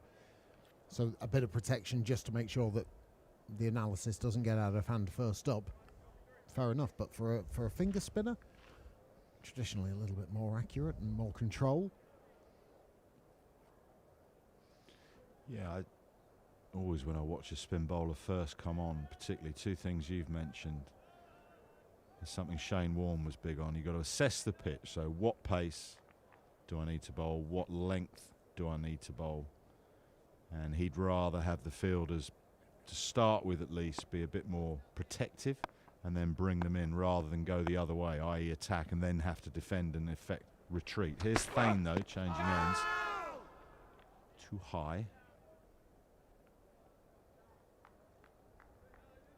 We've got a deep mid-wicket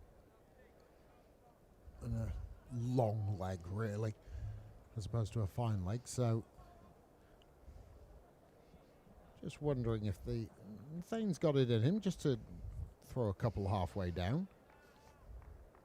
I don't think Essex need to actually go too far outside of the box. I think they've controlled the first period of the Surrey innings very well.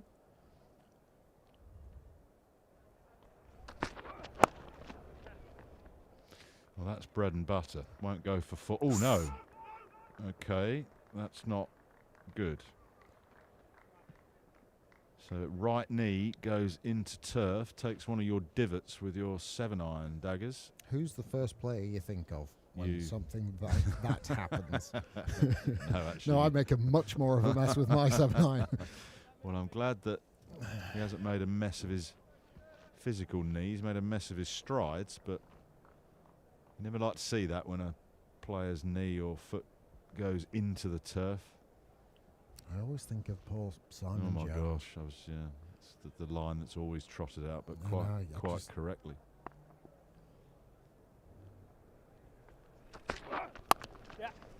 Runs have been flowing in that game in the IPL, but a worrying incident involving, talking about player injuries, involving Lungi Ngidi.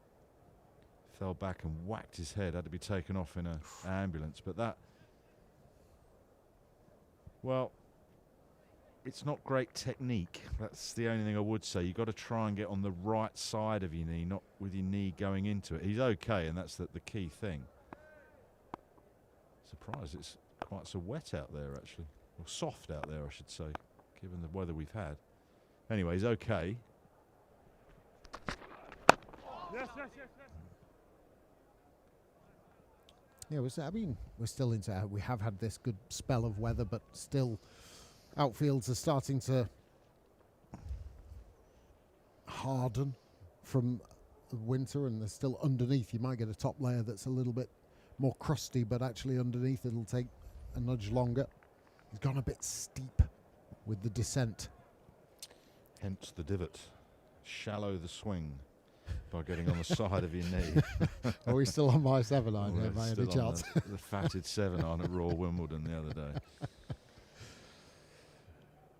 Dare to ask which one. It's like change of field for Ollie Pope, who flashes away, and that would have gone probably to about 4 slip, maybe over his head. Third man is in place. It races away to the fence. Saw a bit of width, went at it. And just for a split second would have had a heart in mouth. It is a wide delivery. And that back leg perhaps just slipping a little bit, collapsing. I just see the way that And who am I to say about Ollie Pope? But I'm talking about bowlers trying to spot things in batters' techniques, and the way that the bat is turned with that right hand, that lower hand. They pick up a second boundary. Big square at the oval. Slide, this time no damage to knee or outfield. So what are you spotting as a bowler? Well, it's like we've seen with lots and lots of players, it's not such a bad thing. But what I see is the closed face. Still see it. So when he's actually driving, perhaps through sort of extra cover, that will actually go more of a mid-on. And what you're hoping for is just the line to hold a little bit. That does bring in that outside edge, leading edge. And then when you do throw something a little wide, when Ollie Pope goes to actually try and play it through a traditional extra cover region, when that bat face is closed and that bottom hand is round a touch more, you're not getting the full face. You're getting a third of a face of the bat. Couple of cold beverages in the sun. Watching a bit of cricket. Decent crowd again here. Harmer again. Chaz. Atherton and I actually wandered out the side. We've got a little balcony out there, which is usually full of patrons, as they say at the Masters, sticking to the golf theme when we're here for test matches, but it's free at the minute. Lovely view, lovely temperature. Tries the reverse sweep, says Dominic Sibley. And we were looking out at the people, some with their shirts off with a drink in hand, like these good folks. Hopefully some sunblock on. Why would you choose to watch cricket side on, though? Now, I understand the fact that it's a bit of a sun trap. But there are certain people that just choose to watch side on. The reason I'm going with, although I have no evidence for it whatsoever. So this is completely not backed up by the proof. Nope, I do have no hard data behind it. But there are more. If you are, like we saw those people just saying hello to each other and having drinks in hand, and if you've got a cluster of people, 6 or 7 of you, which it seemed that there were, there is more space to find seating together. Yeah, there's a long way outside off stump.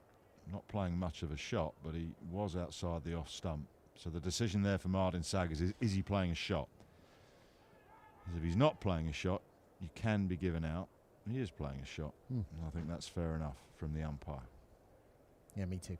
Still, I was doing quite a bit as well. Now, I do like this, just pleading the case.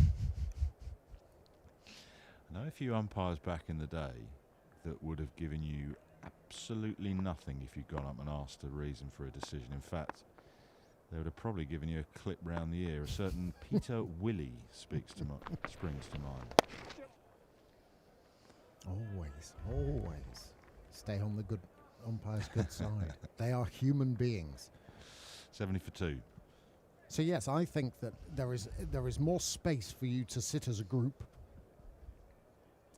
as those people have, not to be wedged in between two. And there's lots of space out there as well. Even though the crowd is good, there is plenty of clusters of seats where you can gather together. And if you're there for just the experience of having a lazy day in the sunshine with a pint in hand watching a bit of county cricket, then I suppose the angle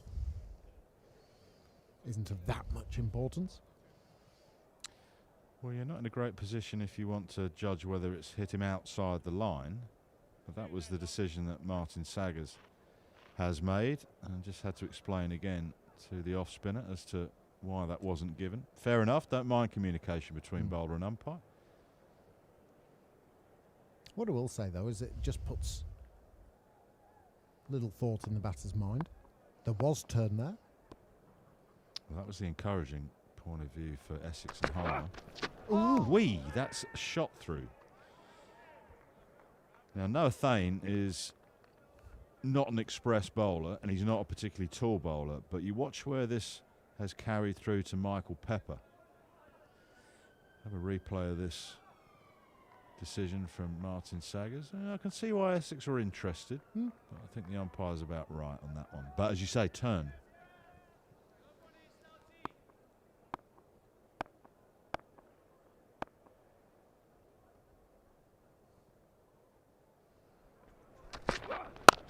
Just every so often, Wardy, one has lifted, risen from a length quite sharply. Rory Burns, we saw, get struck on the index finger before. The ball before he nicked off to Jamie Porter.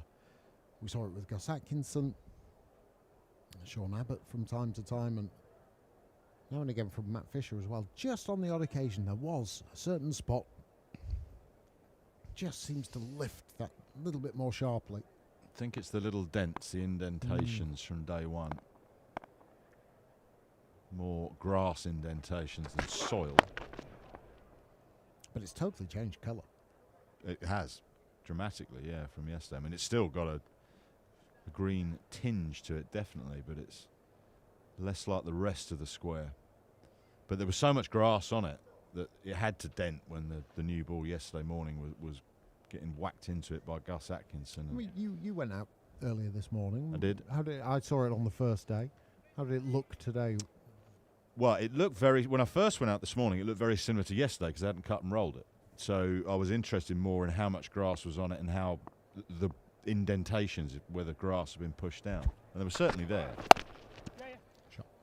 Nice square drive off the front foot from Ollie Pope. Can be a strength and a weakness outside the off stump when he's prodding around, but he's just been given enough width and sort of kept his shape, whipped his hands through that.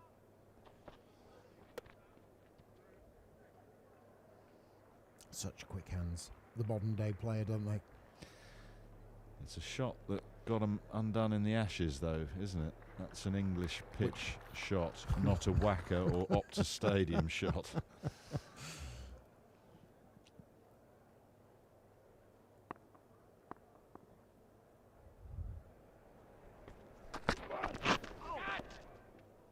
Nicely taken down the leg side. It's what I was impressed with Charlie Allison and Noah Thainer, returning to something that I might have mentioned yesterday.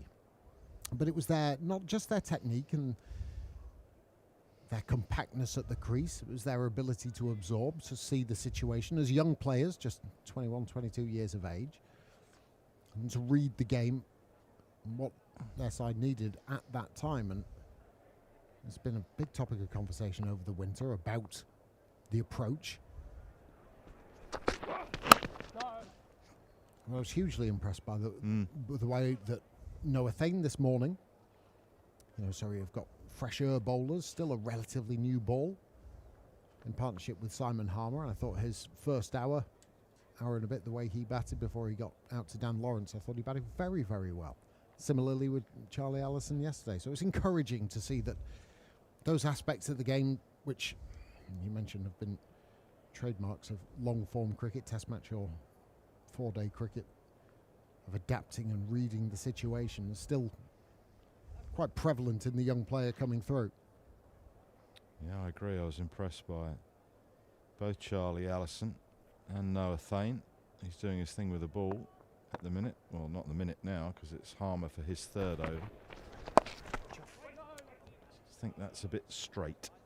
But he's got that fielder in there now to protect it. So backward point is the one that's moved across. The cover on the fence is still in situ. So the offside is just 3. Slip, deep cover on the fence and mid-off. No. Similar, I would say, to what happened before. There is turn. Sibley's trying to obviously score runs with his shot, but he's also trying to mess about with the field. Well, it's the second time he's done it. Yeah. Might have been a little bit of arm, perhaps. I'm not quite sure, but both times have been unsuccessful. Now, I'm not saying put the shot away because there's a vast acreage of space to score runs in, but I don't think Simon Harmer will mind either. Absolutely not. That's why I'm surprised he's gone so straight that last delivery. I know he's got all the protection to stop the run, but there is turn. Hang it out there for a bit. Hang it out there for a bit. Get into play that reverse again. Point comes across for Pope. Oh, nearly. Just when he gets his head too far across, he can skim that in the air. I think that field is about 10 yards too deep. Totally agree. And this is what I was saying about that mid-wicket short mid-wicket being... He's a pitch too deep. Oh, yeah. Should be just on the next light-coloured one. But you just get that feeling with Pope, that lean and wristy flick. And if the lean is just too far, it's going to go aerial. Good one soft one here, boys. 80 for 40.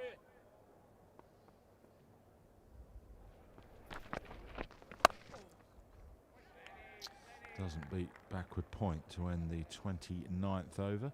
76 for 2. Surrey trailing by Graham Gooch, 3-3-3. You've been engrossed in the cricket, Daggers, but I know you've been engrossed in something else the last few days. The administrative exercise that is the NFL draft that got 300,000 people watching day one. Yeah, similar on day two as well. Yeah, it's happening in Pittsburgh. And people sort of have mentioned to me, and we've been around the 100 drafts and the 100 auctions and stuff like that. Where you excelled, I might say, in that 100 auction. I thought you were absolutely fabulous in that. So too, Kenzie. Well, you're kind, but it's something that it's a strange part. I don't know what it is. Maybe it's because of my love for the NFL. But it all happens in a short space of time, and you've got a brand new team. And I like to see how people think about what they believe. We're all managers. Imagine a football team, and you're a Liverpool fan or a Manchester United fan or whoever, me a Burnley fan. And we do need a new team. But imagine signing all of your future on one day or over 3 days. And supporter X says, oh, well, we need a left back. Or supporter Y, no, we need a centre midfielder or a goalkeeper or whatever. And it's almost your opportunity to play along. I find it absolutely fascinating. Yes, of course, there are enormous sums of money that are attached to each and every pick, and players become instant millionaires overnight. But the way the Americans do it, and they do it well, they do it better than anybody else. So many things that we see in everyday sport nowadays stem from what America has done. Some like it, some don't. Totally appreciate both sides. But being an NFL nut, as I am... Nicely bowled. Bit of a fiddle from Sibley, but there is movement for Noah Thane. He's bowled with plenty of energy. It's like, I mean, that's what I say. You were genuinely fabulous at the auction. I don't say that just because you sat next to me. I said it to a number of people, but it did pique my interest because it was like building a new side, wasn't it? I mean, we sort of had the draft and whatnot to start the 100 off, and now all of a sudden the sides are looking very, very different. You know, Oval Invincibles have lost some of that core Surrey feel to it. Tom Moody's moved on, etc. But seeing how sides were trying to put things together, and county cricket, you cannot do that. I know there is far more movement now between counties than there ever was in our day. You were almost a bit of a pariah, weren't you, if you moved counties not so long ago. But now you're seeing Gloucestershire getting decimated by players moving left, right and centre. You know, Sibley obviously went away from the Oval and now has come back. But you are sort of what you are with county cricket to a point, aren't you? You haven't got this thing, right, do you know what? Our opening player weren't playing particularly well. We're going to go and grab someone from the draft. It just doesn't happen, does it, in cricket?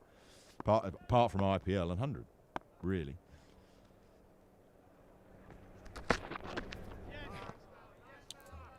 The other aspect, you're 100% right. You just can't do that in county cricket. You can earmark players who are. I mean, you look right now.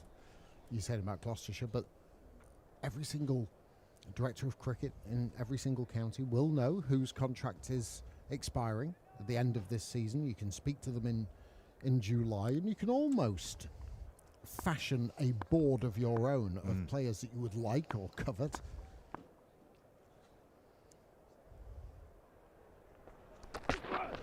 And depending on how that comes off, 76 for 2, the end of the 30th over. So you might have an A-star player in your ranks. You need an opening batter, and you see 3 or 4 that are perhaps out of contract, or maybe one that's unsettled that you can maybe tap up, or you could unsettle that player. Unsettle that player. No, and we've seen that happen on numerous occasions. How many times in the world of football have we seen agents do or raise a news story or put something out into the press, and that unsettles because the player actually wants to move, but he doesn't want to tell the club that he wants to move, and so he does get someone to do it for him. So anyway, you might have a player that you covet who's an A-star player, but if someone else goes and nabs him, you've got option B and C. But that's a sort of relatively drawn-out process.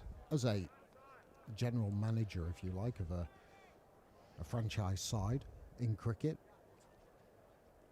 all of that is 6 months of work building up to one day. You've got to think on your feet pretty quick. It's funny you mentioned football in there as well. I can't quote which podcast it was on. I can't give credit to it, but Paul Scholes was talking about a conversation, should we put it in inverted commas, with Sir Alex Ferguson when he was at Manchester United. And I think Inter Milan had offered Scholes like a £4 million deal or something. So he took a deep breath and went into Sir Alex Ferguson's office. And he said, all right. So he went into his drawer, got out his little black book. He looked around, he's on that. No, you're doing fine, son. And that was the end of the conversation. Went back to training. Okay. Oh, goodness me. I think those days have long if gone. If only they were back. So Sibley has that gap at backward point if he wants to try the reverse. No, outside the line again. Doesn't play that reverse sweep with a great deal of confidence, though. It's not like you're watching Harry Brook play it. But if he can get one away, it might mean that Wesley's got to change the field. Well, think about changing the field. Doesn't have to. It's not a terrible shout. Not a yeah, you're from right. Harmer.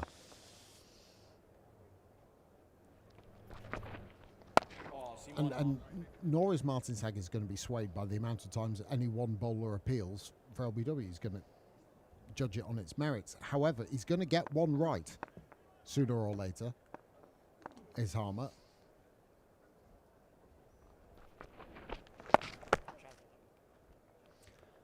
.77 for 2. We've had 31 overs. Surrey trail by 2-3-2.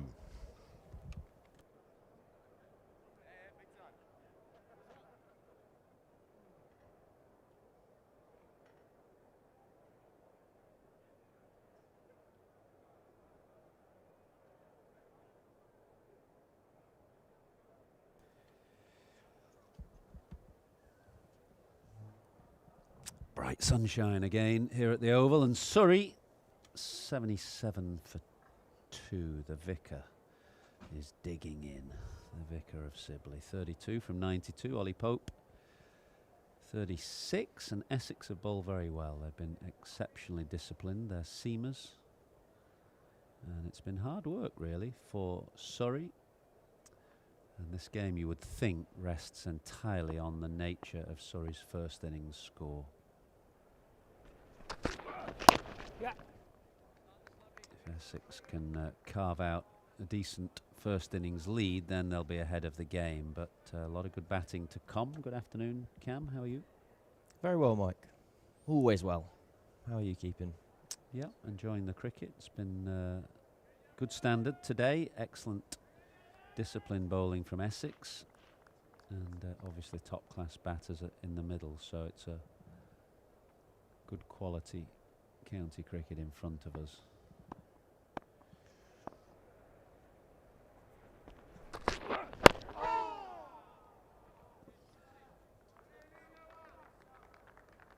Noah Thane, who batted well, was responsible really for getting Essex up to that 400 score after that middle order collapse, and now coming in looks to have quite a strong action. Looks a promising cricketer.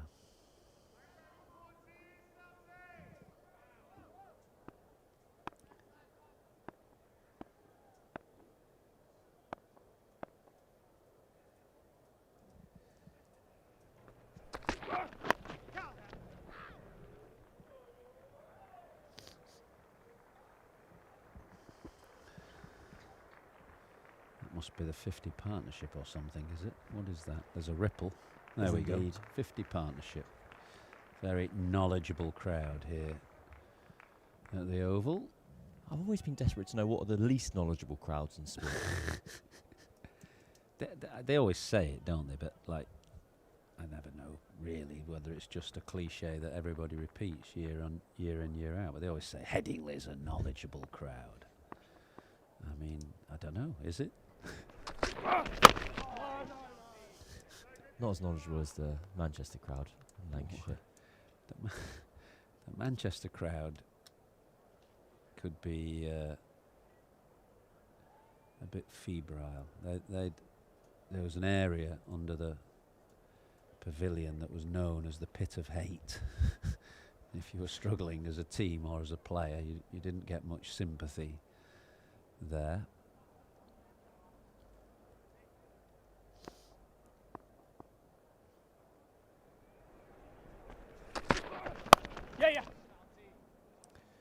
Bit of bounce, but Pope steers it for a single. He's just occasionally looked like he might clip one into the trap at short mid-wicket off the off-spinner Ollie Pope, rather as he did in Adelaide in the winter. But other than that, has looked in good order. I've always, you can never prove these things in hindsight, but I always wonder, had Ollie Pope got 4 more runs at Perth and made it to that first half century against Australia, would his winter have panned out any differently? Because he was batted so beautifully in that first innings at Perth. Has he never had a 50 against Australia?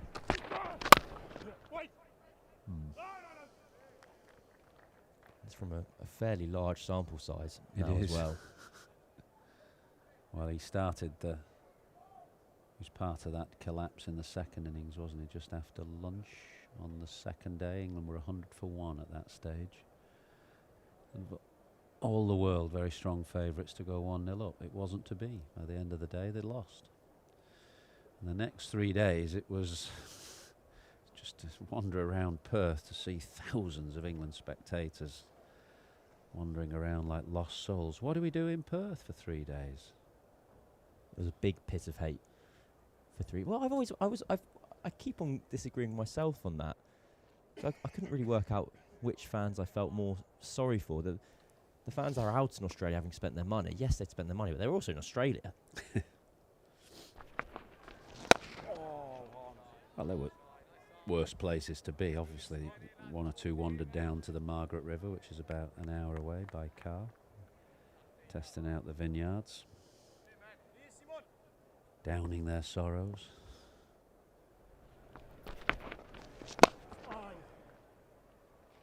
I'm interested, how big was this pit of hate at Lancashire? Was it a few dozen strong, or?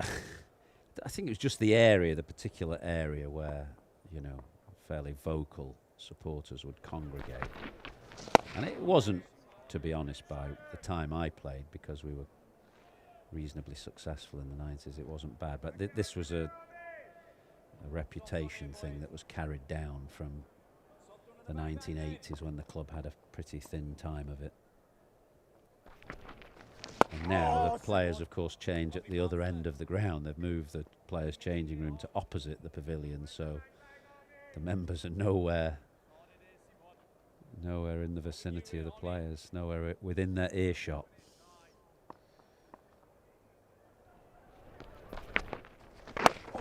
Just watching the stream next door. Will Williams run out for 98 for Gloucester today. He can't have a first-class 100, can he, Will Williams? Despairing dive, trying to get back on strike.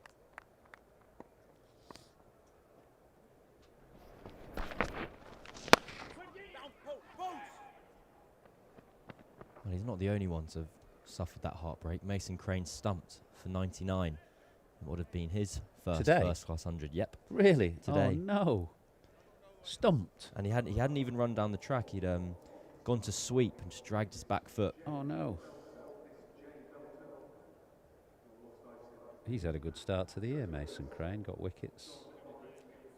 He's had a brilliant start and also quietly become a very competent tail ender over the last 3 years. I think over the last 3 years his average is about 35, and so his career average now is 17, but obviously that's been dragged up a long way. He's a good cricketer.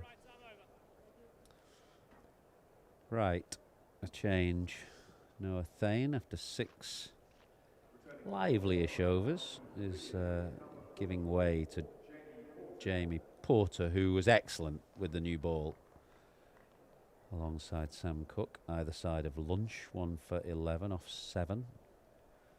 He's coming from the opposite end now, isn't he? Bowled Vauxhall end before. 2 slips, a ring of 3 on the offside, and 2 saving 1 on the leg, so an absolutely orthodox field. And Porter won't do much other than try and plough a very strict line on off stump, which he does very well.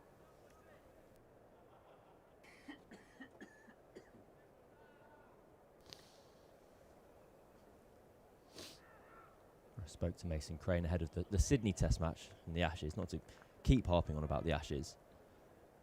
He'd obviously made his one and only Test appearance in that 17-18 series, I believe.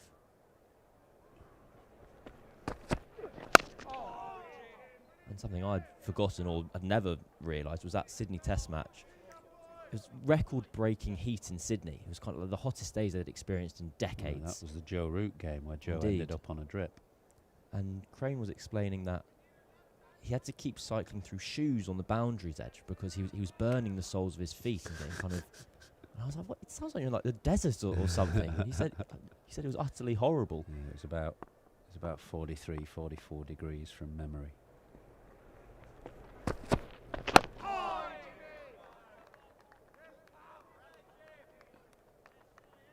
You get those horrifically hot days in Australia. There was one, wasn't there, this winter? I can't remember which day it was. Maybe there was one day of mid-40s somewhere. Adelaide, maybe. Yeah, Adelaide got very hot. Yeah. I had a friend who had flown in from England, got there on the morning and joined a stag do on the same day in that 40-degree heat. It's a game I remember from, must have been, I suppose, a couple of Ashes tours before that, where he got up to about 44, 45 at the Wacker in Perth, which was the old ground, not the new one. And there's very little shade, it's brutal. And there was an overflow area for the written media, so there was the main press area, and then because there were too many journalists, they had an overflow area. And there was no air conditioning, it was pretty kind of rudimentary facility, and everybody's laptops started to blow up. And the laptops had to be put in the fridge to cool down. It was a brutal day. Brutal day. I had a lovely tour of the Wacker. Yeah, November. I saw you did a piece on it, didn't you? It's a great old ground. It was wonderful. It's kind of getting a little bit of movement into Ollie Pope, and one of the club historians just kind of took me around. He'd been going since he was a boy, and he was kind of showing me this row of trees. He was saying these used to be the best seats in the house if you got here early enough because you had the shade through the day. Yeah, there's not much shade there. And also 82 for 2. As rudimentary as it sounds, he was explaining how the Fremantle Doctor, the famous kind of wind that blows across the ground, has changed over the years, literally because buildings have been put up nearby, and so the kind of thoroughfares for the wind to get through to the ground have been blocked, literally. So it's not quite as strong as it used to be. I don't know if it sounds slightly apocryphal, but I also liked it, so I chose to believe it. Well, a very distinctive ground with its brutalist floodlights. And then, of course, the pitch, which was like nowhere else in the world, and was the black soil was taken from, I think it's the Harvey River, which is, an hour away or somewhere. And that gave the pitch its distinct characteristic. Now, Pope's just got to be careful there. That's a couple of times he's chipped in the air. If I was Essex, I'd just have that man a bit closer. I think it's Snater at mid-wicket. Just bring him in 5 yards. That's how Pope got out to Nathan Lyon at Adelaide.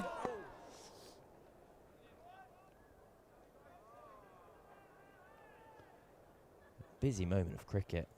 Pope goes to sweep. And Pepper has the bails off.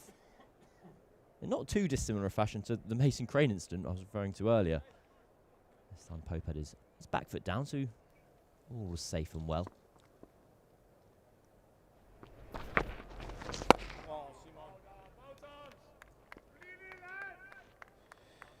Nice action, Simon Harmer. Not a lot to go wrong with it. This is the previous ball but one.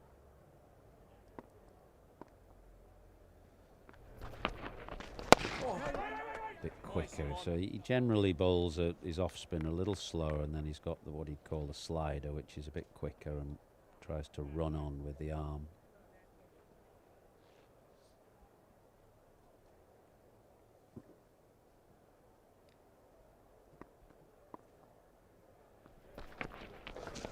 Got to be careful there. If Ollie Pope was in at short leg, he might have caught himself there. I think that was a chance. Yeah. It's dropped into the hands of Allison at short leg. Maybe. Tough chance. But Ollie Pope is a brilliant short leg. He might have taken it.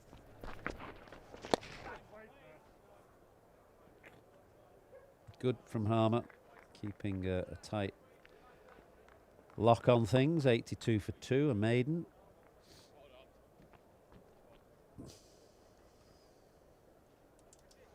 I had my most embarrassing moment as a journalist on that tour of the Wacker. What happened? So John Stevenson. Oh, I heard this. You disgraced yourself. And I'd like to think, for the most part, I'm fairly well prepared. But kind of a chat with John had been tagged on right at the very end. I'd been told I was going there to No, I don't think it carried actually. But go on. Talk to the club historian. I'd show around the old scoreboard. And right beforehand, he was like, "Oh, well, you can chat to our CEO, John." I'm like, "Brilliant, thanks very much." And I must admit, I wasn't aware that John Stevenson had played a test match for England, and so at some point across the conversation, I stuck my foot on it. I said, "Did you play at all?" And I don't think he appreciated it, and I think rightly so. Well, his one test was here in 1989 against Australia.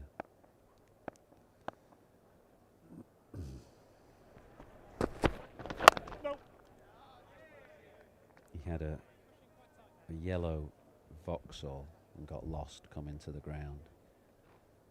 And I'm not sure Ted Dexter, the chairman of selectors, recognised him either. So you're not alone, Cam. I do remember that actually, because I think I read that in a piece of yours. And it kind of, it reassured me. I don't know why, but it helped a bit. So John, who played for Essex, went down to Hampshire, ran MCC's cricket, back to Essex as CEO, and now running Western Australian cricket.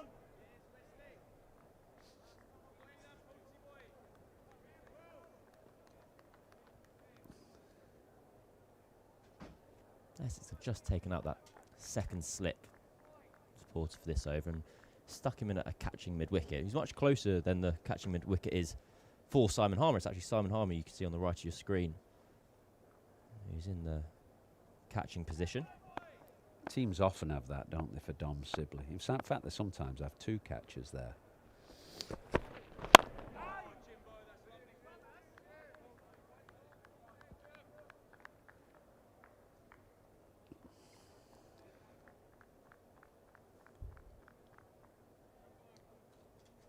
Playing for an extraordinarily long time now, Sibley. I was just thinking back, reminded of, I was actually here as a fan when he got his, it was a double century when he was 18 and he was still at school. And he went off to Warwickshire for a while, didn't he, and has come back now. I think he was a much more free-flowing player when he was younger, wasn't he? And then he went through period where his technique changed and he's back much more to an orthodox type of technique now. He's still he's the classic accumulator, really. He's not a dasher. And of course that style has been somewhat out of favour, but who knows, it may come back. I've always referred to kind of Dom Sibley as a very reassuring presence for me, because I think we're the same year group at school, or give or take.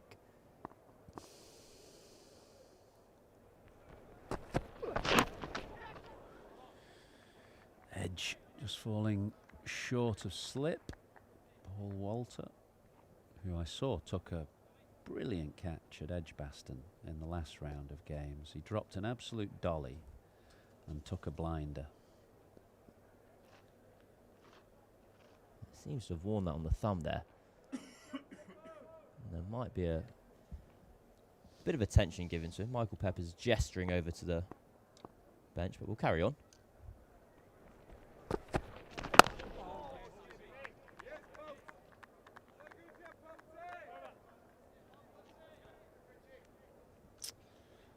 Not a very good over, just a single from it. It's hard work for Surrey. The runs are only coming in a trickle at the moment. 83 for 2. Paul Walter is really struggling. He got that, by the look of things, right on the end of the thumb. Send for a sub. Just with Sibley, because I remember, 11 years old, and basically, the first time I heard about Dom Sibley, I was 11, because people were saying there's this kid down the road who's at pretty Ashtead good, who's incredible.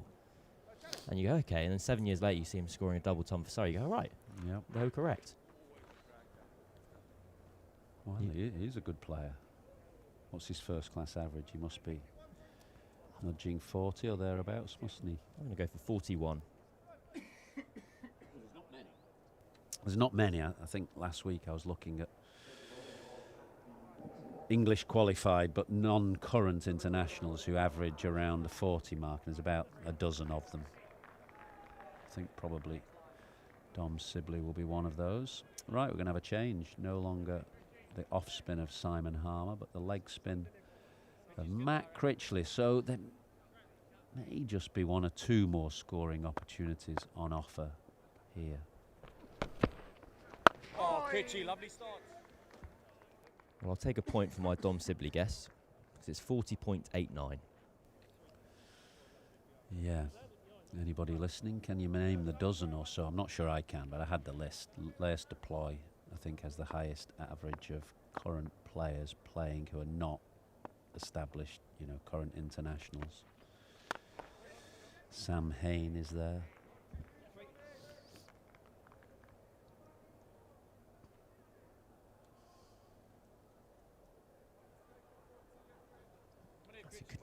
Good Sporkle quiz down Athers. It's 12 names. You do well to come up with all 12, I think.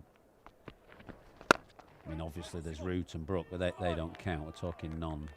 So it's the idea that are they allowed to have played for England? Yes, so they can have played for England. So Dom Sibley is one of those, but not current players. A dozen players who are not current, who are averaging over 40. Now, there is a minimum number of runs required. I can't remember how many we said, maybe 3,000 or something. But you've got to have played you can't just have played one match and scored 100 or something.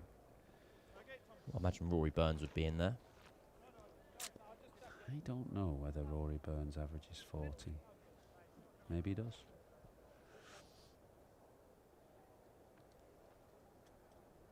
Johnny Bairstow's in there.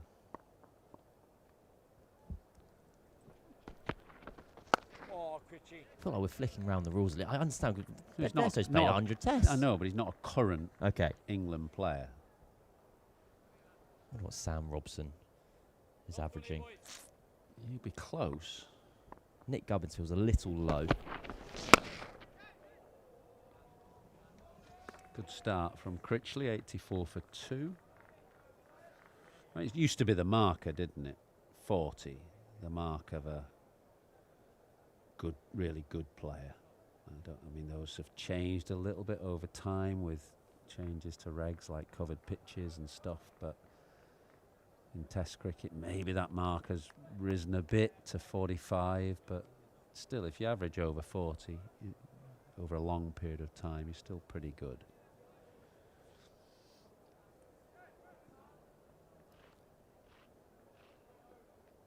In fact, I might, on WhatsApp, I'll see if I can dig out the list. Wonderful. I just cheated and looked up Ben Folkes, but he's at 38. Keaton Jennings. Good shout. Ooh, it's a good ball. A good line. I think I've worked out my strategy. Oh, I've got the list for you. Brilliant. Cam. My strategy is going to be people who played Test cricket for England 10 years ago, stopped playing, and still churning out county runs. So I'm going to bring in Adam Lyth to that. Okay. Well, I've got the list of the ones who are uncapped, who are averaging over 40.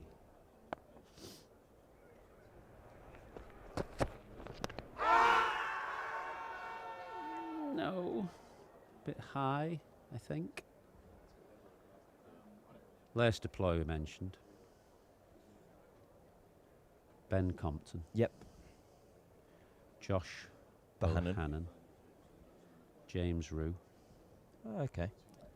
Jordan Cox. Wayne Madsen. Lovely. Get him in. Sam Hain. And finally, Sam Northeast. Pretty good list. Of those who are uncapped, currently averaging over 40 over a lengthy period of time in the Championship or in first-class cricket.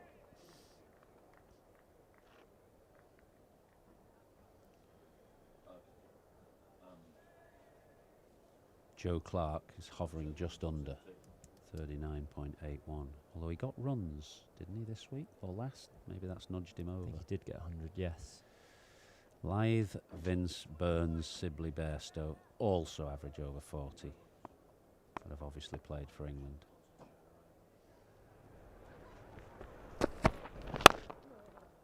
Very nice.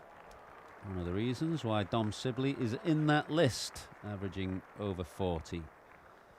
Good player, good stride to the ball, firm drive down the ground.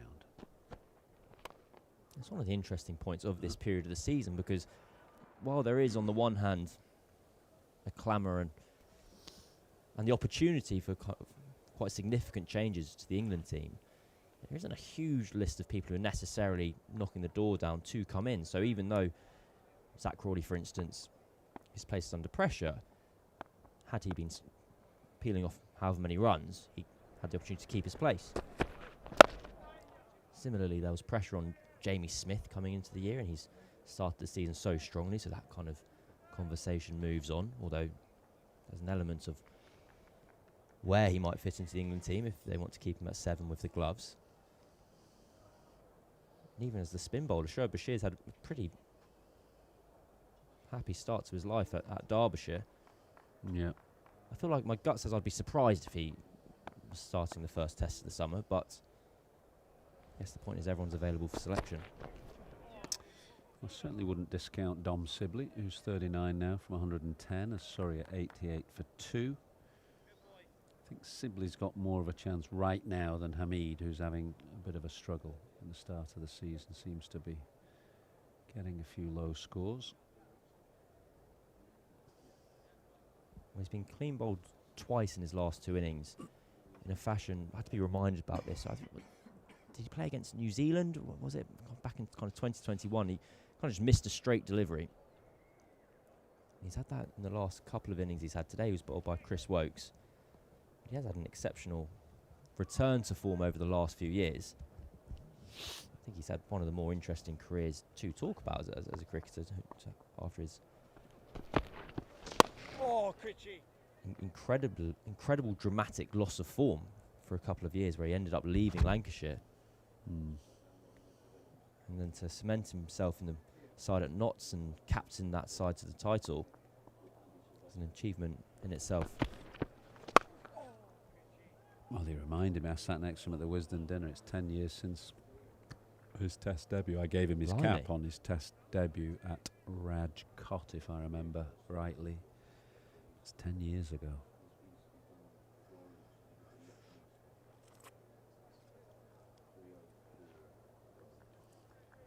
He's another player who had such huge wraps around him from when he was about 11. Yeah. Well, he's just a bit late calling for the single there, Dom Sibley, but there was an easy one because mid-off is hanging pretty deep. He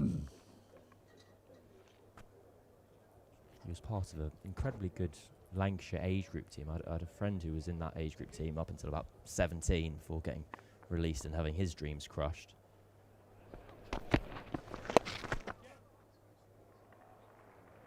Tickle fine by Pope. Should be a third if Sibley gets his skates on. He does.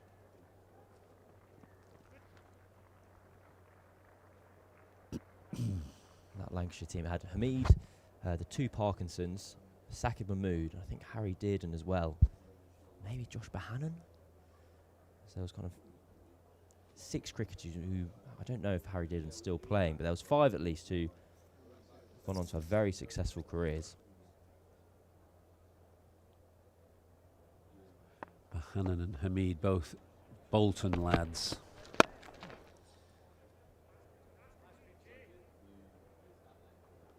Bohannon actually went to the school that my dad taught at. At the same time, or? No. I mean, my dad's been retired 30 years now, but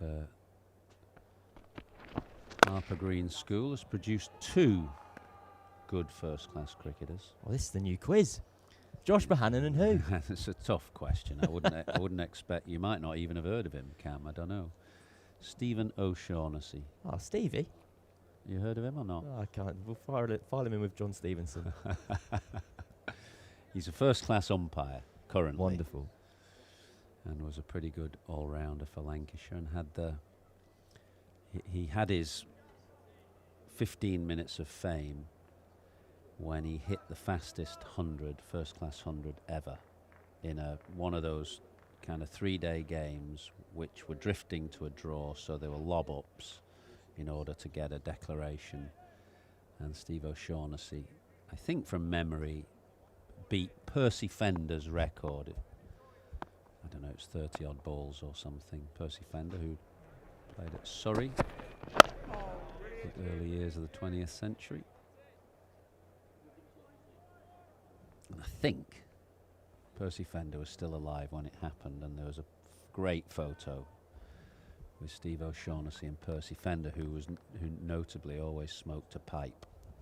Great old photo that appeared in the press the next day, and I think Steve O'Shaughnessy was a bit embarrassed because it was just declaration bowling, but he slogged it around for the fastest 100.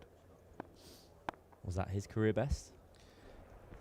I don't know whether it was his highest score, but it was kind of his 15 minutes of fame, if you like.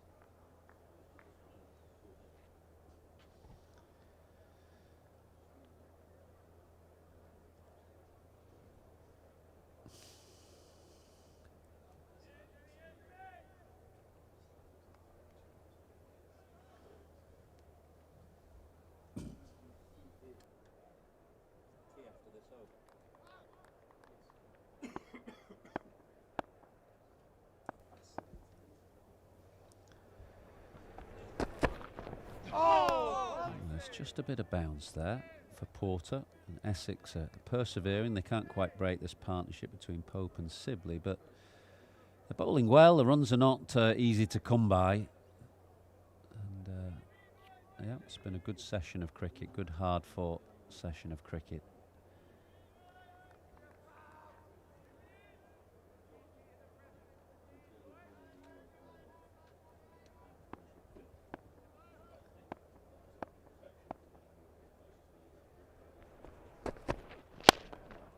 Another lovely drive from Dom Sibley. He hit one just like that in the previous over as Porter slightly overpitched. He did so again and got exactly the same treatment. He's finding some rhythm towards the end of this session, Dom Sibley. He's just very selective in his opportunities.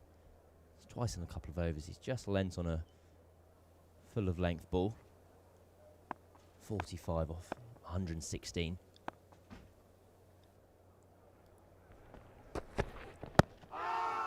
No, too far forward and outside the line. Gets a big stride in, Dom Sibley. It's the way that opening batters used to look to play, but it's not quite so much in fashion these days. But Sibley's definitely somebody who likes to get a big stride. Feels like a bit of a hybrid to that technique that was very fashionable a few years ago, batters batting on off stump in an attempt to kind of line up the ball, leave anything outside their eye line. Well, it's the end of a good hard-fought session. Surrey lost Jamie Smith in the session, but have made it to tea relatively unscathed. 98 for 2. Dom Sibley's played really well for 45. Ollie Pope is in good order. He's been in good form in the 2 matches so far, and he's unbeaten on 44. We've had 40 overs, and Surrey 98 for 2. Well, if you are thinking about leaving us for the tea break, don't. We're going to have an interview with the Screen Rots co-host. Before we do that, we're going to run through the cards. There's the match summary for you. Surrey 98 for 2 in reply to Essex's 409. Sibley and Pope well set on 45 and 44 respectively. As Atherton said, it's been hard going in the afternoon session. Very tight lines from Essex's bowlers. Simon Harmer came on for a bit of spin. He delivered 6 overs. 0 for 10. Dom Sibley was trying to get the reverse sweep out on occasion, but to no avail.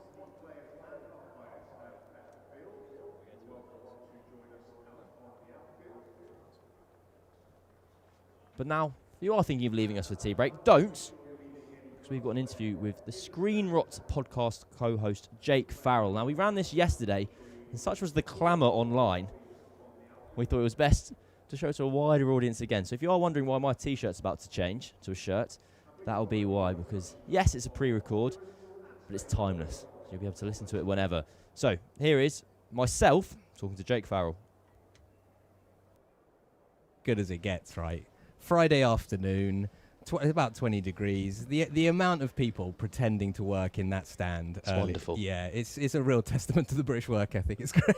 I love to see it. So my suspicion is there's going to be a very select percentage of people listening to the live stream or watching it at the moment who are going, goodness me, they've got Jake on from that podcast I love. Yeah. There's going to be, admittedly, a more significant percentage That's fair. who are going, who is Jake Farrell? Yes. What is the Screen Rock podcast? Yes. So why don't we start at the beginning, and can you just explain what is this viral phenomenon you guys have created over the last year or so? Oh, wow, that's very kind. That's one phrase for it. Yeah, so me and my mate Jacob are both stand-up comedians, have been doing stand-up to varying degrees of, I was going to say success, but yeah, doing stand-up for about 10 years. About 2.5 years ago, we started a podcast called Screen Rot.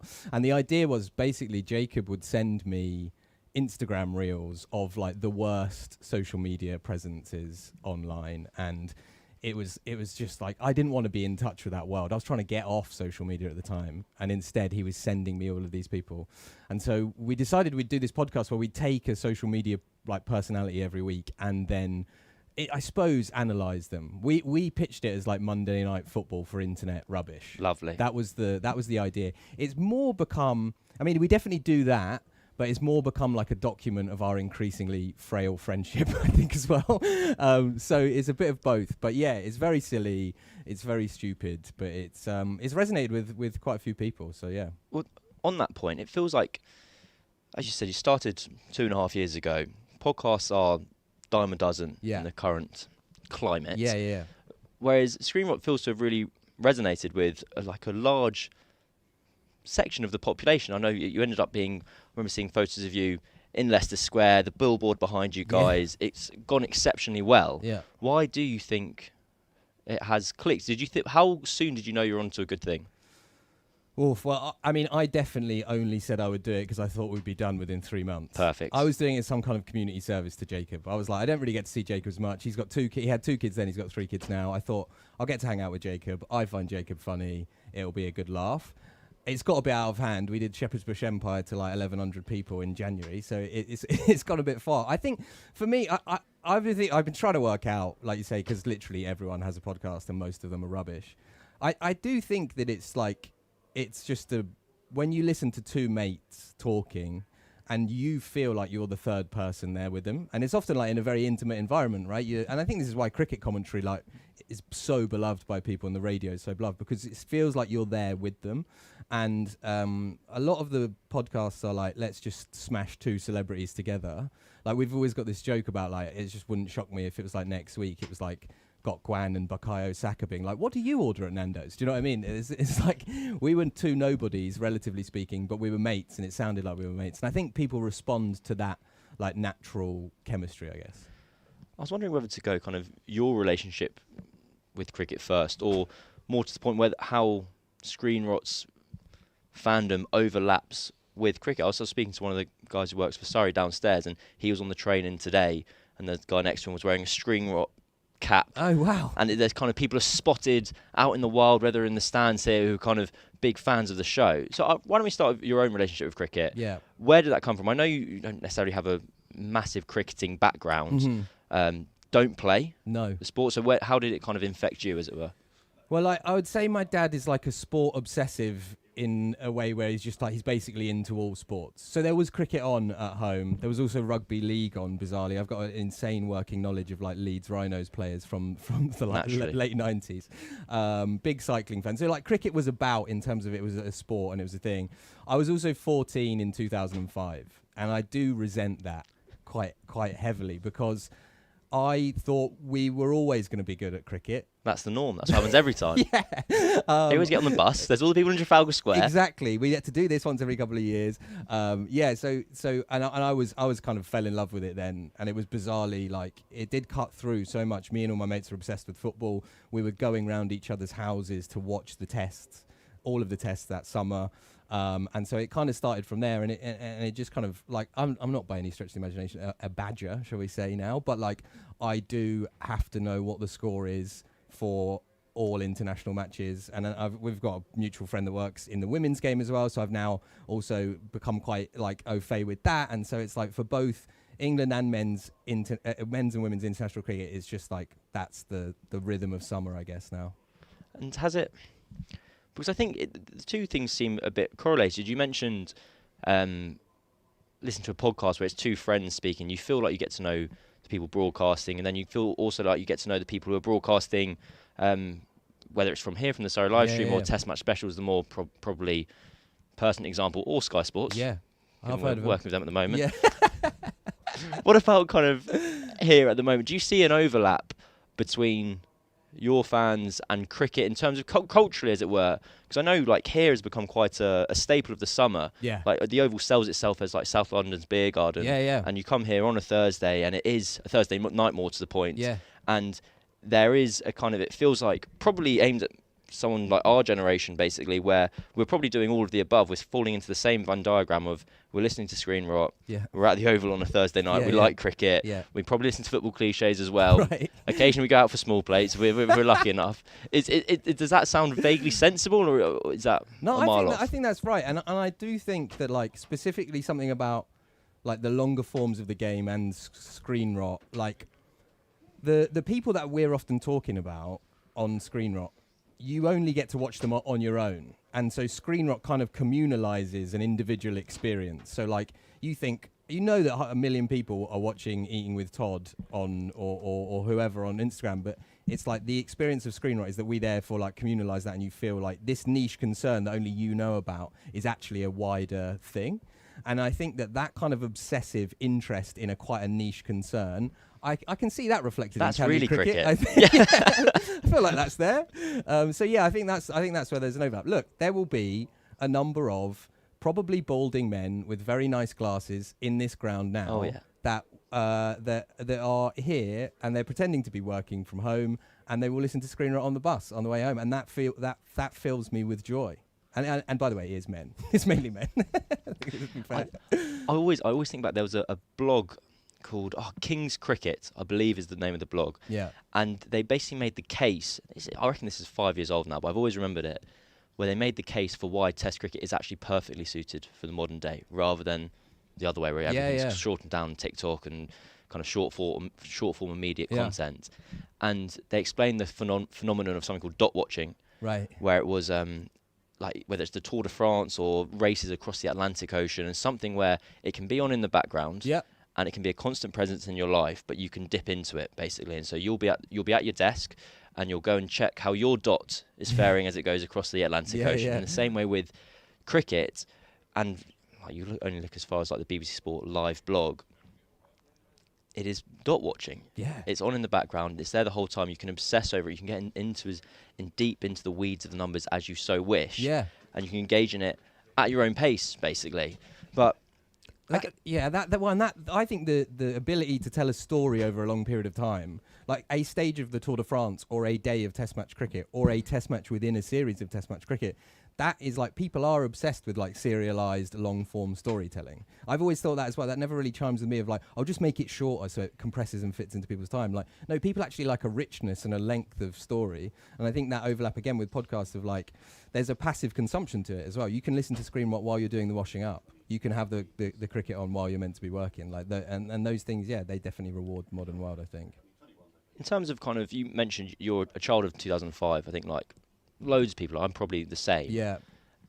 The sport has changed drastically over the last 21 years. And if we're talking about it in terms of, it did feel like more of a national game at that time. And I guess my question to you would be, as someone who's not necessarily within the stereotypical cricket spheres of 2026, as it were, versus 2005. Yeah. How do you find kind of engaging in the game? Do you feel it's something you're getting closer to, or do you feel it's potentially drifting further away? And you go, no, this isn't necessarily what I first recognised. I don't know if that's too large a question. No, I definitely know what you mean, and I mean I do have the feeling of like this kind of like, I guess I would engage with it on what might be called like a kind of hipster level, I suppose. Like I listen to Colo and Jeff. I listen to Final Word, and you on there as well. I listen to The Great Cricketer. I listen to all the Sky stuff, and like that gives you a level of engagement with it that obviously I didn't have when I first started. But and as someone who wouldn't classify themselves as like someone who's like cricket is their game or feels that ownership of it, this sense that like it's being taken away from what people actually want sometimes feels a bit grim. Do you know what I mean? Like this idea of like, actually everyone really kind of likes test matches and like, but there's this huge other audience of people that are demanding it get shorter and all of this stuff. Like I do that sometimes I feel like I'm interested in that.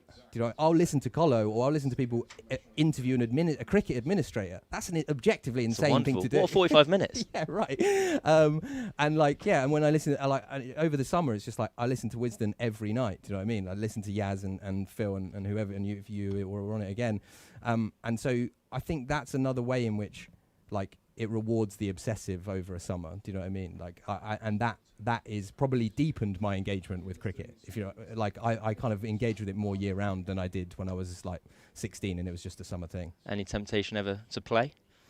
Well, I actually have a bit of a kind of trauma experience where, so like, we did have this like 1 year program at school where we had a cricket team for a year, and I, for some reason, just decided I was a wicket keeper.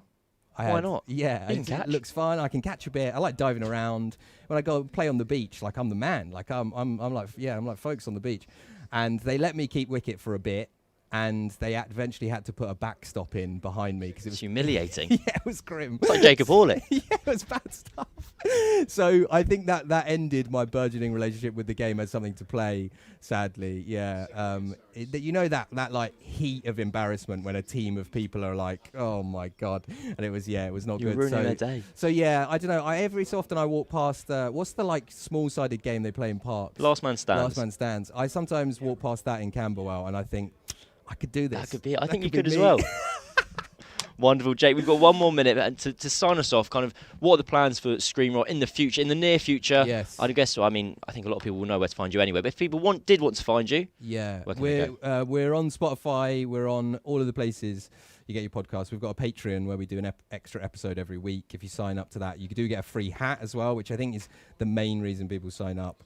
We're doing live shows. We're doing a live show with Greg James, actually, in Sheffield in early July, so people can come along to that, and we'll be on tour again in the autumn, so hopefully see some people there. Jake, what a treat. Thank you very much for coming on. Jake Farrow of the Screen Rock Podcast.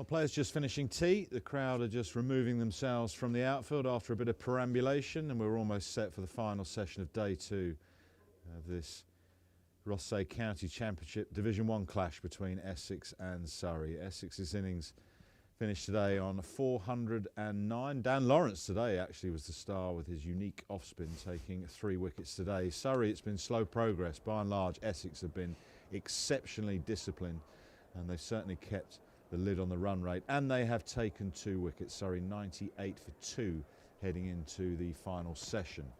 First to go for Surrey was Rory Burns. He'd taken a blow to the bottom hand, had a bit of treatment, delay of 4 minutes, and then he edged behind, as did Jamie Smith, a cracker from Snater, who really kept the pressure on after Cook and Porter had set the tone with the new ball. So those were the 2 wickets to go. It was pretty much the story of the innings as far as Essex are concerned. Relentless pressure from the seamers.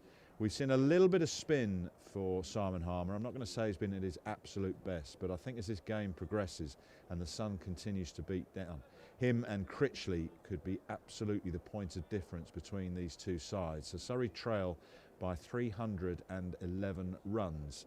Ground staff are just making their final preparations, and the crowd are just removing themselves from the outfield. The pitch has changed a little bit in complexion, certainly from a distance. It's a lot lighter. The odd one has bounced a bit more for the seamers, perhaps off some of the cracks and the divots that were created on day 1. As I mentioned, there's a little bit of turn just happening for the Essex 2 spinners.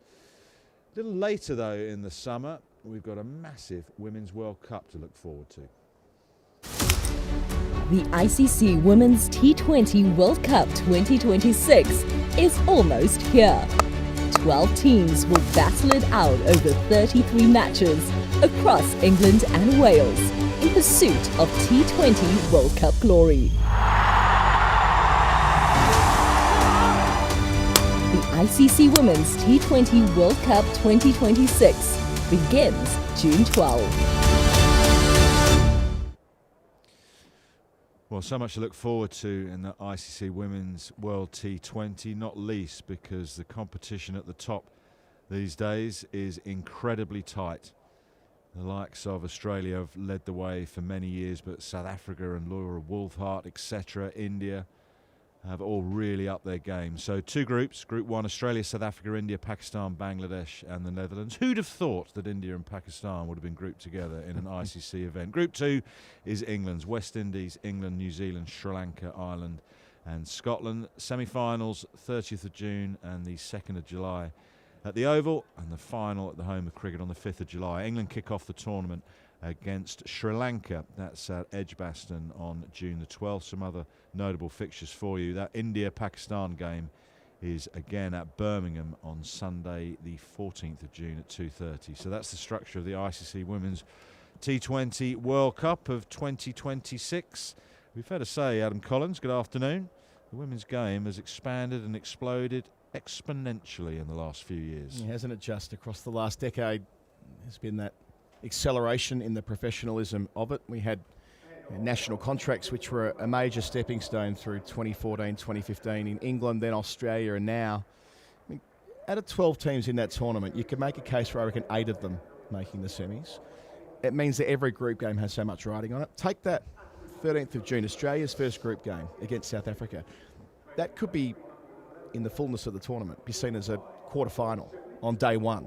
So it is cutthroat. It does mean that so much rides on every game. Not every global tournament, there's heaps riding on the early stages of it. We see men's 50 over World Cups where everybody plays everyone and it stretches out across 6 or 7 weeks. But yeah, this will be all action from the 12th of June up at Edgbaston. Final at Lords. We saw the final at Lords with the last time the women had a World Cup in England in 2017. That was a momentous day as England defeated India to a full house at HQ, and we should be so lucky to have a tournament that grows and expands the game yet further. Yeah, and they're playing at some of the bigger venues as well, which I know is something that the England girls are definitely looking forward to. I was fortunate to spend a week at their camp in Johannesburg a few weeks ago now. I spent a week out there.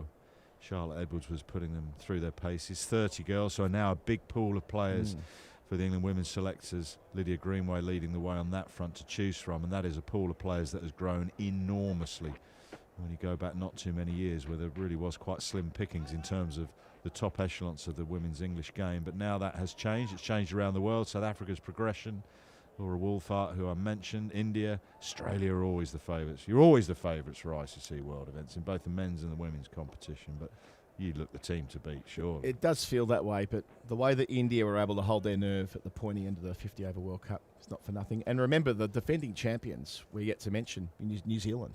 They won the tournament a couple of years ago in Dubai. And under the leadership of Millie Kerr, she has been in remarkable nick since she became full-time captain. Tons and bags of wickets everywhere she goes. 25 years of age, she's an absolute star. So one of a number of teams who could make a real impact this summer. Your new captain can't stay fit. Yeah, Sophie Molyneux, it's an ongoing storyline. It feels like it's a bit old school, where they've picked the best leader for the team, even if she may not always be in the best 11. Right, here we go. Start of the evening session here at the Oval. Snakes up to Pope, who defends right under the eye line. One other quick line about the women's game this summer. England women play a test match at Lords. Yes. And all of the girls that I spoke to out in Johannesburg, Pretoria, were enormously excited for that to be taking place. That'll be some event.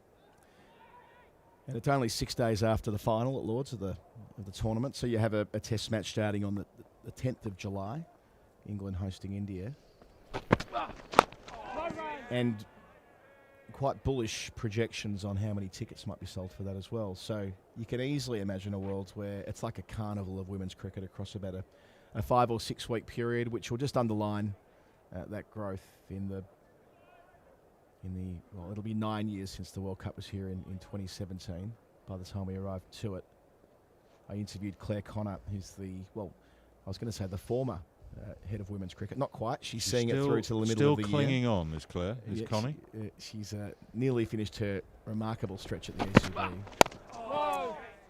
And so it's an appropriate jump-off point for her because, well, these major set-piece events in 2026 will underline the remarkable work that's been done in this country. And she's been right at the centre of that, and of course at ICC level as well, where she was the first ever woman on the cricket committee and has served a number of senior positions around the place in making sure that these tournaments are must-see events and quite rightly prime time in the middle of a summer.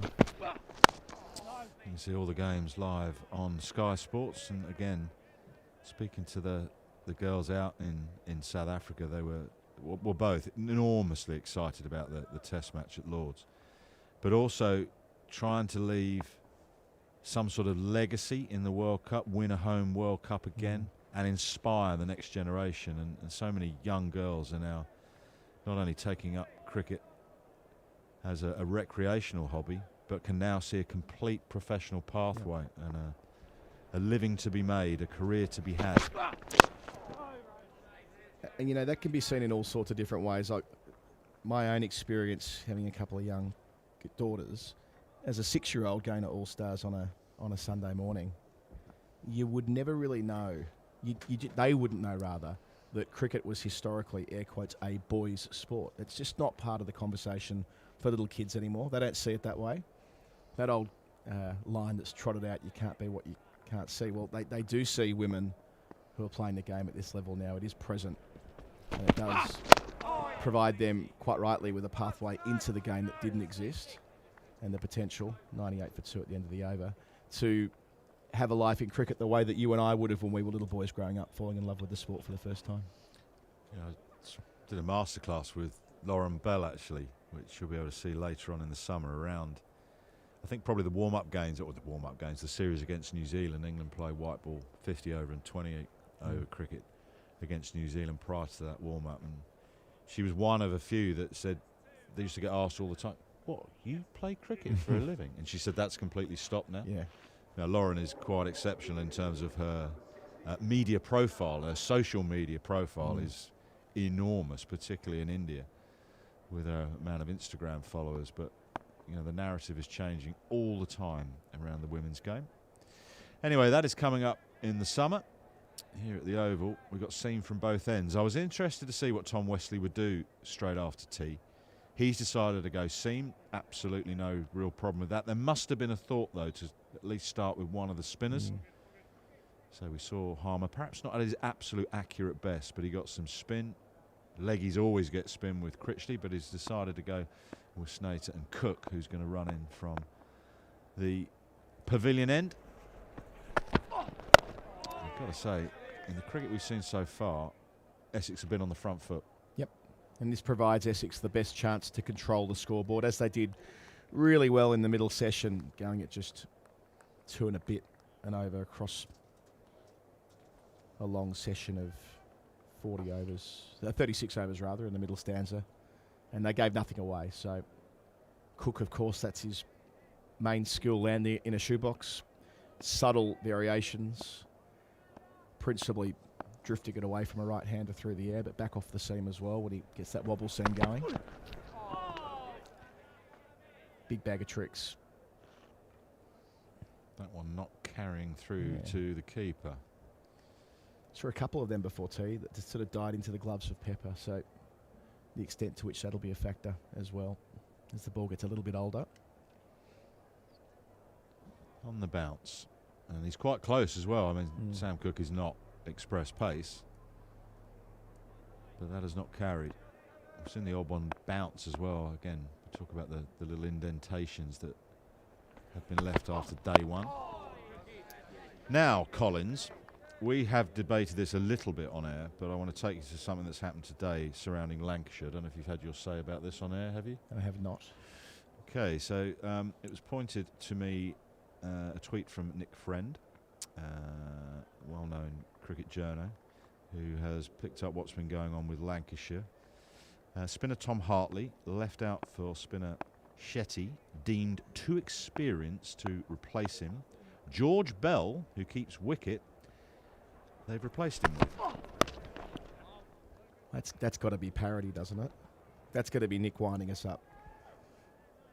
No, because beneath is a Lancashire cricket tweet all-rounder Avraj Shetty has been replaced by wicket-keeper batter George Bell after sustaining a hand injury in the morning session. You couldn't make it up. I mean, what this is that the about? Second week in a row. What is that about?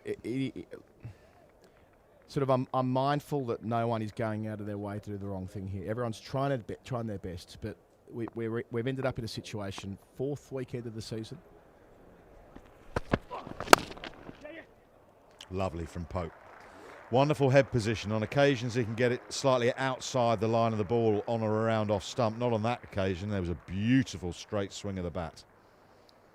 Had precious little room to work with too. They've got that part of the ring bolstered, but he bisected the fielders. It's a lovely stroke.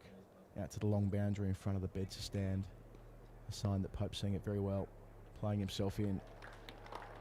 But this is the second week in a row, coincidentally it's Lancashire in it, where they've said the experience of a cricketer precludes them from replacing someone who has the same discipline as them. Close. Shake of the head from Chantry, the umpire. Maybe just a little bit of nip and movement down the leg side. End of the over, 103 for 2. Well, he's been consistent, Chantry. He's kept the finger down all day. On a few that have been close or marginal. So if that was hitting, it was only hitting leg. Cook was pleading. Umpire's call. Umpire's call. We were joking earlier with Yaz that we all get a pretty good feel these days watching so much DRS cricket. We go, yeah, that's a bail trimmer or that's clipping leg. About 30% a leg, I reckon. That, you know. But go on, that get off your long run with that look, sub. If we're now measuring the suitability of a replacement based on how much experience they've got and disregarding the discipline and letting a wicket keeper replace a spinner, that's going to be an emblem of where this has gone awry so quickly. I'm not sure whether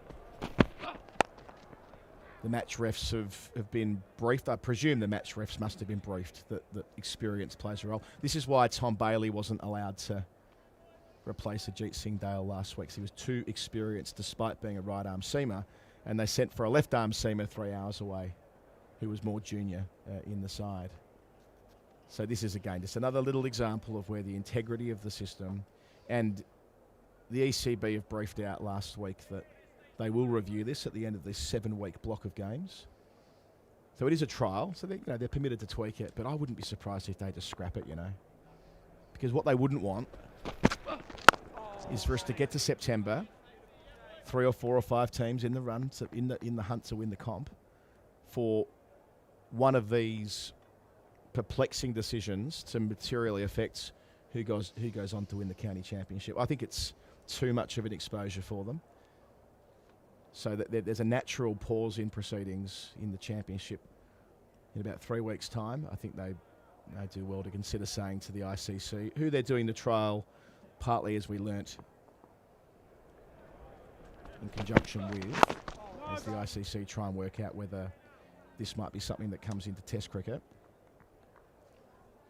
There was a trial in South Africa, there was a trial in Australia in domestic cricket, now it's being done here. But you would think that 7 weeks or 7 rounds, okay, trial done. Well, let's put it to one side. Well, maybe Lancashire are hoping that George Bell is a bit of a Tim Zura and can bowl a bit of leggy as well. I mean, it is a complete nonsense. One of the great quiz questions. Who led the bowling averages for Australia in the 93 Ashes? Part 2, it was a leg spinner. Everyone assumes it was Shane Warne. It was not. It was the replacement wicketkeeper, Tim Zura. Mean leggies he bowled, actually, on occasions. Which leggies, sorry? Mean leggies. Oh, mean leggies, yeah. Mean leggies on occasion. I'd take that as, I'm being facetious here, but with this substitution stuff, and if it's come as a suggestion from ICC, you'd suggest they're thinking about it in international cricket, right? Yeah. Now, let's take it a step further in terms of light-for-light replacement and experience or whatever. So let's say India are playing a test match. Jasprit Bumrah runs up, first over of the test, goes in the back. Yeah. He's out. India, under the regs, quite rightly say, we'd like a replacement, please. Why can't the match referee turn around and say, well, I'm sorry, you can't replace Jasprit Bumrah because he is irreplaceable. There is no light-for-light replacement. There's, what about Siraj? No, he's not as good. Where does this end? You put in laxative, get a coach talking about putting in laxative in players' drinks to make them unwell, to get them subbed out. That is a part of the dark arts. It's a complete nonsense, well-meaning nonsense. And I think we all accept, you might have made this point yesterday, we all accept why, for very good reasons, concussion subs exist. 100%. I don't think there's any debate on that anymore. No. There might have been at the start. We all understood why, at the time, COVID subs were important. Around the time when there was no vaccine and there were other complicating factors around bubbles and compromising lots of players at the same time. The injury and bereavement subs, that also makes a lot of sense. We've heard some terrible stories about players not being able to get to where they need to be in the event of serious matters in their private lives. Totally fine with that. But the run-of-the-mill injury, which is part and parcel of multi-day cricket, that's different, surely. And hopefully this trial and other examples around the world will be enough for the ICC to say, look, for whatever reason they're looking at this, they'll see where it will be manipulated. Everybody knows that. If it hasn't been already, it will. The laxative in the drink's a good example. It will be taken advantage of, and then what? Professional sports teams, men and women, will find a way to push the line. And that is up to the authorities to make sure they're kept in check. This just has far too much latitude. It's too open to interpretation and incorrect interpretation. That's just a nonsense, replacing a spinner with a keeper.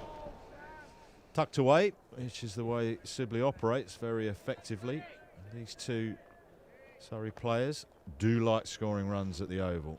And they need a bit of a partnership. The run rate is low. They're not going to be interested in increasing that at the minute. They steady the ship after the loss of those 2 wickets, still trailing by a lot, 304. What's been impressive with Sibley since returning to the Oval, this is his 3rd season back, is that he's been able to moderate his game to what the match conditions required of him. If there was a criticism of Sibley as a test player, is that he was one-dimensional, that he did his thing regardless of the match situation, and occasionally it left England wanting for a bit more. That's not been the experience with him since he's returned. He's had innings where he's batted fluently, truly fluently. and he's found a way to prioritise scoring at a higher tempo. But today, having got off to a bit of a flyer, actually, he's wound it all the way back, absorbing all the pressure that Essex have thrown at him. And now this pair have put on 76 hard-earned runs to... Flashed away in between point and extra cover. That'll race across the practice pitches. So a couple of pleasing strokes from Ollie Pope in this little session after tea, and that boundary takes in a 50. 52 from 98. Both of those drives through the offside of Sam Cook since tea have looked the part. And that's what he and Sibley have earned now, that they can start transferring pressure back the other way. Trailing by 300, long way to go. But they need to win this session and win it comprehensively, and that will ride on in no small part how this pair progress from here.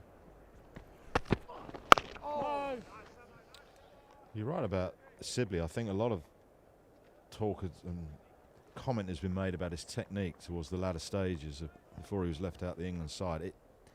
It's so inhibited his ability to score. So one-dimensional, both in terms of method and mindset, as you quite rightly say. And now he's gone back to a more orthodox technique, which means he can access the offside. He is able to go maybe up and down through the gears, as you say, got off to a bit of a flyer, then reined it back in. To be honest, though, Colo, that's batsmanship. Nice end to the over from Sam Cook, 109 for 2. I've sort of pondered aloud in the past, as we're seeing some of the best of Ollie Pope on his way to a well-made half-century. Got a century and an unbeaten 80 here a couple of weeks ago in a high-scoring game against Leicestershire. And finding himself out of the England Test 11 in the latter part of the Ashes. The way to get back is obvious. Bulk runs through the next few weeks, giving himself a chance here. He's just got to keep scoring runs so they know he's there. Yep. It's going to be Bethel unless they completely change their mind and start fiddling about with him going to the top of the order with Duckett or something like that. Then it could be Pope or Rue or whatever. But for my money, Bethel 3, Root 4, Brook 5, Stokes 6, Smith keeping at 7. So at the moment, Pope doesn't get in. He's going to have a couple of nice bruises there, Dominic Sibley, come tomorrow morning. That's the one that misses the pad and the thigh pad. He gets that fleshy part just in between.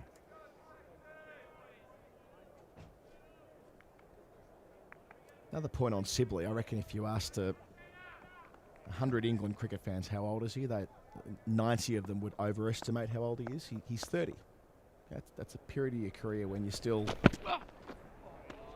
sort of trending towards the best version of yourself. We know that from history, that batters tend to peak in their sort of early 30s, and that's what he's getting to at the moment. So he's allowed to be a better player than the one that played for England in his mid-20s. You're allowed to go away, get better, and come back again. Yeah. And as you say, he's only 30. You got fast fingers on your laptop. When did how old was Alex Stewart when he made his Test debut? See, I can't type as fast as you can. I'm going to say 27, right?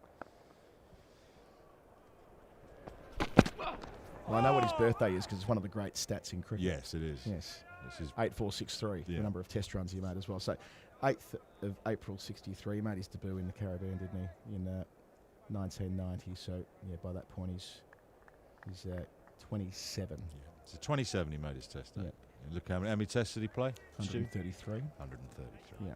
Mike Hussey came into Test cricket, not at 30, but he was on the cusp of it. Yep. What a career he had. Quite. So you're absolutely right. In terms of age, that shouldn't be a barrier. It all comes down to what England want, really. You know, what they want now at the top of the order. If they're looking for a free-flowing, aggressive opener, i.e. like a Zach Crawley, I don't think it will be Zach, or is there room for someone like a Sibley? My gut feeling is probably not in this regime, but it might be. And he's certainly expanded his game. He's gone back to how I remember him as a much younger man in his first stint in this neck of the woods.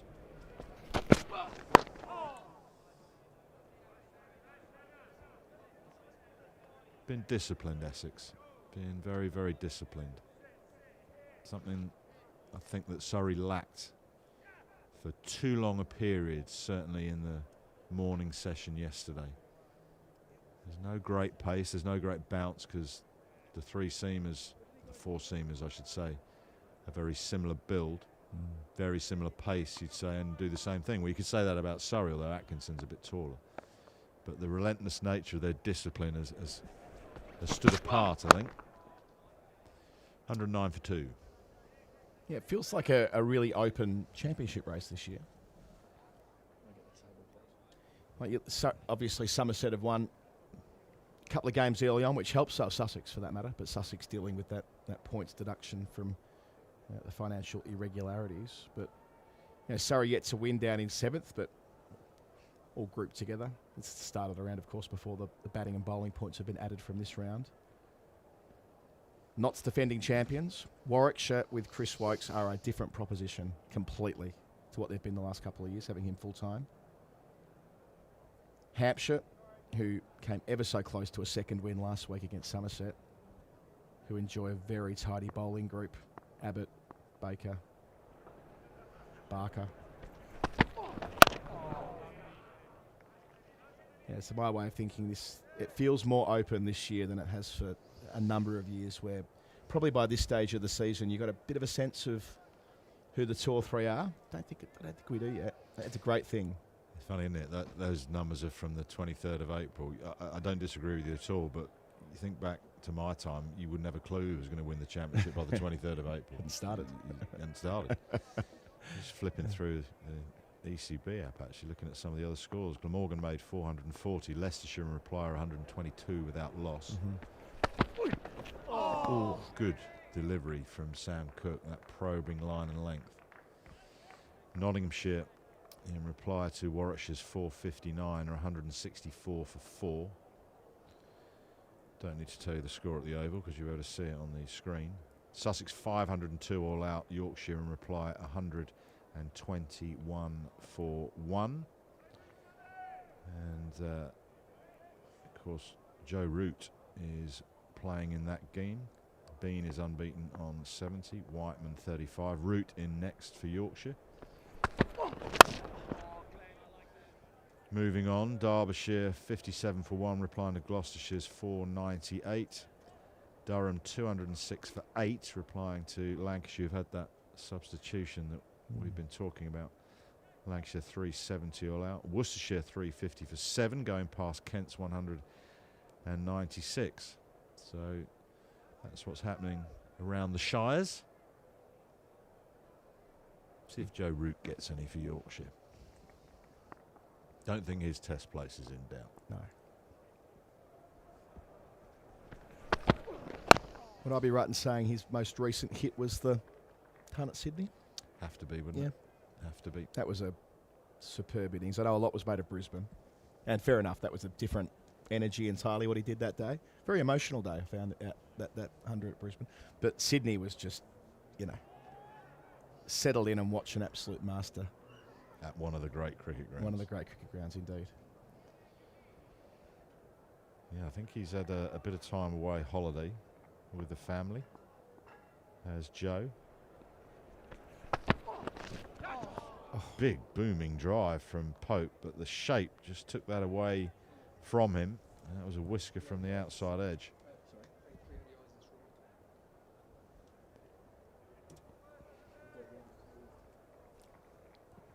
I should have known this. He played in Sri Lanka, didn't he, Rooty? He did. In that 50 over stuff. Got runs there too, didn't he? Yeah, he did. Yeah. He got quite a few. I wasn't covering it, so that's why I forgot. But anyway, since then, I think I know Harry Brooks gone and played Augusta. And I think Rooty might have been with him. As you do. Jeez, as you do.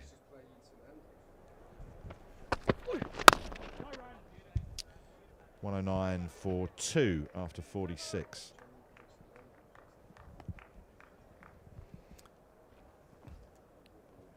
So Sibley's 48. Ollie Pope is 52, and he's made a good start to the summer with the bat for Surrey, and a good start in terms of just reminding him, and if the England selectors need reminding, what he's capable of. He is a run getter. in county cricket. Has been for a number of years. His average here at the Oval is utterly ridiculous. And he's moved into the 50s with a couple of little flirts outside the off stump, but also some sumptuous drives. When his head position is in line of the ball, his batting looks in excellent order. And all he can do is churn out the runs. So Snater again from the Vauxhall end. He's having bits chipped off him, Dominic Sibley. That's hit him on the bottom hand, I fancy. Yeah, bottom thumb.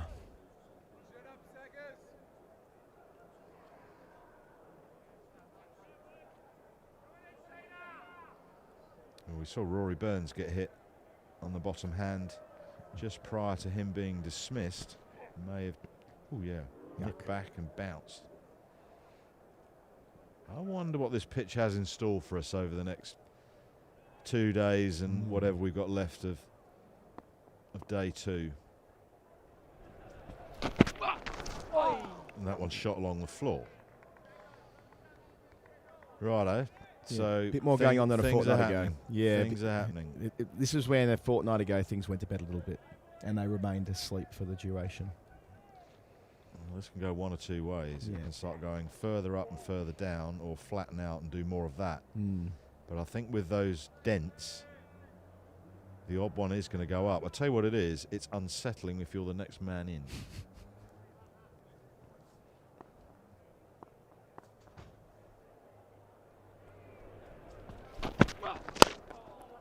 Nice straight bat. You're right about Pope here. He'll know how to deal with this on this ground. Before today, averaging 74 in first-class cricket at the Oval, 13 centuries, 3,500 runs, another 50 today. At one stage, he went to Australia for the Ashes in 21-22, and his average here was a very famous cricketing number, 99.94. He had Bradman's Test average here at the Oval from his first 5 seasons playing county cricket, which was quite remarkable. But yeah,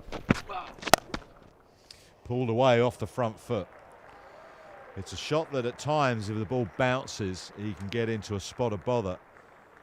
But the bounce here, by and large, we've seen the odd one go up and down, but it's pretty slow surface. But watch how he plays this more off the front foot than the back foot. Some of his weight is still on his front toe, but that's hit away with authority.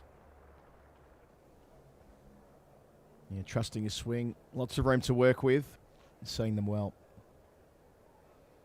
Wasn't that short. So he's picked the length quickly and perfectly.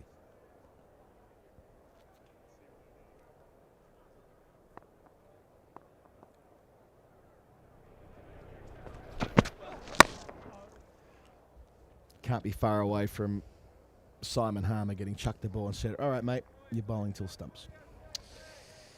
Yeah, plug him in from which end? Well, he bowled from this end. He bowled from the Vauxhall end to start with, and he got a little bit of turn. So I don't think he was at his best in terms of his accuracy. I reckon we've seen, though, more up and down bounce bowling from this end. So I'm wondering if seamers at this end and maybe plug in the spinner from the other end.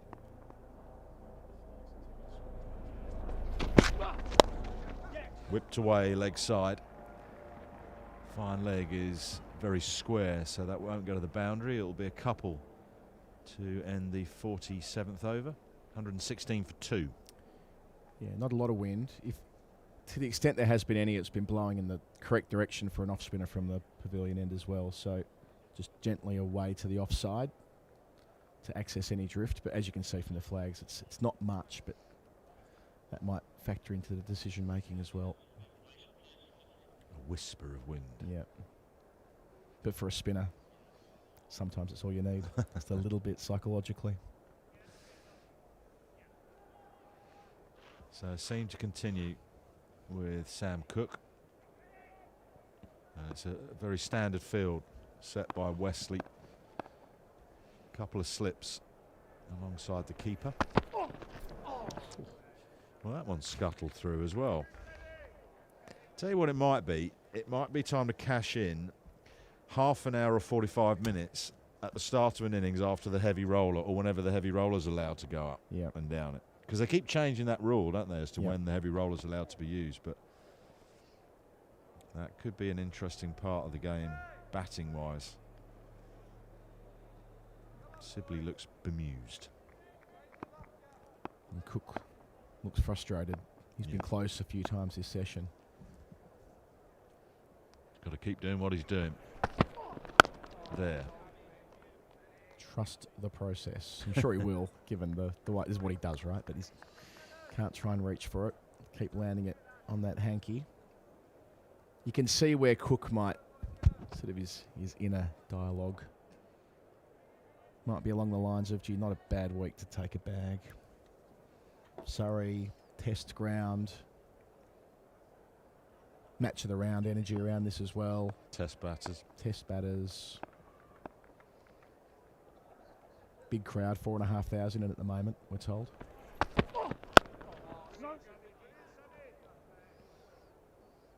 But resisting the temptation to reach for it and to keep doing what he's done so well for years.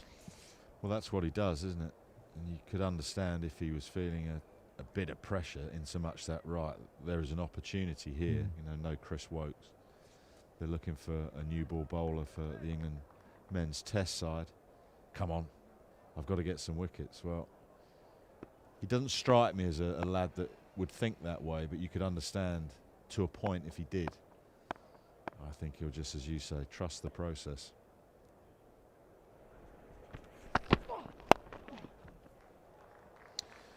He'll take you for runs all day if you bowl onto his pads, Dominic Sibley, and that single means he joins Ollie Pope on 50. Pope 58 off 111 not out. Sibley is now 50 not out from 136. Yeah, a few starts this year, Sibley, but first time he's had a chance to raise the bat.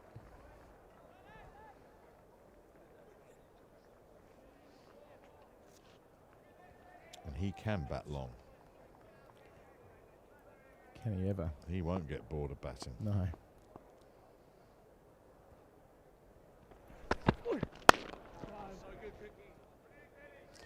So good is the call from the keeper, Cookie. In other words, don't leave there.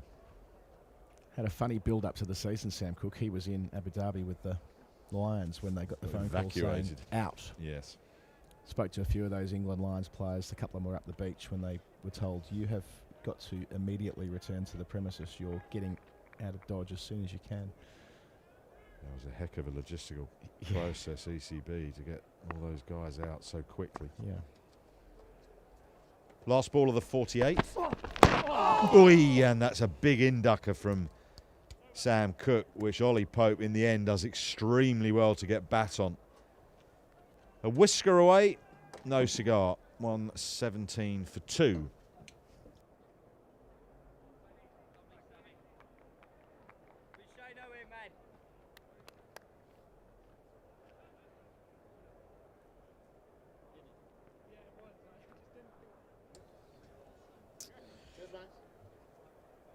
Essex yet to strike since the tea break, but Sam Cook ever so close. Ollie Pope nearly chopping on Cook, getting the delivery, the swing in to Pope. Afternoon, Daggers. Afternoon, Yaz. Afternoon, everybody.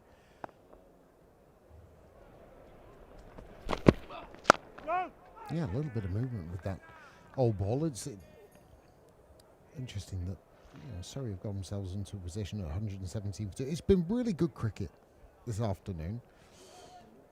And it's Dom Sibley's 50. We take a look at those balls. He's so strong on the leg side. He's played a couple of lovely straight drives. Adam Collins was saying how well Sibley's played, and that return to the technique of old, seeing him go down the ground. Always a pleasure to see any opening batsman give it the full blade.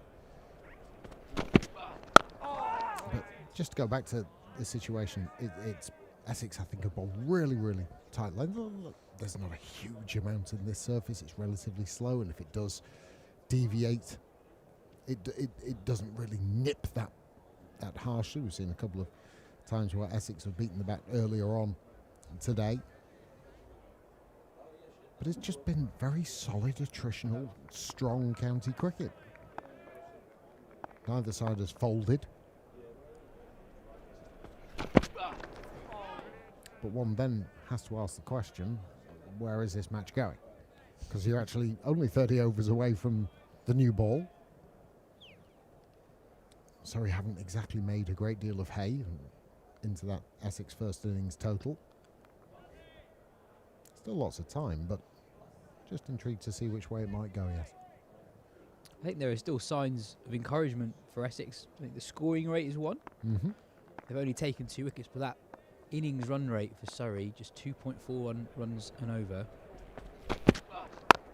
So as you say, as we begin to approach the second new ball, Surrey haven't made that significant a dent into that Essex first innings total of 409. And also we've seen some signs of inconsistent bounce as the days developed. And the ball, sure, there's not loads of pace and carry in the pitch at the moment, but we have seen the ball move laterally in the air. Just in the last 10 minutes, we've seen Ollie Pope play and miss to a away swinger from Sam Cook, then nearly chopped on for one that came into him. It's been really impressive, actually, seeing how disciplined Essex have been as an entire bowling attack. We talked about the lack of variation from Surrey's bowlers, and I think it's a bit of the opposite from the Essex point of view. I like the job that Shane Snater's done. Just bustling in, bowling channels.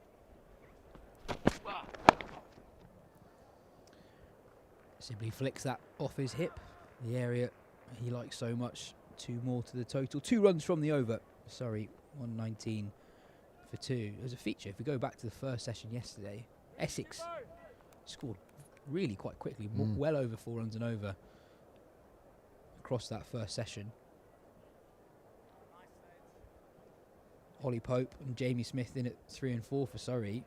2 players who naturally score quickly, haven't been able to so far today. Jamie Smith 5 off 32. Ollie Pope 58 off 113. Well, we've seen one or two wafts outside the off stump from Pope, but I think if you're there for 113 deliveries, you're going to get that. Well, you don't connect and you get gasps from the bowling side. But again, I think what I'd like to see, and it's whether Essex want to continue just from one end with a seamer, where you are still getting that movement, as we've seen.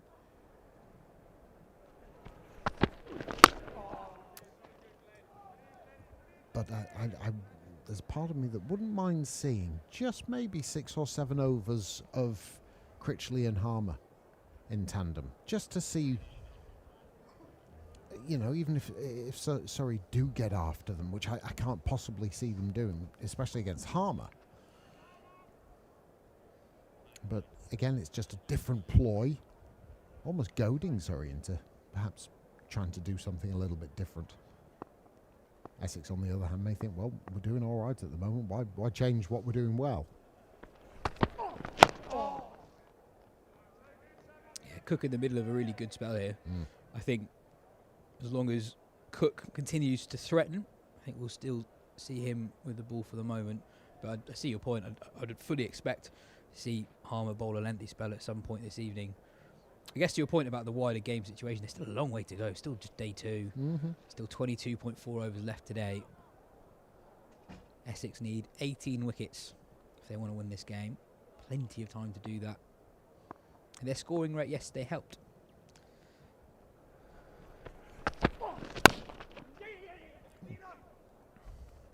In injecting a bit more time into the game. I mean, just comparing actually where Essex were at various points of their innings, they got to 100 from 23 overs. Sorry, 120 from 49.3 overs. So almost doing so in a session less cricket.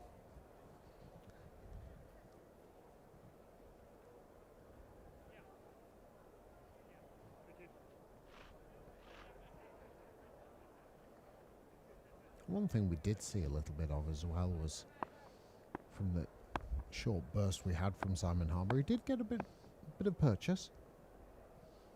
Falling from the Vauxhall end.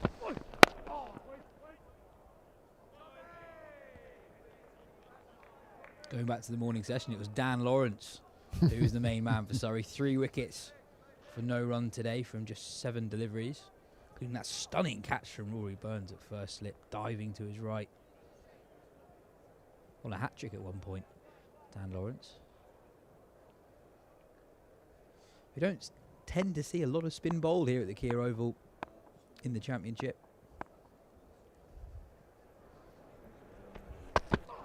All the ball. Actually, just surprised Sibley a little bit, I think.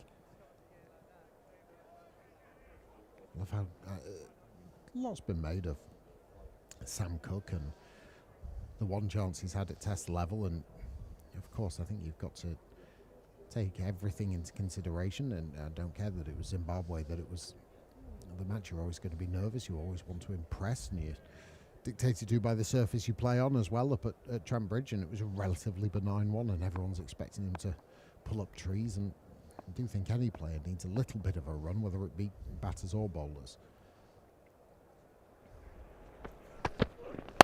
And a lot was made as the 50th over is done, 120 for 2.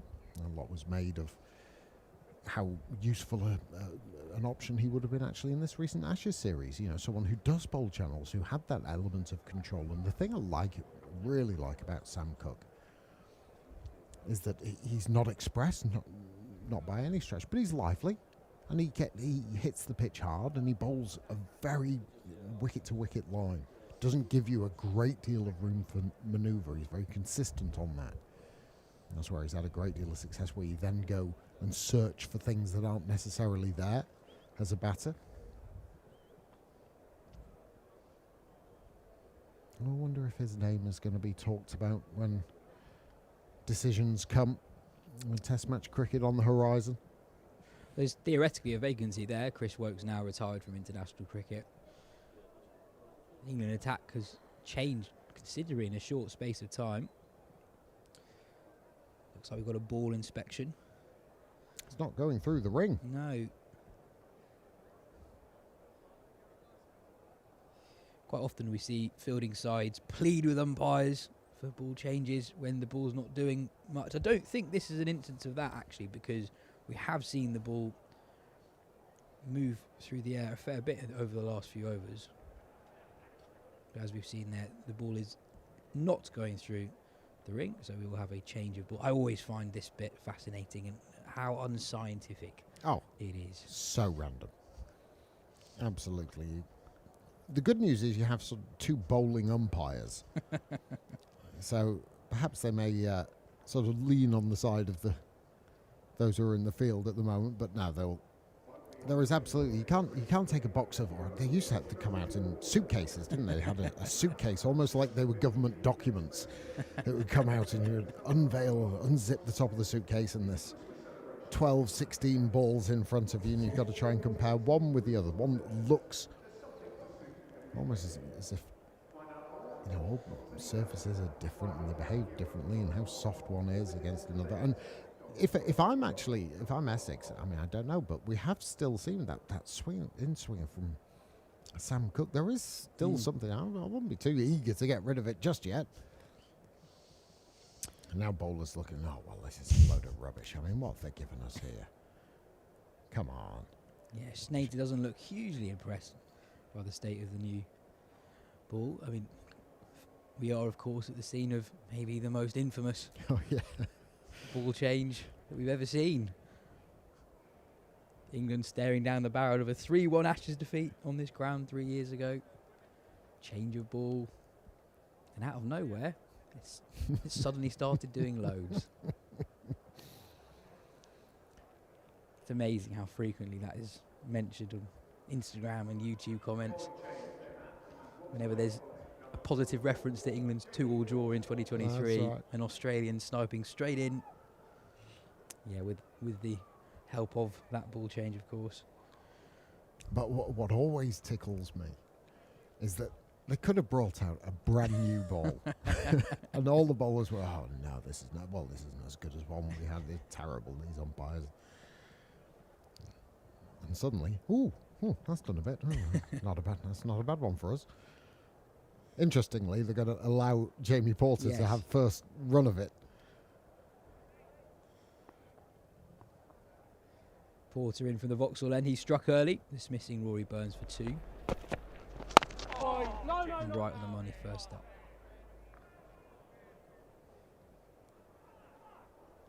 Always a good pointer as to hear how it comes off the bat. That little higher pitch means there's just a little bit more hardness in it, rather than the dull thud which exasperates all seam bowlers.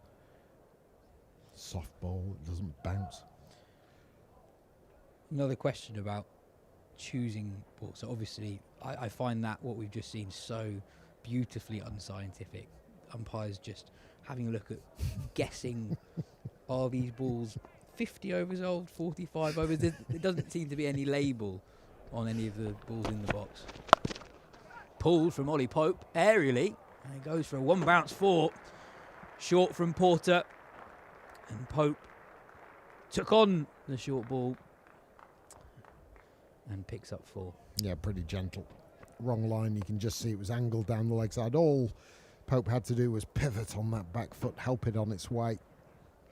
That ball might be out of shape after clattering into the boundary. Advertising fairly heavily. And go on. My other question to you was, when bowlers are choosing which new ball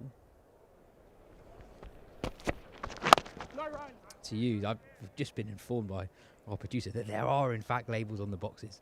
That doesn't mean anything. Which surprises me. Not a jot. Because they are still looking and inspecting the balls for quite a long time. If there seems to be a degree of subjectivity there. Mm-hmm. Let's leave it at that. Sorry, my other question was, when bowlers are choosing a new ball, surely they're all the same. No. Oh, yes. Now you've opened up this can. Lovely. Push past cover, timed beautifully by Pope. No more than a push. Beats the man at cover, and Pope finds 4 more. That's Ollie Pope at his best. You just look at the movement here, the foot movement, little trigger there, and just pushing, waiting for the ball, allowing his own timing and placement. Fairly races off the bat and across the square for 4. But that is absolutely when Ollie Pope is seeing things well. So not that bad a delivery that's got punished. And that's the flip side of Ollie Pope, where he's just played a really good, technically correct shot. All the things that he was trying to do had come off, and then gets a little ahead of himself and goes feeling for it outside of the off stump, and that's been a little bit of his downfall. I don't know if we can compare the two. But where the foot's gone. Yeah. Sorry, Yaz, but the foot's gone down the leg stump line there, as opposed to having his balance and in his positions correctly.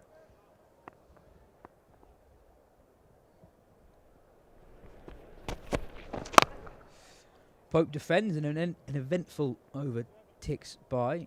8 from it, Surrey 1-8 for 2. Actually comparing those two deliveries, the one that he pushes for 4 and the player missed the delivery after, it's interesting actually seeing the follow through of the bat. The one that goes for 4, he just leaves it there. It's beautifully timed.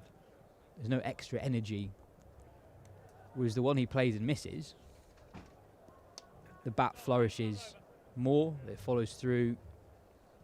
There's more energy behind the shot from Pope. Was talking also with Ian Ward a little earlier and about the Pope technique, and it's not a bad thing, but his natural way is to sort of close the face a little bit. And so when his left leg goes down, his front leg goes down the line of leg stump and then feels for it, it's not feeling it for it necessarily with a full face of the bat. It's actually a little bit closed off. When that foot movement is correct and he's going down more of a middle and off stump line as that push was, and waiting for the ball a little bit more, that's when the blade is at his fullest and he's got a better chance of a purer connection. I'm going to delve into the new ball thing with you there. Another change in the Essex bowling attack. Noah Thane will come on from the pavilion end to replace Sam Cook, so still no sign of spin yet.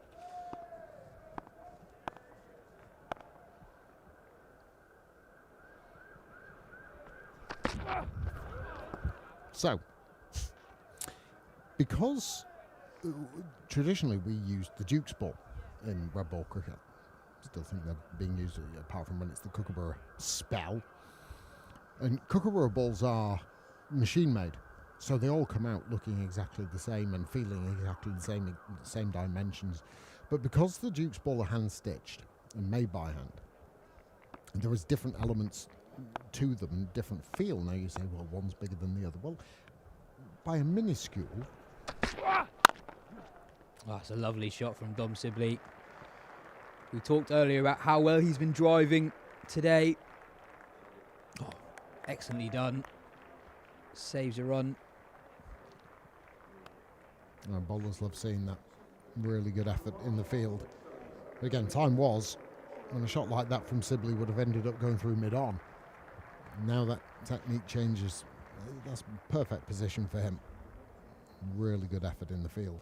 So the nature of the Duke's balls, they are actually different. Each one is a sort of very individual thing. Now, I was actually the ball chooser when I played at Leicestershire. And by a weird quirk of DNA, for a big guy, I've actually got quite small hands. So I went down, because all bowlers like to feel a small ball. The best they always used to say were little dark, deep red Duke balls. So this is the bit I specifically don't understand. So I understand that they are hand stitched, so there might be some minute differences between each ball, but surely the size is the same. No. No. And do you know what? Maybe it is. But it's bowlers are idiosyncratic type of people, and they like their feel.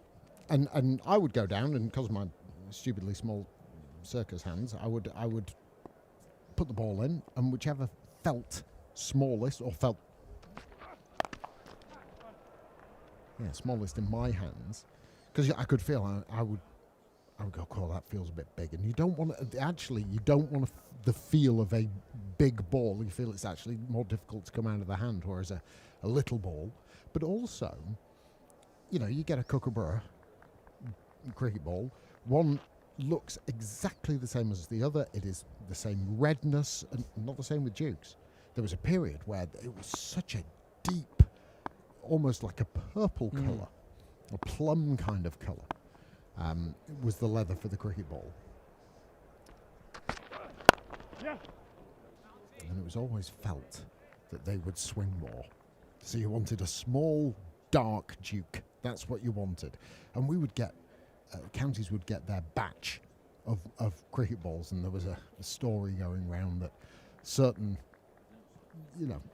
there's no truth to it whatsoever, but certain, you'd always say, oh, well, for argument's sake, and I must say there is no truth to this, because, well, James Anderson plays at Lancashire and he gets all the good balls from Dukes, or whatever it may be. But you could see two discernible, some were bright red, some were very, very dark, and you always wanted a small, dark one. What I would say, this is from an amateur cricketer's perspective, we had a cricket media game a few years ago. I think it was actually the work of our producer, John. He, at the end of the season, produced a Duke's ball that's one used by the pros for our game. And it was the first time that a lot of us had played with a ball that the pros use. And from an amateur's point of view, it was remarkable how different it was. In that 20 overs in, it was basically the same. Yeah. And you're 100% right. Now, go back now. If the kookaburra experiment with red ball cricket happened when I was playing, I wouldn't have got a game, because I needed the ball to swing. That was swing bowler. Well, I was absolute cannon fodder if it didn't swing. Everyone was lining up to face me. I was, and so, you need it. It was your one sort of weapon as a bowler.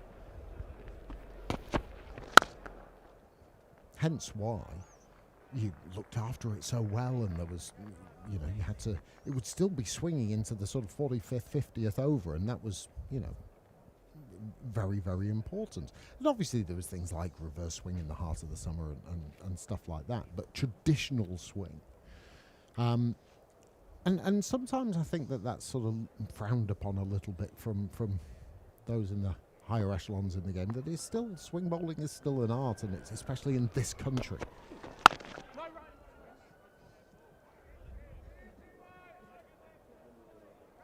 I think that should be something that's celebrated, you know, much like, for argument's sake, bounces in Australia or spinners in India. You know, here in places like New Zealand, the ball swings, you know, so you've got to have a technique to deal with it, and bowlers have that as part of their armoury. Yeah, I think that the game naturally evolves, and I think the art of swing bowling is a response perhaps to also what the pitches we have in the UK. Oh, that one rears off a length. Again, another sign of a bit of inconsistent bounce. It's just the odd ball. It's not happening regularly, but it's happening often enough that it may well just be leaving a question mark in the head of the batters. Yeah, you're right, yes. It's just surprising batters here and there. So every 5 overs or so, there'll be a couple that just reared. Nothing overly concerning, but perhaps a sign of things to come. There's been the odd ball that's kept a bit low, but thankfully from the batter's point of view, those have been well outside the off stump. Yeah, going back to the point about swing bowling, our pitches are very different to those in Australia. You know, this time of year, it's hard to inject life. It's so cold in the morning. How are the pitches supposed to be hard in April? But obviously a very cold and wet start to the year as well. So it's harder for stereotypical Australian-style hit the pitch, hard bowling to be as effective at this time of the year. And swing throughout the 80 overs that you have a ball is something that makes the cricket more interesting. Yeah, very much so. But even now, not loads of carry for the Essex bowlers, but what is keeping them interesting is that movement through the air and off the pitch.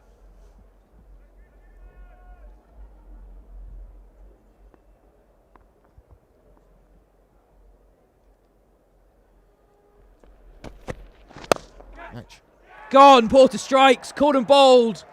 Ollie Pope falls for 69. Porter's been threatening, beaten the bat on a couple of occasions, and now has his reward. Ollie Pope gone for 69. Well, the change of bowling has worked for Essex, and Pope will be frustrated. He just seemed like this either stopped on him a little bit or he was a little bit too early, and where he was looking to try and play it a little bit through mid-off or extra cover, that bat turns, that closed face, and a smart return catch. Might seem easy, it never is, in your follow through, and the breakthrough is made. The partnership is broken. He's played nicely for his 69 as Ollie Pope from 131 deliveries, but he has to trudge back to the pavilion. It's 134 for 3. Big wicket, Ollie Pope coming into this game off big runs in Surrey's previous fixture against Leicestershire. Has such a good record at the Kia Oval that his first class average has actually gone down despite scoring 69. Averages 74 at this ground. But earlier we were speculating about how this game might develop. That is a big moment and a big wicket for Essex. 3 wickets down now, and the new man in the middle is a man formerly of Essex, Dan Lawrence, coming in at 5. Still a lot of cricket to play today. 19 overs remaining. Much as we saw yesterday, as well, where Surrey had toiled in sessions 1 and 2, had a little bit of success in the second session, taking a couple of wickets, but actually it was in the last session of the day where their rewards did come. So much like Essex bowled a lot better in their first 53 overs in comparison to what Surrey did. But perhaps they might be thinking along similar lines, that all of their endeavour over the afternoon in the sunshine might actually bring them some reward. It's so disciplined throughout. As we said earlier, Smith and Pope, notoriously quick run scorers, haven't really been able to press forward the initiative for Surrey today. And that discipline has brought them a very, very important wicket. No, Thane will continue from the pavilion end. Bowling to Dom Sibley. One slip in place. Paul Walter at first slip and 2 men out on the leg side boundary. Thane probably the sharpest of the Essex seamers.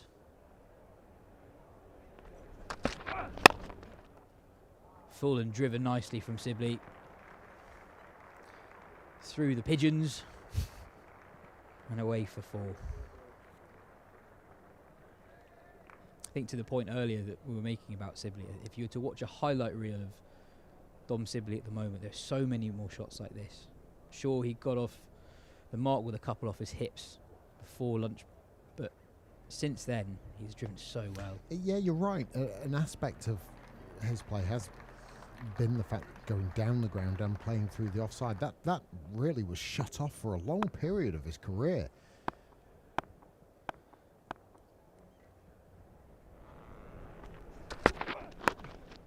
And there's a great example. Anything that you put on his legs, he's going to put away anyway. So really opening up the rest of the field to him has been he's had to work hard and changing those things.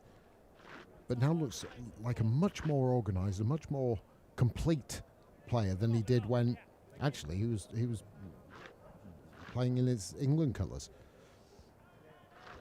No, I completely agree. I think he's playing the best cricket of his life at the moment. Brilliant year in the Championship in 2025.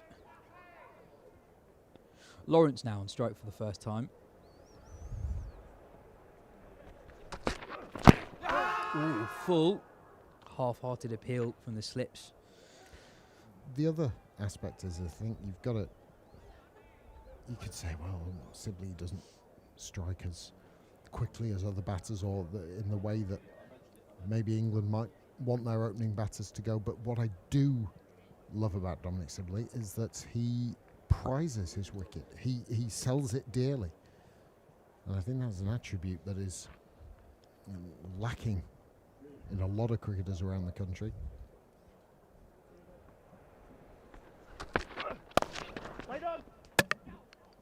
There's a season a couple of years ago where I think Sibley averaged about 40. And the point I kept making is I think that was worth so much more because of the number of times Surrey would just negotiate the first 30 overs, get through the new ball period. He didn't quite get the rewards that he threatened to that season, but just he so consistently gets through the new ball, and that does wonders for the guys beneath him in the order as well. Yep. Lawrence off the mark. But 'twas ever thus. Your role of the opening batter is your stroke makers are behind. The hope is that at worst your opener stays in for 25 overs, and then the new ball bowlers have gone. The ball's a little bit older. Conditions have just settled somewhat, and you can allow those stroke makers not to necessarily come in when your side is 10 for 3. That's the last thing you want. You want to make sure that you protect an exciting middle order. No! Defended by Lawrence. 7 runs from Thane's over. Surrey 1 for 1 for 3. I think with Sibley, before we talk about Sibley, let's have a look at that third wicket, that of Ollie Pope, caught and bowled. You're saying, Daggers, you think that potentially might have just got stuck in the pitch a little bit? It was one of two things. It did dart back, not a huge amount, but enough. It only has to move inwards off the seam or off the pitch, an inch and a half, and the timing that Pope would have thought was coming his way was not necessarily there, but I do also wonder if Pope had just got in front of himself and was a little eager and a bit early on it. Porter will continue from the Vauxhall end.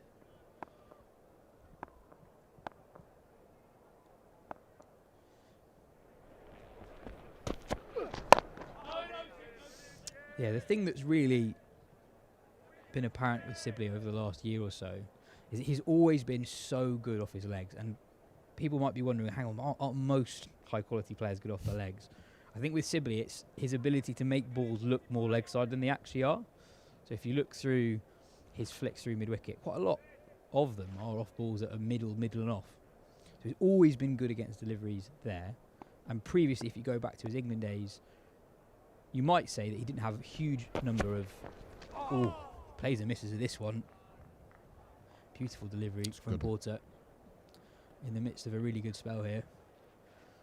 The accusation against Sibley would have been that he didn't have many boundary scoring options through the offside. Well, I remember when I was very early on in my career, played against Rob Bailey. Very fine player, Rob Bailey was. Yeah, obviously played England internationals, and I was only a young bowler. And couldn't for the life of me understand how I kept getting hit through mid-wicket to balls that were on and around the off stump. And I'm thinking, what the hell am I doing wrong? And it was all about, his ability, but his reading of length. So he was naturally good through that area anyway, as most top players are, but it was the reading of length, and that's where I think Sibley is actually really good, especially with the balls from right-arm bowlers that are coming towards him, or angling into him, I should say. So actually, the point that you make is absolutely spot on, that even though that angle is there, his natural way of playing is to work the ball, and he'll do that from a certain length. At times last season, you wondered where you're supposed to bowl to him, because he's so good off anything straight. Very, very rarely is drawn into a loose shot outside off stump. But previously, I think bowling attacks could hang the ball outside off stump. And sure, Sibley was patient, but the bowling attacks weren't being punished. Whereas now he has just a few more boundary options through the offside. No, agreed. Quite a few moustaches in the crowd. Some that don't necessarily belong to the top lip. I fancy.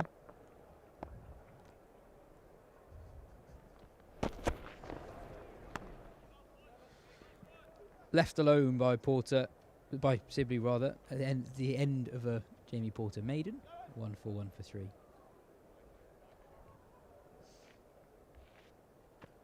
Still no sign of spin daggers. No. 17 overs remaining today. The good news for Essex as well, I mean, another piece of good news, but if they can continue, maybe take a couple with them, that's what they'll be hoping. Overnight, get Surrey 5 down for around about, 17, for less than about 180, something like that, 185, if they can leave the day with that. But also, come back tomorrow morning, relatively fresh, only 8 overs until the new ball is due as well.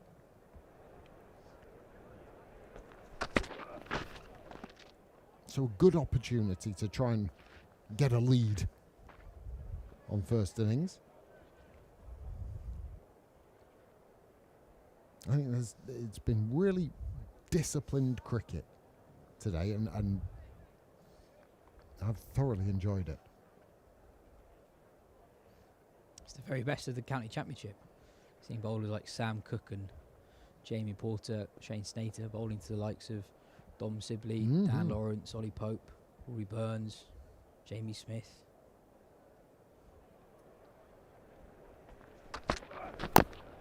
Nearly chopped on.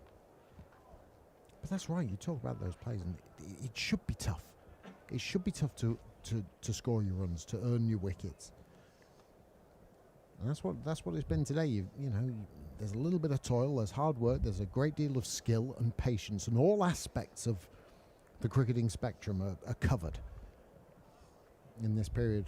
Some might say, oh, well, Surrey just plodded around a bit. Well, no, they didn't. They had good bowling at them. They were tested, and they stood up to that test, and Essex... That's a glorious shot from Dan Lawrence. No more than a punch past the bowler, through mid-on for 4. Well, that must feel good as a batter. Some folk make it look very easy, you know. One of the best timers of a cricket ball, but again, lovely high elbow. Not a bad delivery. Maybe overpitched a fraction, but that's just a good shot. Not much bowlers can do about that. I wouldn't worry about that, no offence.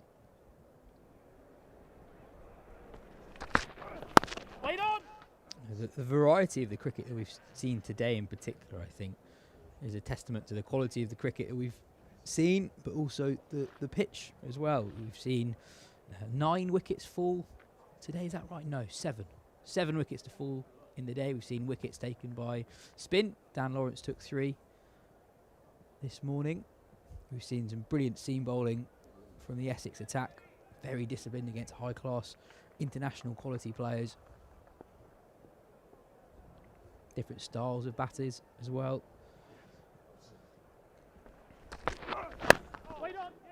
Down the ground again. Again, timed gloriously from Lawrence. Not quite reached the fence, but he'll pick up 2 more. Well, I think we've also seen, even though a small sample size, but we've seen something that might encourage Simon Harmer, 4th innings. Matt Critchley perhaps, just a little bit of purchase. The sun is baking this surface as well. Very dry conditions. The pitch has changed colour from what it was yesterday. There's just another added element.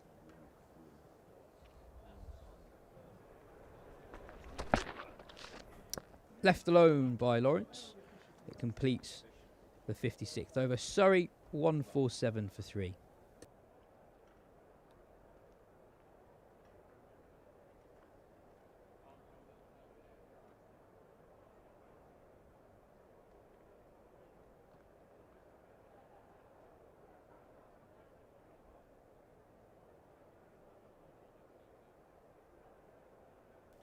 So we've got about an hour to go on the second day. It's been a slow burner of a day, but a fascinating one nonetheless. With Essex now very much on top, breaking that partnership. It's a big moment, getting Pope out, caught and bowled.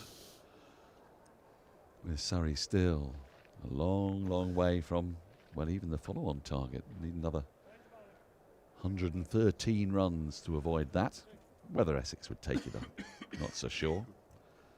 If they could, but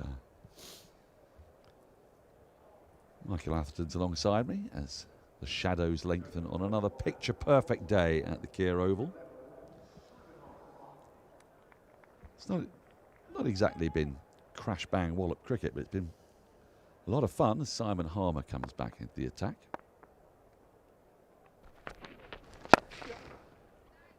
We saw a few wickets to spin earlier today. Dan Lawrence bowled 7 balls today. Got 3 for none, wasn't it? Slightly mystifying, he'd been kept out of the attack for so long. Harmer came on much earlier, was greeted with a sumptuous extra cover drive from Ollie Pope and tightened things up. But it's been mostly seam throughout the match.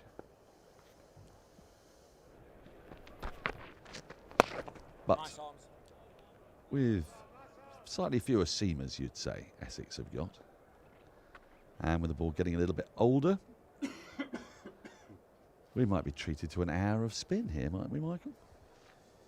Well, certainly get a bit of Harmer now, for sure. He was a good bowler. Got a little bit of turn earlier in the day, but not nothing that should worry a good batter. But Harmer's got lots in his locker. He doesn't just rely on turn. He's a good flight bowler and has got a quicker ball that goes on with the arm as well. When he has a responsive pitch, you'll often see him bowl with a leg slit, leg gully. Come round the wicket at Chelmsford, you see that a lot. The pitch isn't doing enough for that at the moment.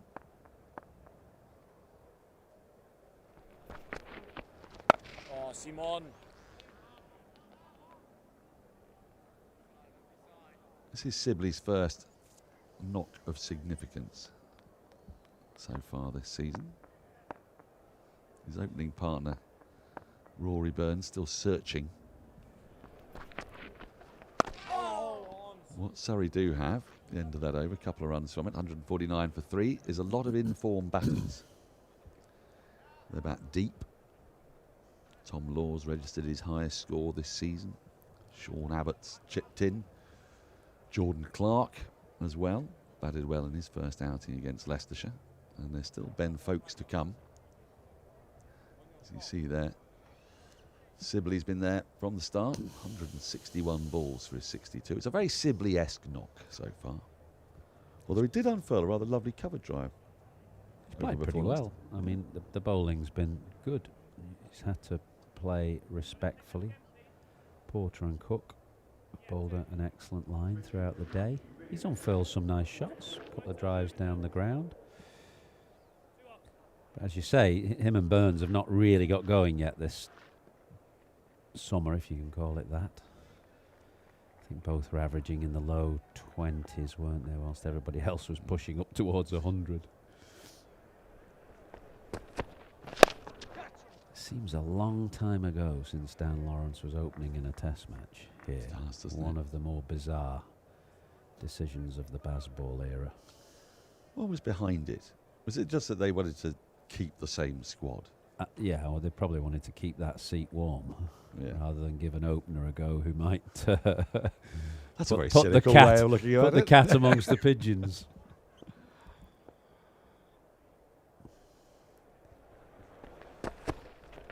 I mean, Dan Lawrence is a good player, but he's not an opener. Well, you remember when Jason Roy opened the batting? Yeah. Was that the 2021 Ashes? Yeah. No, no, it wouldn't be 21. There wasn't one. 2019 Ashes, briefly after the World Cup final, obviously. England played Ireland when Johnny bagged a pair. And then he probably opened in a test or two against Australia. Yes, I mean, that was when Jack Leach opened and got 90 odd. Yeah. Got him into form for Headingley. Did. You see the extraordinary goings on between Stockport and York today. Rochdale, isn't it? Rochdale. I have, yeah. There was an early celebration by Rochdale fans, I heard. Amazing.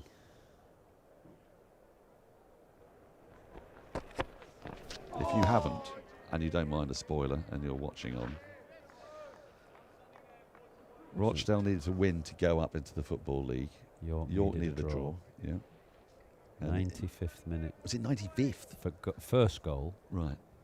For Rochdale. I knew it was injury time, but that's late. And then 112 minutes equaliser for York after the first pitch invasion, which then sparked the second. And Bumble was there. He's a mad York fan, so I texted him and said, were you there? And he was there watching, apparently. Look, chaos. I'd have thought he was an Accrington fan, or he can be multiple, can he? Well, he's living in Yorkshire, and his better half is a mad York fan. So they do watch a lot of York. Well, he is Accrington Stanley, as you say, through and through. But they've been down there for a while, though, haven't they? I think that's why it means so much, because they were relegated quite a while back now. Right, yeah. And then slipped further down. It does mean, though, that Port Vale will retain a specific, unique distinction. Wait on. Do you know what that is? I have no idea. I think I'm right in saying that they'll be still be the only team in the Football League whose name ends in E. Had Rochdale gone up as well, it would have been a terrible blow for Port Vale. Is that right? I think so, yeah. That's a bizarre fact. It's pub quiz driven, that one. I'm pretty sure I'm right. I might. Yes, good. Our producer's onto that.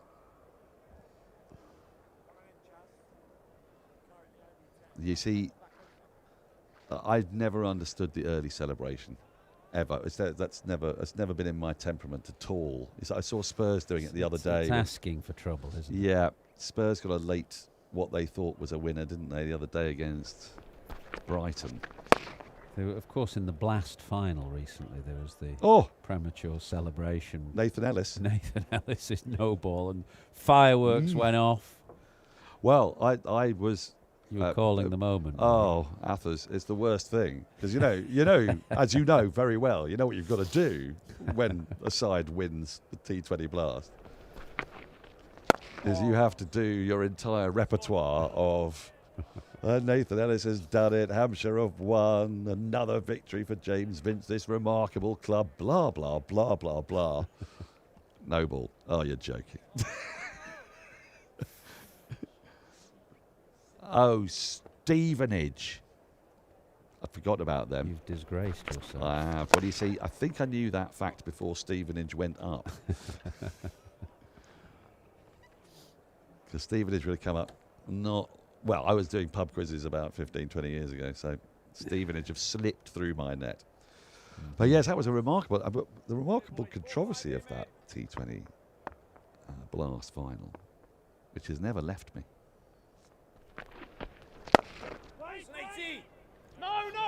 Is that Hampshire changed their field, didn't they? Is that right? Yes. Young Bumble was umpire. I remember that. Right. Graham Lloyd. And because of there was chaos and confusion, you see. Oh! He liked that one, didn't he? You hear from the stump mic. As you can imagine, you know, they've won the T20 Blast. They've charged around in a frantic and manic huddle, leapt up and down, and looked forward to their evening. And only for it to be curtailed with about 1 minute's worth, and commentators from Sky, the BBC, and everybody else giving it the full Monty, end of the over. Oh, is there one left? No, that is the end of the over. 154 for 3. So when the restart happened, Hampshire set their field accordingly, but it wasn't the same field as had been set for the previous no ball. You can see the clock there says 4:25. It was right about 1 hour and 24 minutes ago. Yes, that is the classic. A stop clock is right twice a day. Yep. I mean, it showed a lot of nerve from Nathan Ellis, though, doesn't it? I mean, I don't think I'd ever seen chaos quite like that. Had to wait till all the kind of acrid smoke from the fireworks had cleared to allow the game to continue. Yeah. Yeah, it was thick with cordite. And that was partly, I think, in all that confusion. It was Lancashire, wasn't it, on the receiving end? I think, because I think we had Saki Mahmood on our commentary team, and he was unimpressed. It has happened before, though. I seem to remember one of the World Cup finals at Lord's when the crowd ran on and the ball had not yet crossed the boundary line. Well, I'm trying to think. What the Lord's World Cup finals would have had 79. I think it was 75 or 79. Well, 79 it wouldn't have been because England were batting second and lost by a margin after that lengthy opening partnership between Boycott and Brearley. No, I don't know. No, could have been. People ran on the pitch a lot there, didn't they? Australia were chasing. Tight game. That's right. Clive Lloyd, Viv Richards. Viv Richards with run-outs, wasn't it? Yeah, and Clive, one of the great innings.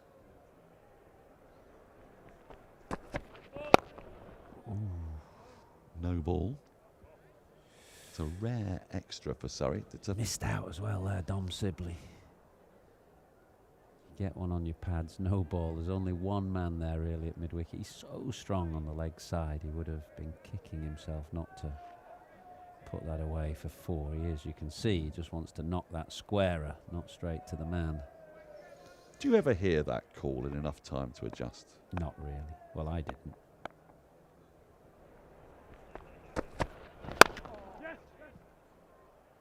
But no ball or not, you'd still want to put that ball away. Yeah, sure. If you're on 60 odd, you're seeing it pretty well, and you get a leg stump half volley. I mean, it's the art of batsmanship, really. There's a lot of talk about technique and all that kind of thing, but the ability to manoeuvre the ball and just miss the field, I think, separates many of the better players from the rest.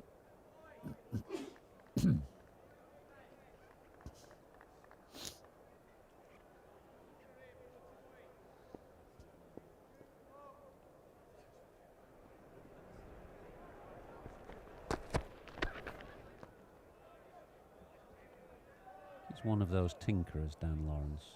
Whenever I see him from year to year, his game always seems to have changed a little bit. There's something that he's tinkered with.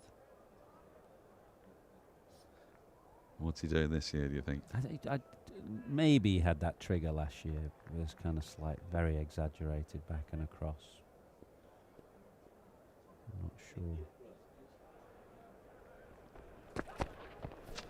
He's been typecast, hasn't he, as a strongly leg-side player through most of his career. There's been plenty of those who've been successful. Viv Richards, who we mentioned earlier, being the prime example. Well, indeed, you're allowed to hit it there, aren't you? And frequently there are fewer fielders on that side. I suppose Bradburn, who we discussed earlier. Yeah. He had a very closed face kind of grip.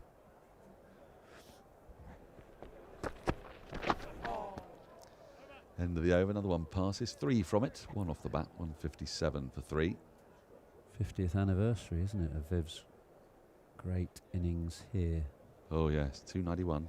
291. Parched brown outfield. And also golden summer. A lot bigger outfield as well. Yeah, that's that's true. The stand that we're in at the moment wasn't here then. And I think Michael Holding was bowling from this end, wasn't he? Yeah. And there was one moment of terrific theatre when he just kept walking. I was here, I was watching the game. And did you come to that I game? did, yeah. I was here for Dennis Amos's 203, the back end of it. I didn't see Viv's 291. I saw Greenwich and Fredericks score 180 odd for none in the declaration because they didn't enforce the follow-on. And Michael Holding, I think it was the last day, he extended his run-up. I swear it was all the way to the boundary rope, and it was because there had been that ongoing simmering backdrop to it because of what Tony Gregg had said at the start of the series, which I'm sure he acknowledges was slightly ill-judged. It's not as if that team needed any further encouragement. But he did it nonetheless. He didn't, well, it's the way, the phraseology was, when these guys get on top, they're very hard to beat. When they're behind. And am I right in thinking that when Michael sent Greggy's middle stump cartwheeling that day, Greggy's final innings of that series, didn't he go off on his he crawled off on his hands and knees? I think so. I think so. I mean, he was a real showman. Yeah. So he was obviously laughing at himself at that point. Well, it was an incredibly flat deck, and as you say, it was that parched drought summer of '76. Mikey basically took the pitch out of the equation. If you look at his 14 wickets, something preposterous like 9 of them are bowled. Of course, he was reversing the ball, but people just didn't call it that then. It was a parched pitch, rough and abrasive. Do you think he knew what was... No, I've asked him, and he said all he knew was that he was holding the ball to swing one way and it was going the other way, so he'd just turn it round. And so it was reversing, but it's just nobody really talked about it as a thing, and probably didn't kind of work out why it was happening, but he obviously knew it was happening because he was holding it for one way and it was going the other. And because it was so dry, so dusty. For the usual reasons that the ball reverses. It was very dry, it was very parched, the pitch was very abrasive. Makes you think it must have been happening for decades. Absolutely. I mean, especially out in Australia. Yeah, for sure. But weird that no one would make the link. I mean, we spend so long in cricket, don't we, trying to get to the bottom of the dark arts of swing and all sorts. But for decades, it'll have been, I suppose, bowlers saying, well, I just didn't know what was going on. Yeah.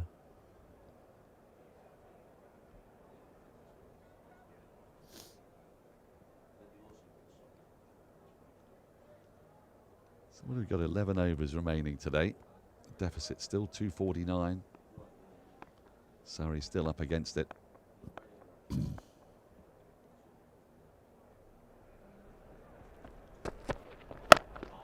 extraordinary position that Harmer is in at second slip. He's so narrow to the first slip. At the moment, he's very they are they are at the moment because they're all having a chin wag. As they get into their position, I don't know whether we can see from behind. I mean, he could go 2 yards wider there, and they'd still be in a decent position. So he could cover much more ground. It's a long way advanced as well. Yeah, that's fine. He's slowish pitch, ball's old, but just go a yard or two. Look how narrow he is to first slip there. Given that the keeper's going to come across to his right and Harmer probably to his left, first slip's out the game effectively. I know Walter took one on the thumb earlier, but he's also 6'7" or so. Well, so he's got a big wingspan of his own, so they could cover another probably 5 yards.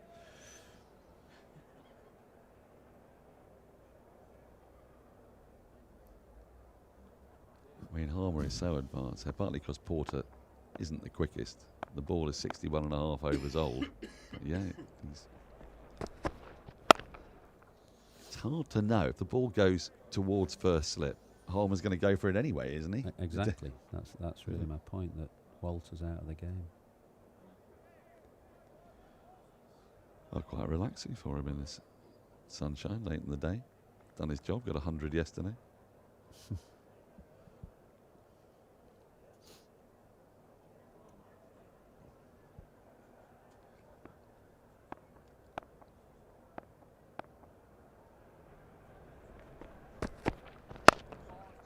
Pushing for a record, aren't they? Sorry, tomorrow, I think, in terms of crowd. Yeah. Well, I think we've made it to around about 10,000, haven't we now? The record we're after is 14. The modern day record is what? Pushing 15, just under 15. Under 15, yeah. So come on, if you're in the vicinity, weather's good, get down here. Well, we're over 10 now. Yeah, let Surrey say we've got a modern day record for a first class game here at the Oval. I think they're aiming, and last year they were just under 80,000 for the home games. They're trying to get to 100,000 this year, which is it's an ask, but it'd be a fantastic achievement if they do it, because they're really pushing the red ball game hard here, and people are responding. They're coming in numbers. It's great to see. And the age profile is different as well, I'd say, from what it had been a few years ago.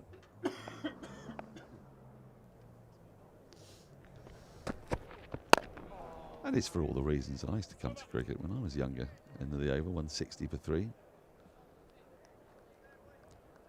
On a warm, sunny day with friends. Yeah. At a weekend. Bars are open.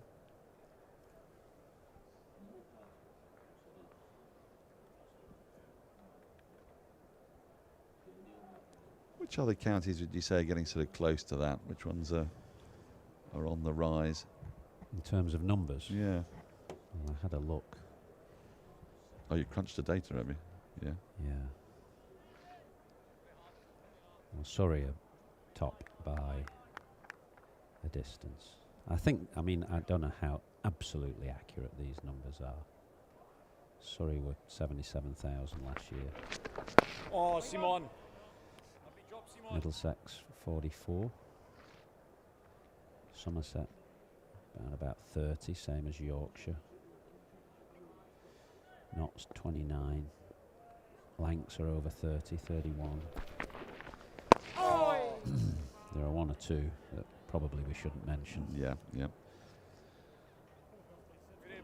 Well, it's noticeable. You've named some clubs there who have got a sort of built-in advantage. I mean, if you're based in London, you do have a bit of an advantage. Your catchment area is bigger, transport links are really good. Massive advantages, as we know. Nobody denies that. But what I like is the fact that they don't sit on their laurels. They're not complacent about their advantages. They could easily say, well, we sell out the Blast, we sell out the 100, we'll sell out our internationals here. First-class cricket's a loss leader. It is what it is. But they don't. They make a really proactive decision to try and get people in. And I think that's fantastic. Well, anybody who does come tomorrow, it's worth coming before noon because every Sunday there's a very active church that's downstairs below us on the first floor. Yeah, every Sunday. And they're very vocal and they provide quite a fun musical backdrop. It's almost like being in Neuberger at St George's. Yeah. I don't know whether they'll count towards the attendance, which is a thing. I think given there's an aim to break a record, they're going to be... They might well. They'll be... They'll be co-opted either way. Absolutely. But Sundays, I mean, they should be good days for county cricket, shouldn't they? And back in the day when I was growing up, Sunday League, it was a Sunday League for a reason, wasn't it? Correct. That squirted just past the diving slip. There's a bit of a chase on here. They'll get two, they'll settle for the two. Because you played your league game on Saturday, and then, yeah, of course, some of us played our friendly game on Sunday. But you get big crowds for the Sunday League in the 70s, 80s. You'd have still played Sunday League, wouldn't you? Yes. I don't know when the Sunday League ended, but certainly started my career probably through to the mid-90s. The Sunday League was still a terrific competition. The good thing about it was that it was a kind of, as you say, appointment to view. People set their clocks by it. You knew every other weekend at Old Trafford there'd be a 2 o'clock Sunday League game. So we would often sell Old Trafford out for if we were near the top of the league and going well. Which would have been a fair bit, wouldn't you? You had a very fine, absolutely, one-day side. But it made some challenging logistics when you were playing a 3-day game, possibly 150 miles away, and then. Foxy, I think Graham Fowler told me that I think he once played a 3-day game started in Southampton and had a home Sunday League game at Old Trafford on the Sunday, and then back to Southampton. Yeah, there were some very odd things. It's amazing nobody got hurt driving around, although in the end clubs decided to take coaches to these games. That's a fine shot. Might have to run them up though. It's a long boundary on that side. They will. It's not going to quite make it, and they'll get back for 3. It's another fluent shot from Sibley, who in his first incarnation as an England player, you wouldn't really have seen that shot. The cover drive. He's unfurled a few today. He was very limited as an England player. He played some good innings, and he's obviously a very good player. But he was very, very leg side dominant, which many have been, but with huge limitations in the offside. But he's changed his technique to the point where now he can actually hit the ball through the offside, because he was so square on before that he couldn't really hit through the offside. Wait on! One thing he's got, Sibley, and it's an underestimated quality, is just great concentration. He's not somebody, when he's in, you don't feel he's going to give it away and play a loose shot all of a sudden. Well, he got a 300, didn't he, last year? One of his finest innings, actually, was an incredible chase that Surrey managed against Kent, I think it was, at Canterbury. There were 3 Centurions. Last year? No, I mean, about 2 or 3 years ago, I think. I watched the entirety of Dom Sibley's innings from one fixed camera at Canterbury, so half of it was from behind and half of it was from the front, alongside Jeremy Coney, who was in raptures at Sibley. He adored every moment of it. And I think Sibley's 100 came off around 300 balls. No! Ben Folkes got 100 off about 180 balls. And Jamie Smith got 100 off about 80 balls. And you had basically all 3 types of 100 in the same chase. It's the second highest chase in English first-class cricket.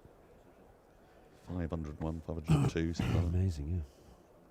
But it was exactly what Surrey needed. He anchored that innings, and other people played different tempo innings around him.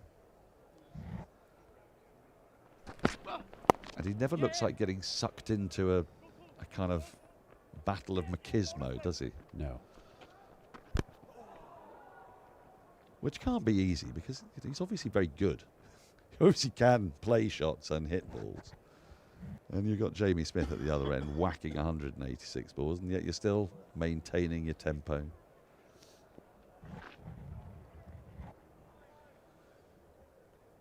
So we've got about half an hour left. You back with us tomorrow, Michael? No, I'm not. I am actually catching the train up to the Lake District tomorrow morning to do a couple of days walking with some old mates from uni.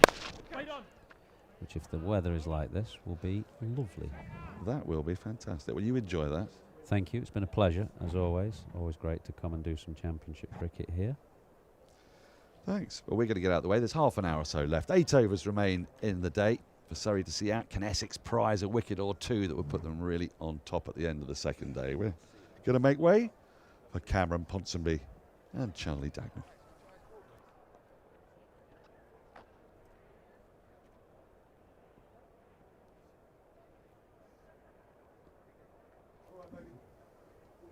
Catching the last of the evening sunshine as the day winds down here at the Oval, or second day of this county championship match between Surrey and Essex. It's been an absorbing day.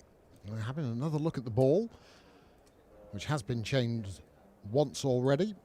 It seems to have passed the ring test. Cameron Ponsonby.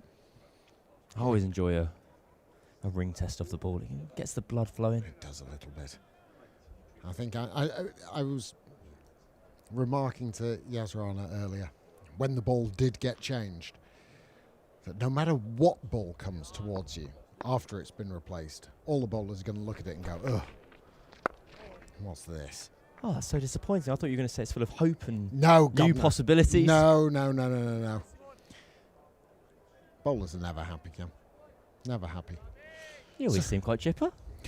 Now we've retired, maybe yes. No, we don't have to do warm-ups anymore. Oh, moist one. Chazza! It really has been a thoroughly compelling day's county championship action. Yeah, the run rate hasn't been exorbitant. It's just 2.63 from Surrey, but Essex have bowled with huge amount of discipline. And that has been matched with the bat of Surrey today. I think that's the most pertinent point, is that the run rate's 2.6 because Essex have bowled very well. Kind of forced Surrey into this state of kind of pedestrian batting because they haven't had much of a choice. Sibley occasionally tried to get the reverse sweep out to Simon Harmer. Unless I'm mistaken, I haven't seen it too often more recently.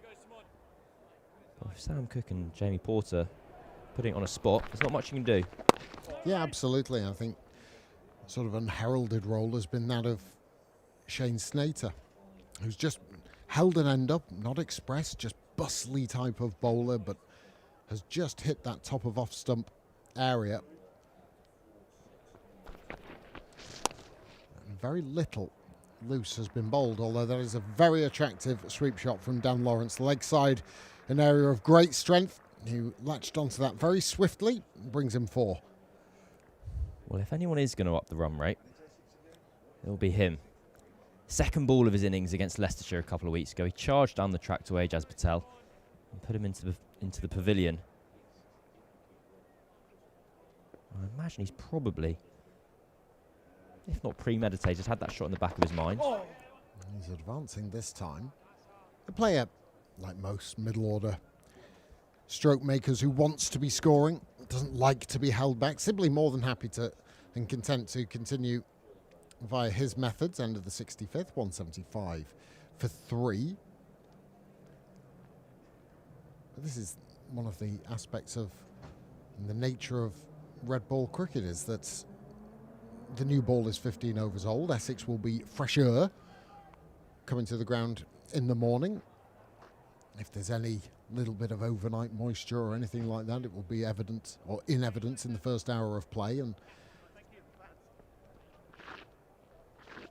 sorry, assuming that these two are at the crease, or whoever is at the crease at the close of play will want to get themselves back in, and once they do, they've got a new ball to face. So there's lots of little points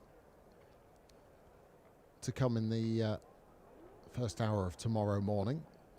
Snater continues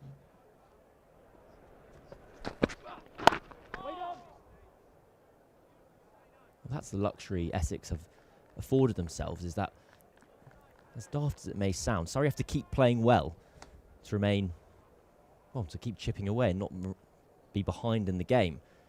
Essex are still a couple of wickets away from feeling well on top, and they are in that position for the next 80, 90 runs.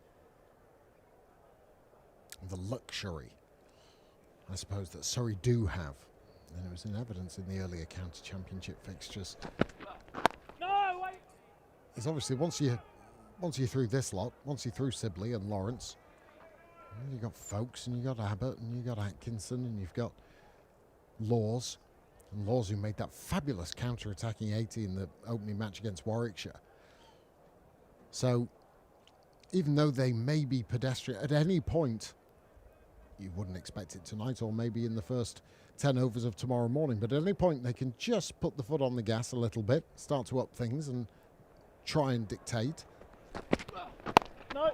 But at the moment, 234 behind is still a hefty margin. I'm intrigued to see what order that tail comes out in, because Tom Laws seems to have been given the nod this year that you're going to have a go at 8.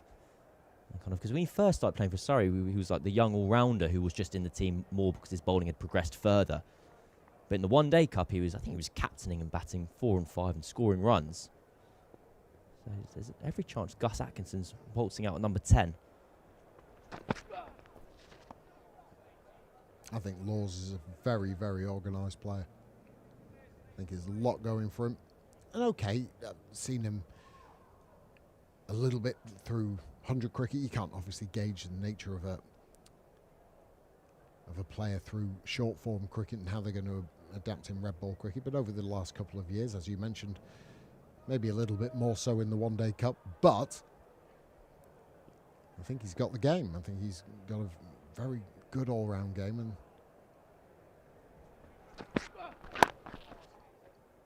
and against that Warwickshire bowling attack, when Bamber and Wokes, it was a pretty steady attack. I thought he played very well. I think I popped out to the stands yesterday afternoon. I think I found myself sat behind 3 of Laws's mates, because Laws was fielding around on the boundary, and there was 3 of them, and they each had a beer and some snacks on the go and gesturing over to them. One of these, like, and I was wondering who would I rather be in that situation. Actually, I think I'd rather be the mates.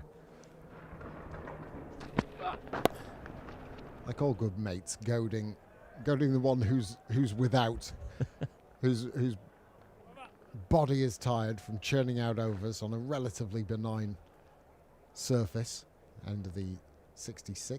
176 for 3. I say benign as we take a look at the Surrey batting card today. No joy for Smith or Burns today. Burns, who was wrapped on the finger. Lifting and rising delivery from Jamie Porter. The very next one he nicked off to Michael Pepper. Snater has one in the wickets column, and Porter got his second as Ollie Pope just chipped a return catch to him for a well-made 69. Yeah, I shouldn't say benign pitch, that's incorrect. It's slow. However, there is something on offer for the bowlers, for the seam bowlers. We've just seen just enough nip. 1 or 2 rise off a length, 1 or 2 keep low. I think they're in for a fascinating couple of days, I really do.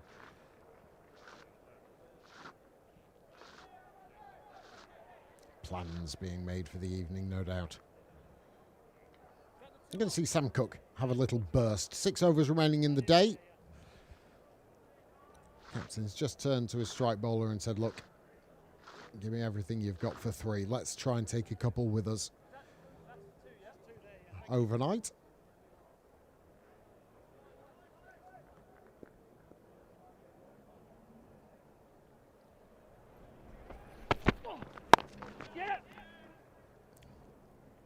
Good early call from Lawrence. Well, London preparing itself for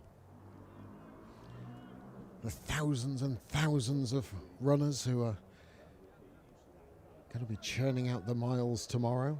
Have you ever done a marathon? I have actually. I did the 2019 London Marathon, which was How do you prepare? I mean, how much training did you actually do? It's a good question. I think the way where I was blessed and cursed in the same ways. I picked up the sport quite late. It was my sister's, and then she crocked herself, so I only had a kind of 2 or 3 months to get my head round it. And on the one hand, I enjoyed it an incredible amount, but I say that, and I've never done another one. So maybe that's not true. I don't know. The fact that you can say you've done one is impressive enough. I think that Did is you it. hit the wall? There's that thing about marathon runners hitting the wall. I remember, except it's so forefront of the mind. You get to mile 20, 21 or whatever it is. And you go, there's this bad thing's about to happen here, apparently. I've heard about it. I remember actually having a very ill-judged second win. One of the great things about doing the London Marathon, well, I can't really imagine doing one way. I know the Brighton Marathon, for instance, you run along the front and back, and there's no one there. You're doing that by yourself. You're with your own thoughts, and that's about it. In London, there are thousands of people, and you get your name strapped across the front of your chest.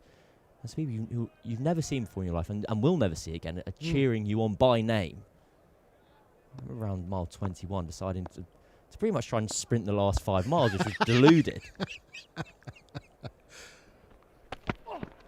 Wobble. Again, just that little bit of hold off the surface that Sam Cook manages to get.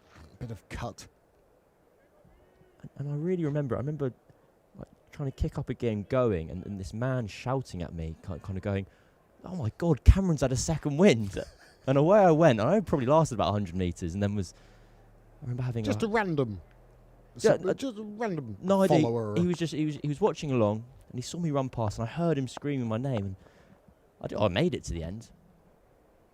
I'm remembering things as I'm speaking here, Charlie. Did you get wrapped in that big piece of aluminium foil? I didn't, but I had an incredibly demoralising thing happen at the end. There's a famous, I say famous, there's a guy who runs all these marathons in fancy dress.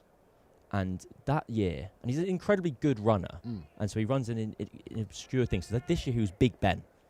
Right. He was basically running the thing in an enormous Big Ben costume, and it was solid. And much to my horror, we basically ran at the same pace the whole way. Yeah, fast as a building. And so I was ahead of him. 177 for 3. And quite content with that. And as we turned round the Mall in front of Buckingham Palace, this bloody clock overtook me. And I was so angry. But thankfully, I had a moment of fame, actually. He was too big to fit through the finish line. He got stuck. So he kept banging himself against the gate to try and get in. And he couldn't quite bend over. Bend. And so actually, I say I lost to him. I pipped him on the line because he couldn't fit through the finish line. Well, that's a claim to fame, isn't it? I beat Big Ben in a 26-mile race. Well, the reason I bring it up is obviously, I'm sure many are descending and eager with anticipation of the start tomorrow, and it's a fabulous event. It really is. It was one of those that you always had on. I remember even in our youth, we'd stick the London Marathon on and see. Obviously, you'd get the proper race that was going on, but all the people who are running for vast array of good causes. Snater continues. And I mention this because our erstwhile producer from Sky Sports, Robin Reeve, is going at it tomorrow. He's been training. He did a 38-kilometre training run. Wonderful. Good God. Anything that requires a 38-kilometre training run to do, just shudder at the thought. But he is doing it tomorrow. He's doing it for the Bob Willis Fund.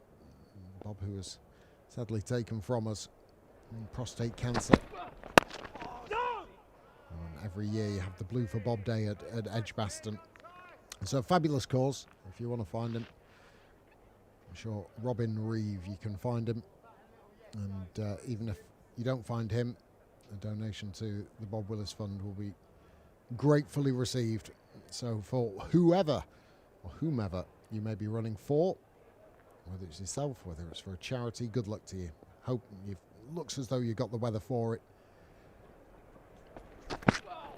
It'll be nice and fresh in the morning, and then start to heat up a little bit. You've been pumping Robin with ginger shots, I've seen. I have. Well, he came to the into the commentary box today, and he said, I feel a little under the weather. Oh, no. Maybe that's a bit of nervous anticipation ahead of what he's got to do tomorrow. And he's not shaking hands at the moment. No. Fist bumps all round. And he's a little bit nasal.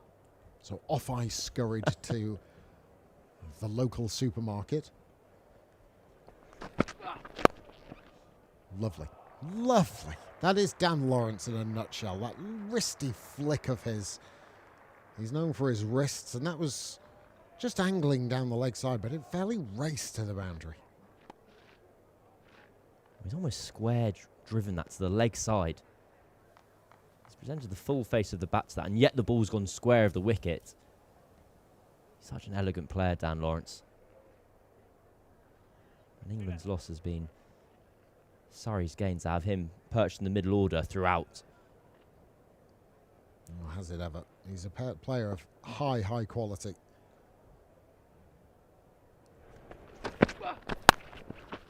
And this time through the offside. Overcompensation from Shane Snater, who daren't put anything on the legs of Lawrence, even though a deep square had been put into position. Consecutive boundaries for the three feathers. A 50 partnership between this pair of 90 balls. I have to think one of the great injustices of cricket is the best batters get more bad balls. So there Snater's drifted onto his legs and gone, oh, goodness me, I can't do that again. And as a result, Dan Lawrence has earned himself a shorter ball outside off stump to pierce the gap on the other side. What I will say is that the best batters also make good ones look like bad balls. That was one of my big frustrations. End of the 68th over, 186 for 3, a rare expensive one from Essex with those two boundaries. Sibley still there on 72 not out. 105 run partnership between Pope and Sibley. Pope the aggressor in that partnership, albeit it just trickled along for some time, but Dan Lawrence has scored pretty freely so far. So yes, he came in and I raced away to the supermarket. I won't mention which one it was, but every little helps. And got him something that I trust. I've been attuned to this. I won't mention any brand names, but ginger shots. I'm a big one on. Lovely. It was my partner who she brought them home. Ginger and turmeric shots, little, like you'd take a shot of a spirit or something like that. It's a Sunday morning versus a Saturday night shot. Well, basically, yeah.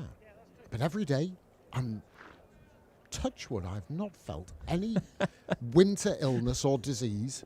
I think it staves it off. And so and Michael Atherton wasn't feeling great either today.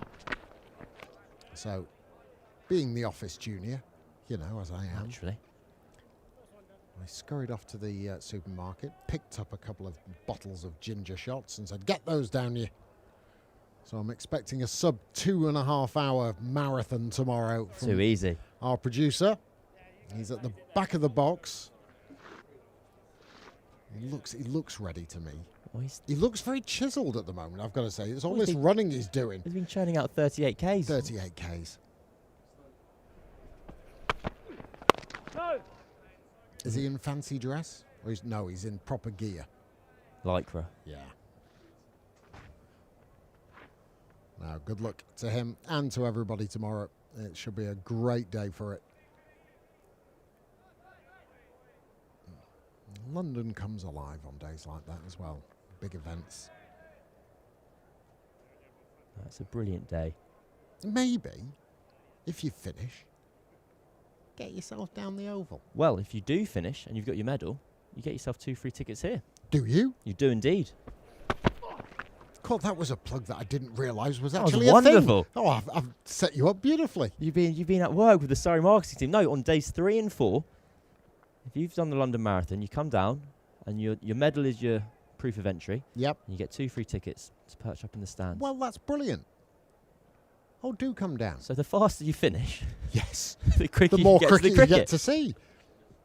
And if you're in fancy dress, don't take it off. Come and be Big Ben and the JM Finn stand.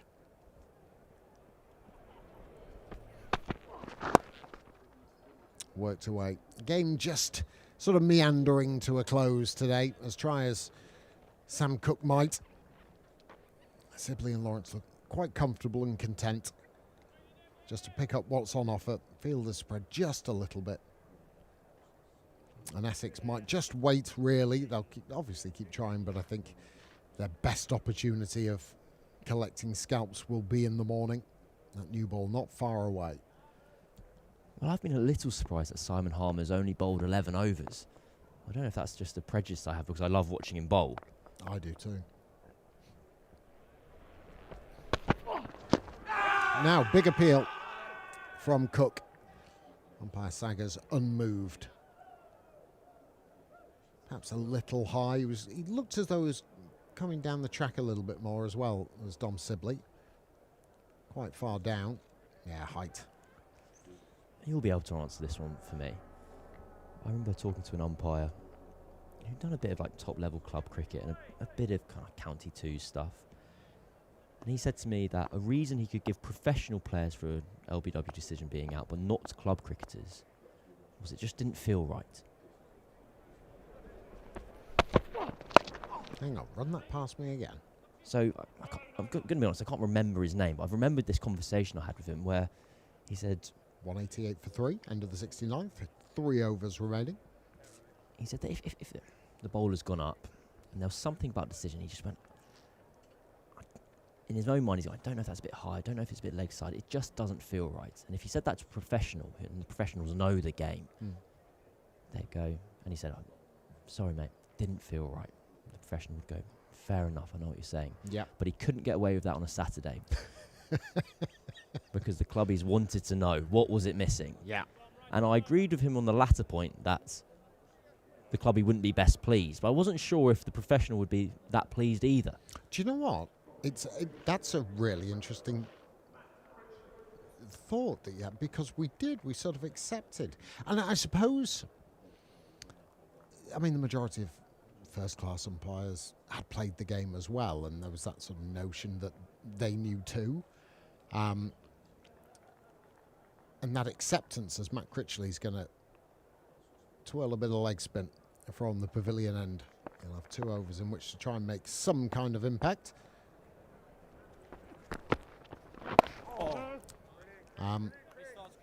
But I think the other thing was, as a bowler, you never wanted to sort of upset the umpire, and you wanted him on your side. Not that there were sides to an umpire, but put it this way, if you annoy them, you were never going to get them. So, you know, if that was their decision, just didn't look right, didn't feel right, you go, yeah, fair enough. You might have been chuntering yourself all the way back to your mark. But no, I agree that in club cricket, and we've all played it, that you almost it's almost like you wanted a PowerPoint presentation as to why that was not out. How dare you?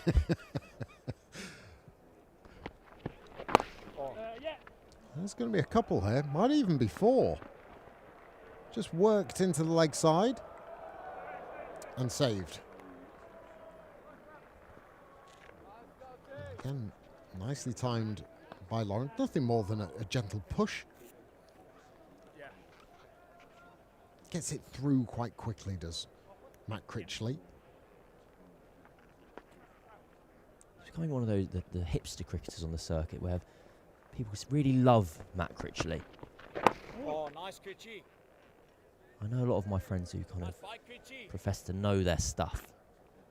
Matt Critchley is always a favourite of theirs. They go, oh, I've got a friend who has all these spreadsheets and he does data betting analytics, and he always thinks Critchley's where the value is. Well, he's been a blooming solid cricketer for a long time. I mean, obviously a long time at Derby, and made the move down to Essex quite some time ago, actually, now. But a good, solid pro. Wait on. In all formats of the game as well. 2 overs remain, 191 for 3. Good crowd here today as well. Another 4,500 people, 5,500 yesterday. Isn't it lovely to see shirt sleeves, sunglasses, hats on, liquid intake, and a lovely feel and buzz around the crowd. And this is one of the more vast of the stadiums, cricket stadiums within this country, but it always sounds like there's plenty going on. A really good smattering of people around. Cook for his final over of the day. Trying to get those legs churning. It has become a trendy day out in London now. I was saying to Atherton yesterday, I always kind of call it the Dalston day out. You get a lot of trendy East London folk. Have they got like shaped beards? And Absolutely. All that? Oh, okay. And you come down, a group of 6, and you can bring a few drinks in from outside, and you perch up in the sun. And you have a chat with the cricket on in the background, which, when you lay it out, it's a no-brainer, really. Often people say to me who profess to have never really followed cricket or been to games, and I say it's the best. It is the best sport in the world because the weather is usually good. You have an opportunity to sit in a very pleasant environment. If you're not actually supersonically bothered about what's going on, that's okay. You just know that there is live sport in front of you, and you can have something to eat and drink, and it's all together very, very pleasant. Oh, it is wonderful. I remember a friend and colleague of mine a couple of years ago. It has been a change. Surrey's attendances over in the county championship have risen dramatically in the last couple of years. I think, say 3 years ago, there was 50,000 people who came through the gates for the entire county championship, and last year it was 85, which is a marked increase. I remember a friend of mine wandering around the concourses a couple of years ago and coming back and saying, "Is county cricket cool? Have I missed the memo?" Well, it is. Take it from us two, and we're not biased whatsoever. But I think also it's a clever strategy, and let's be right, the weather is the number one factor that will either keep people away or bring people down. But over last summer, which was a fabulous summer, but also you've got to reach out to we talked about the work from home from the Oval scheme that had been going on, making it more accessible for any type of different demographic that you want. All you care about is getting people through the gate and enjoying the day and the experience. And so if that's getting better Wi-Fi for a certain group, fine. If that's putting on different types of foods or availability or whatever it may be. I can think of few better days that are as well priced to come and enjoy some live sport in a great environment. Sam Cook is done. Dom Sibley fends off the final effort from him, 191 for 3, just the 1 over remaining today then of this absorbing second day's play in the Rothesay County Championship. Plenty going on around the country as well today. I know it's been talked about at great length, so we won't go over it again, but Lancashire with their frustration about substitutions, they've had a good day today despite that.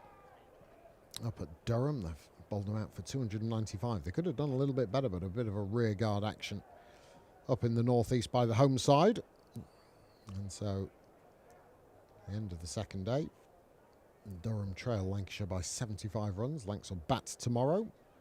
Worcestershire are demolishing Kent at New Road. Over 200 run lead with still wickets in hand in their first innings.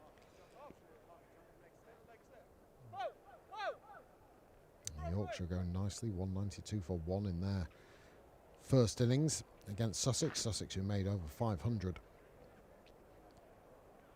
in their first innings. 100 for Finley Bean. He's still going, 100 not out. Final over of the day here to be bowled by Matt Critchley. He's got a leg slip And a slip, a short extra cover.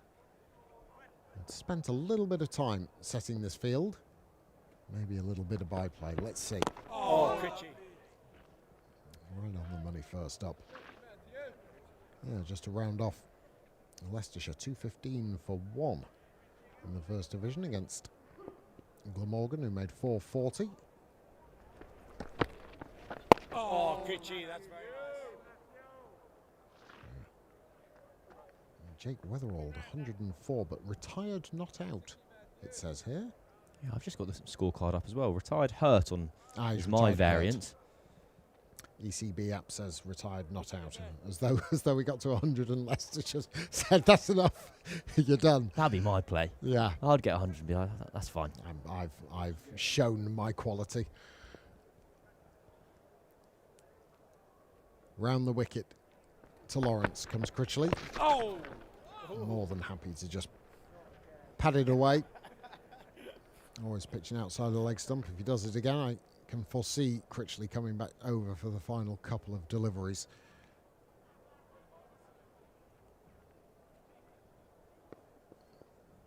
Can Essex find a breakthrough? 3 balls remain. Oh!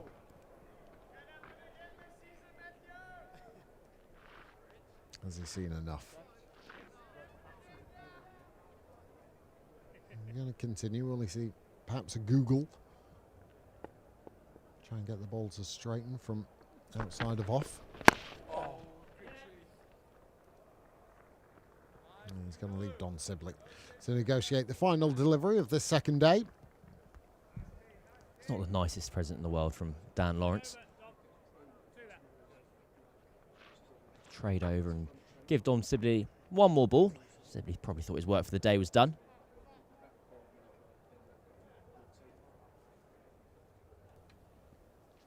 So 1 ball. We'll finish 1 ball shy of 200 faced. Dom Sibley. I would say he's played well, as Essex have bowled well. Which he does. Very neatly indeed. Time is called by umpire Chantry, and the close of what has been a really excellent day of county cricket here at the Oval. The Kia overall, I should say, 192 for 3 are Surrey in their first innings. 72 overs have been bowled, so 8 overs until the new ball tomorrow. Play resuming at 11 o'clock tomorrow, but I think all in all, there's been some really disciplined and probing bowling from Essex, which has been managed well by the Surrey top order. 3 breakthroughs they did make, but Sibley has been resolute. He's been obdurate at times. He's also showed a great deal of patience and restraint, because Essex haven't given him a great deal to latch onto. Very nicely poised at the halfway stage of this Rothesay County Championship match, as Essex trail, my apologies, by 217 runs. Good day, Cam. Very good day. The first kind of score of note for Dominic Sibley. This 74 not out. His first half century of the season. It will be quite an important round of fixtures for him, or group of fixtures, with a spot potentially going at the top of the order for England. Ollie Pope as well. Well, he's continued a fine start to the year. He made 69 before chipping a catch back to Jamie Porter. And just when Essex thought they had a sniff, Dan Lawrence has come and just calmed things down again. He's well placed on 38 going into the end of the day. Thought all the Essex bowlers had a good day today. You look at the far right-hand column, the runs per over, and Noah Thane was a little expensive, but I think he was trying a variety of different things to claim a scalp. But I think Porter, Cook, Snater have all worked tirelessly and with a great deal of discipline. 2 wickets for Porter and 1 for Snater. Cook unlucky not to add 1 to his wicket column, maybe tomorrow for him. And so, halfway through this Rothesay County Championship match at the Kia Oval, Surrey trail by 217 runs. They're 192 for 3 in response to Essex's 409 all out. So that concludes proceedings here from the Kia Oval. Make sure you join us, though, on Sky Sports Plus Front Channel at 10:55 in the morning. We will have day 3, 8 overs until the new ball is due, so make sure you join us, for those who aren't pounding the streets of London, on Sky Sports Plus for the third day of Surrey versus Essex. But from all of us here, it's good evening.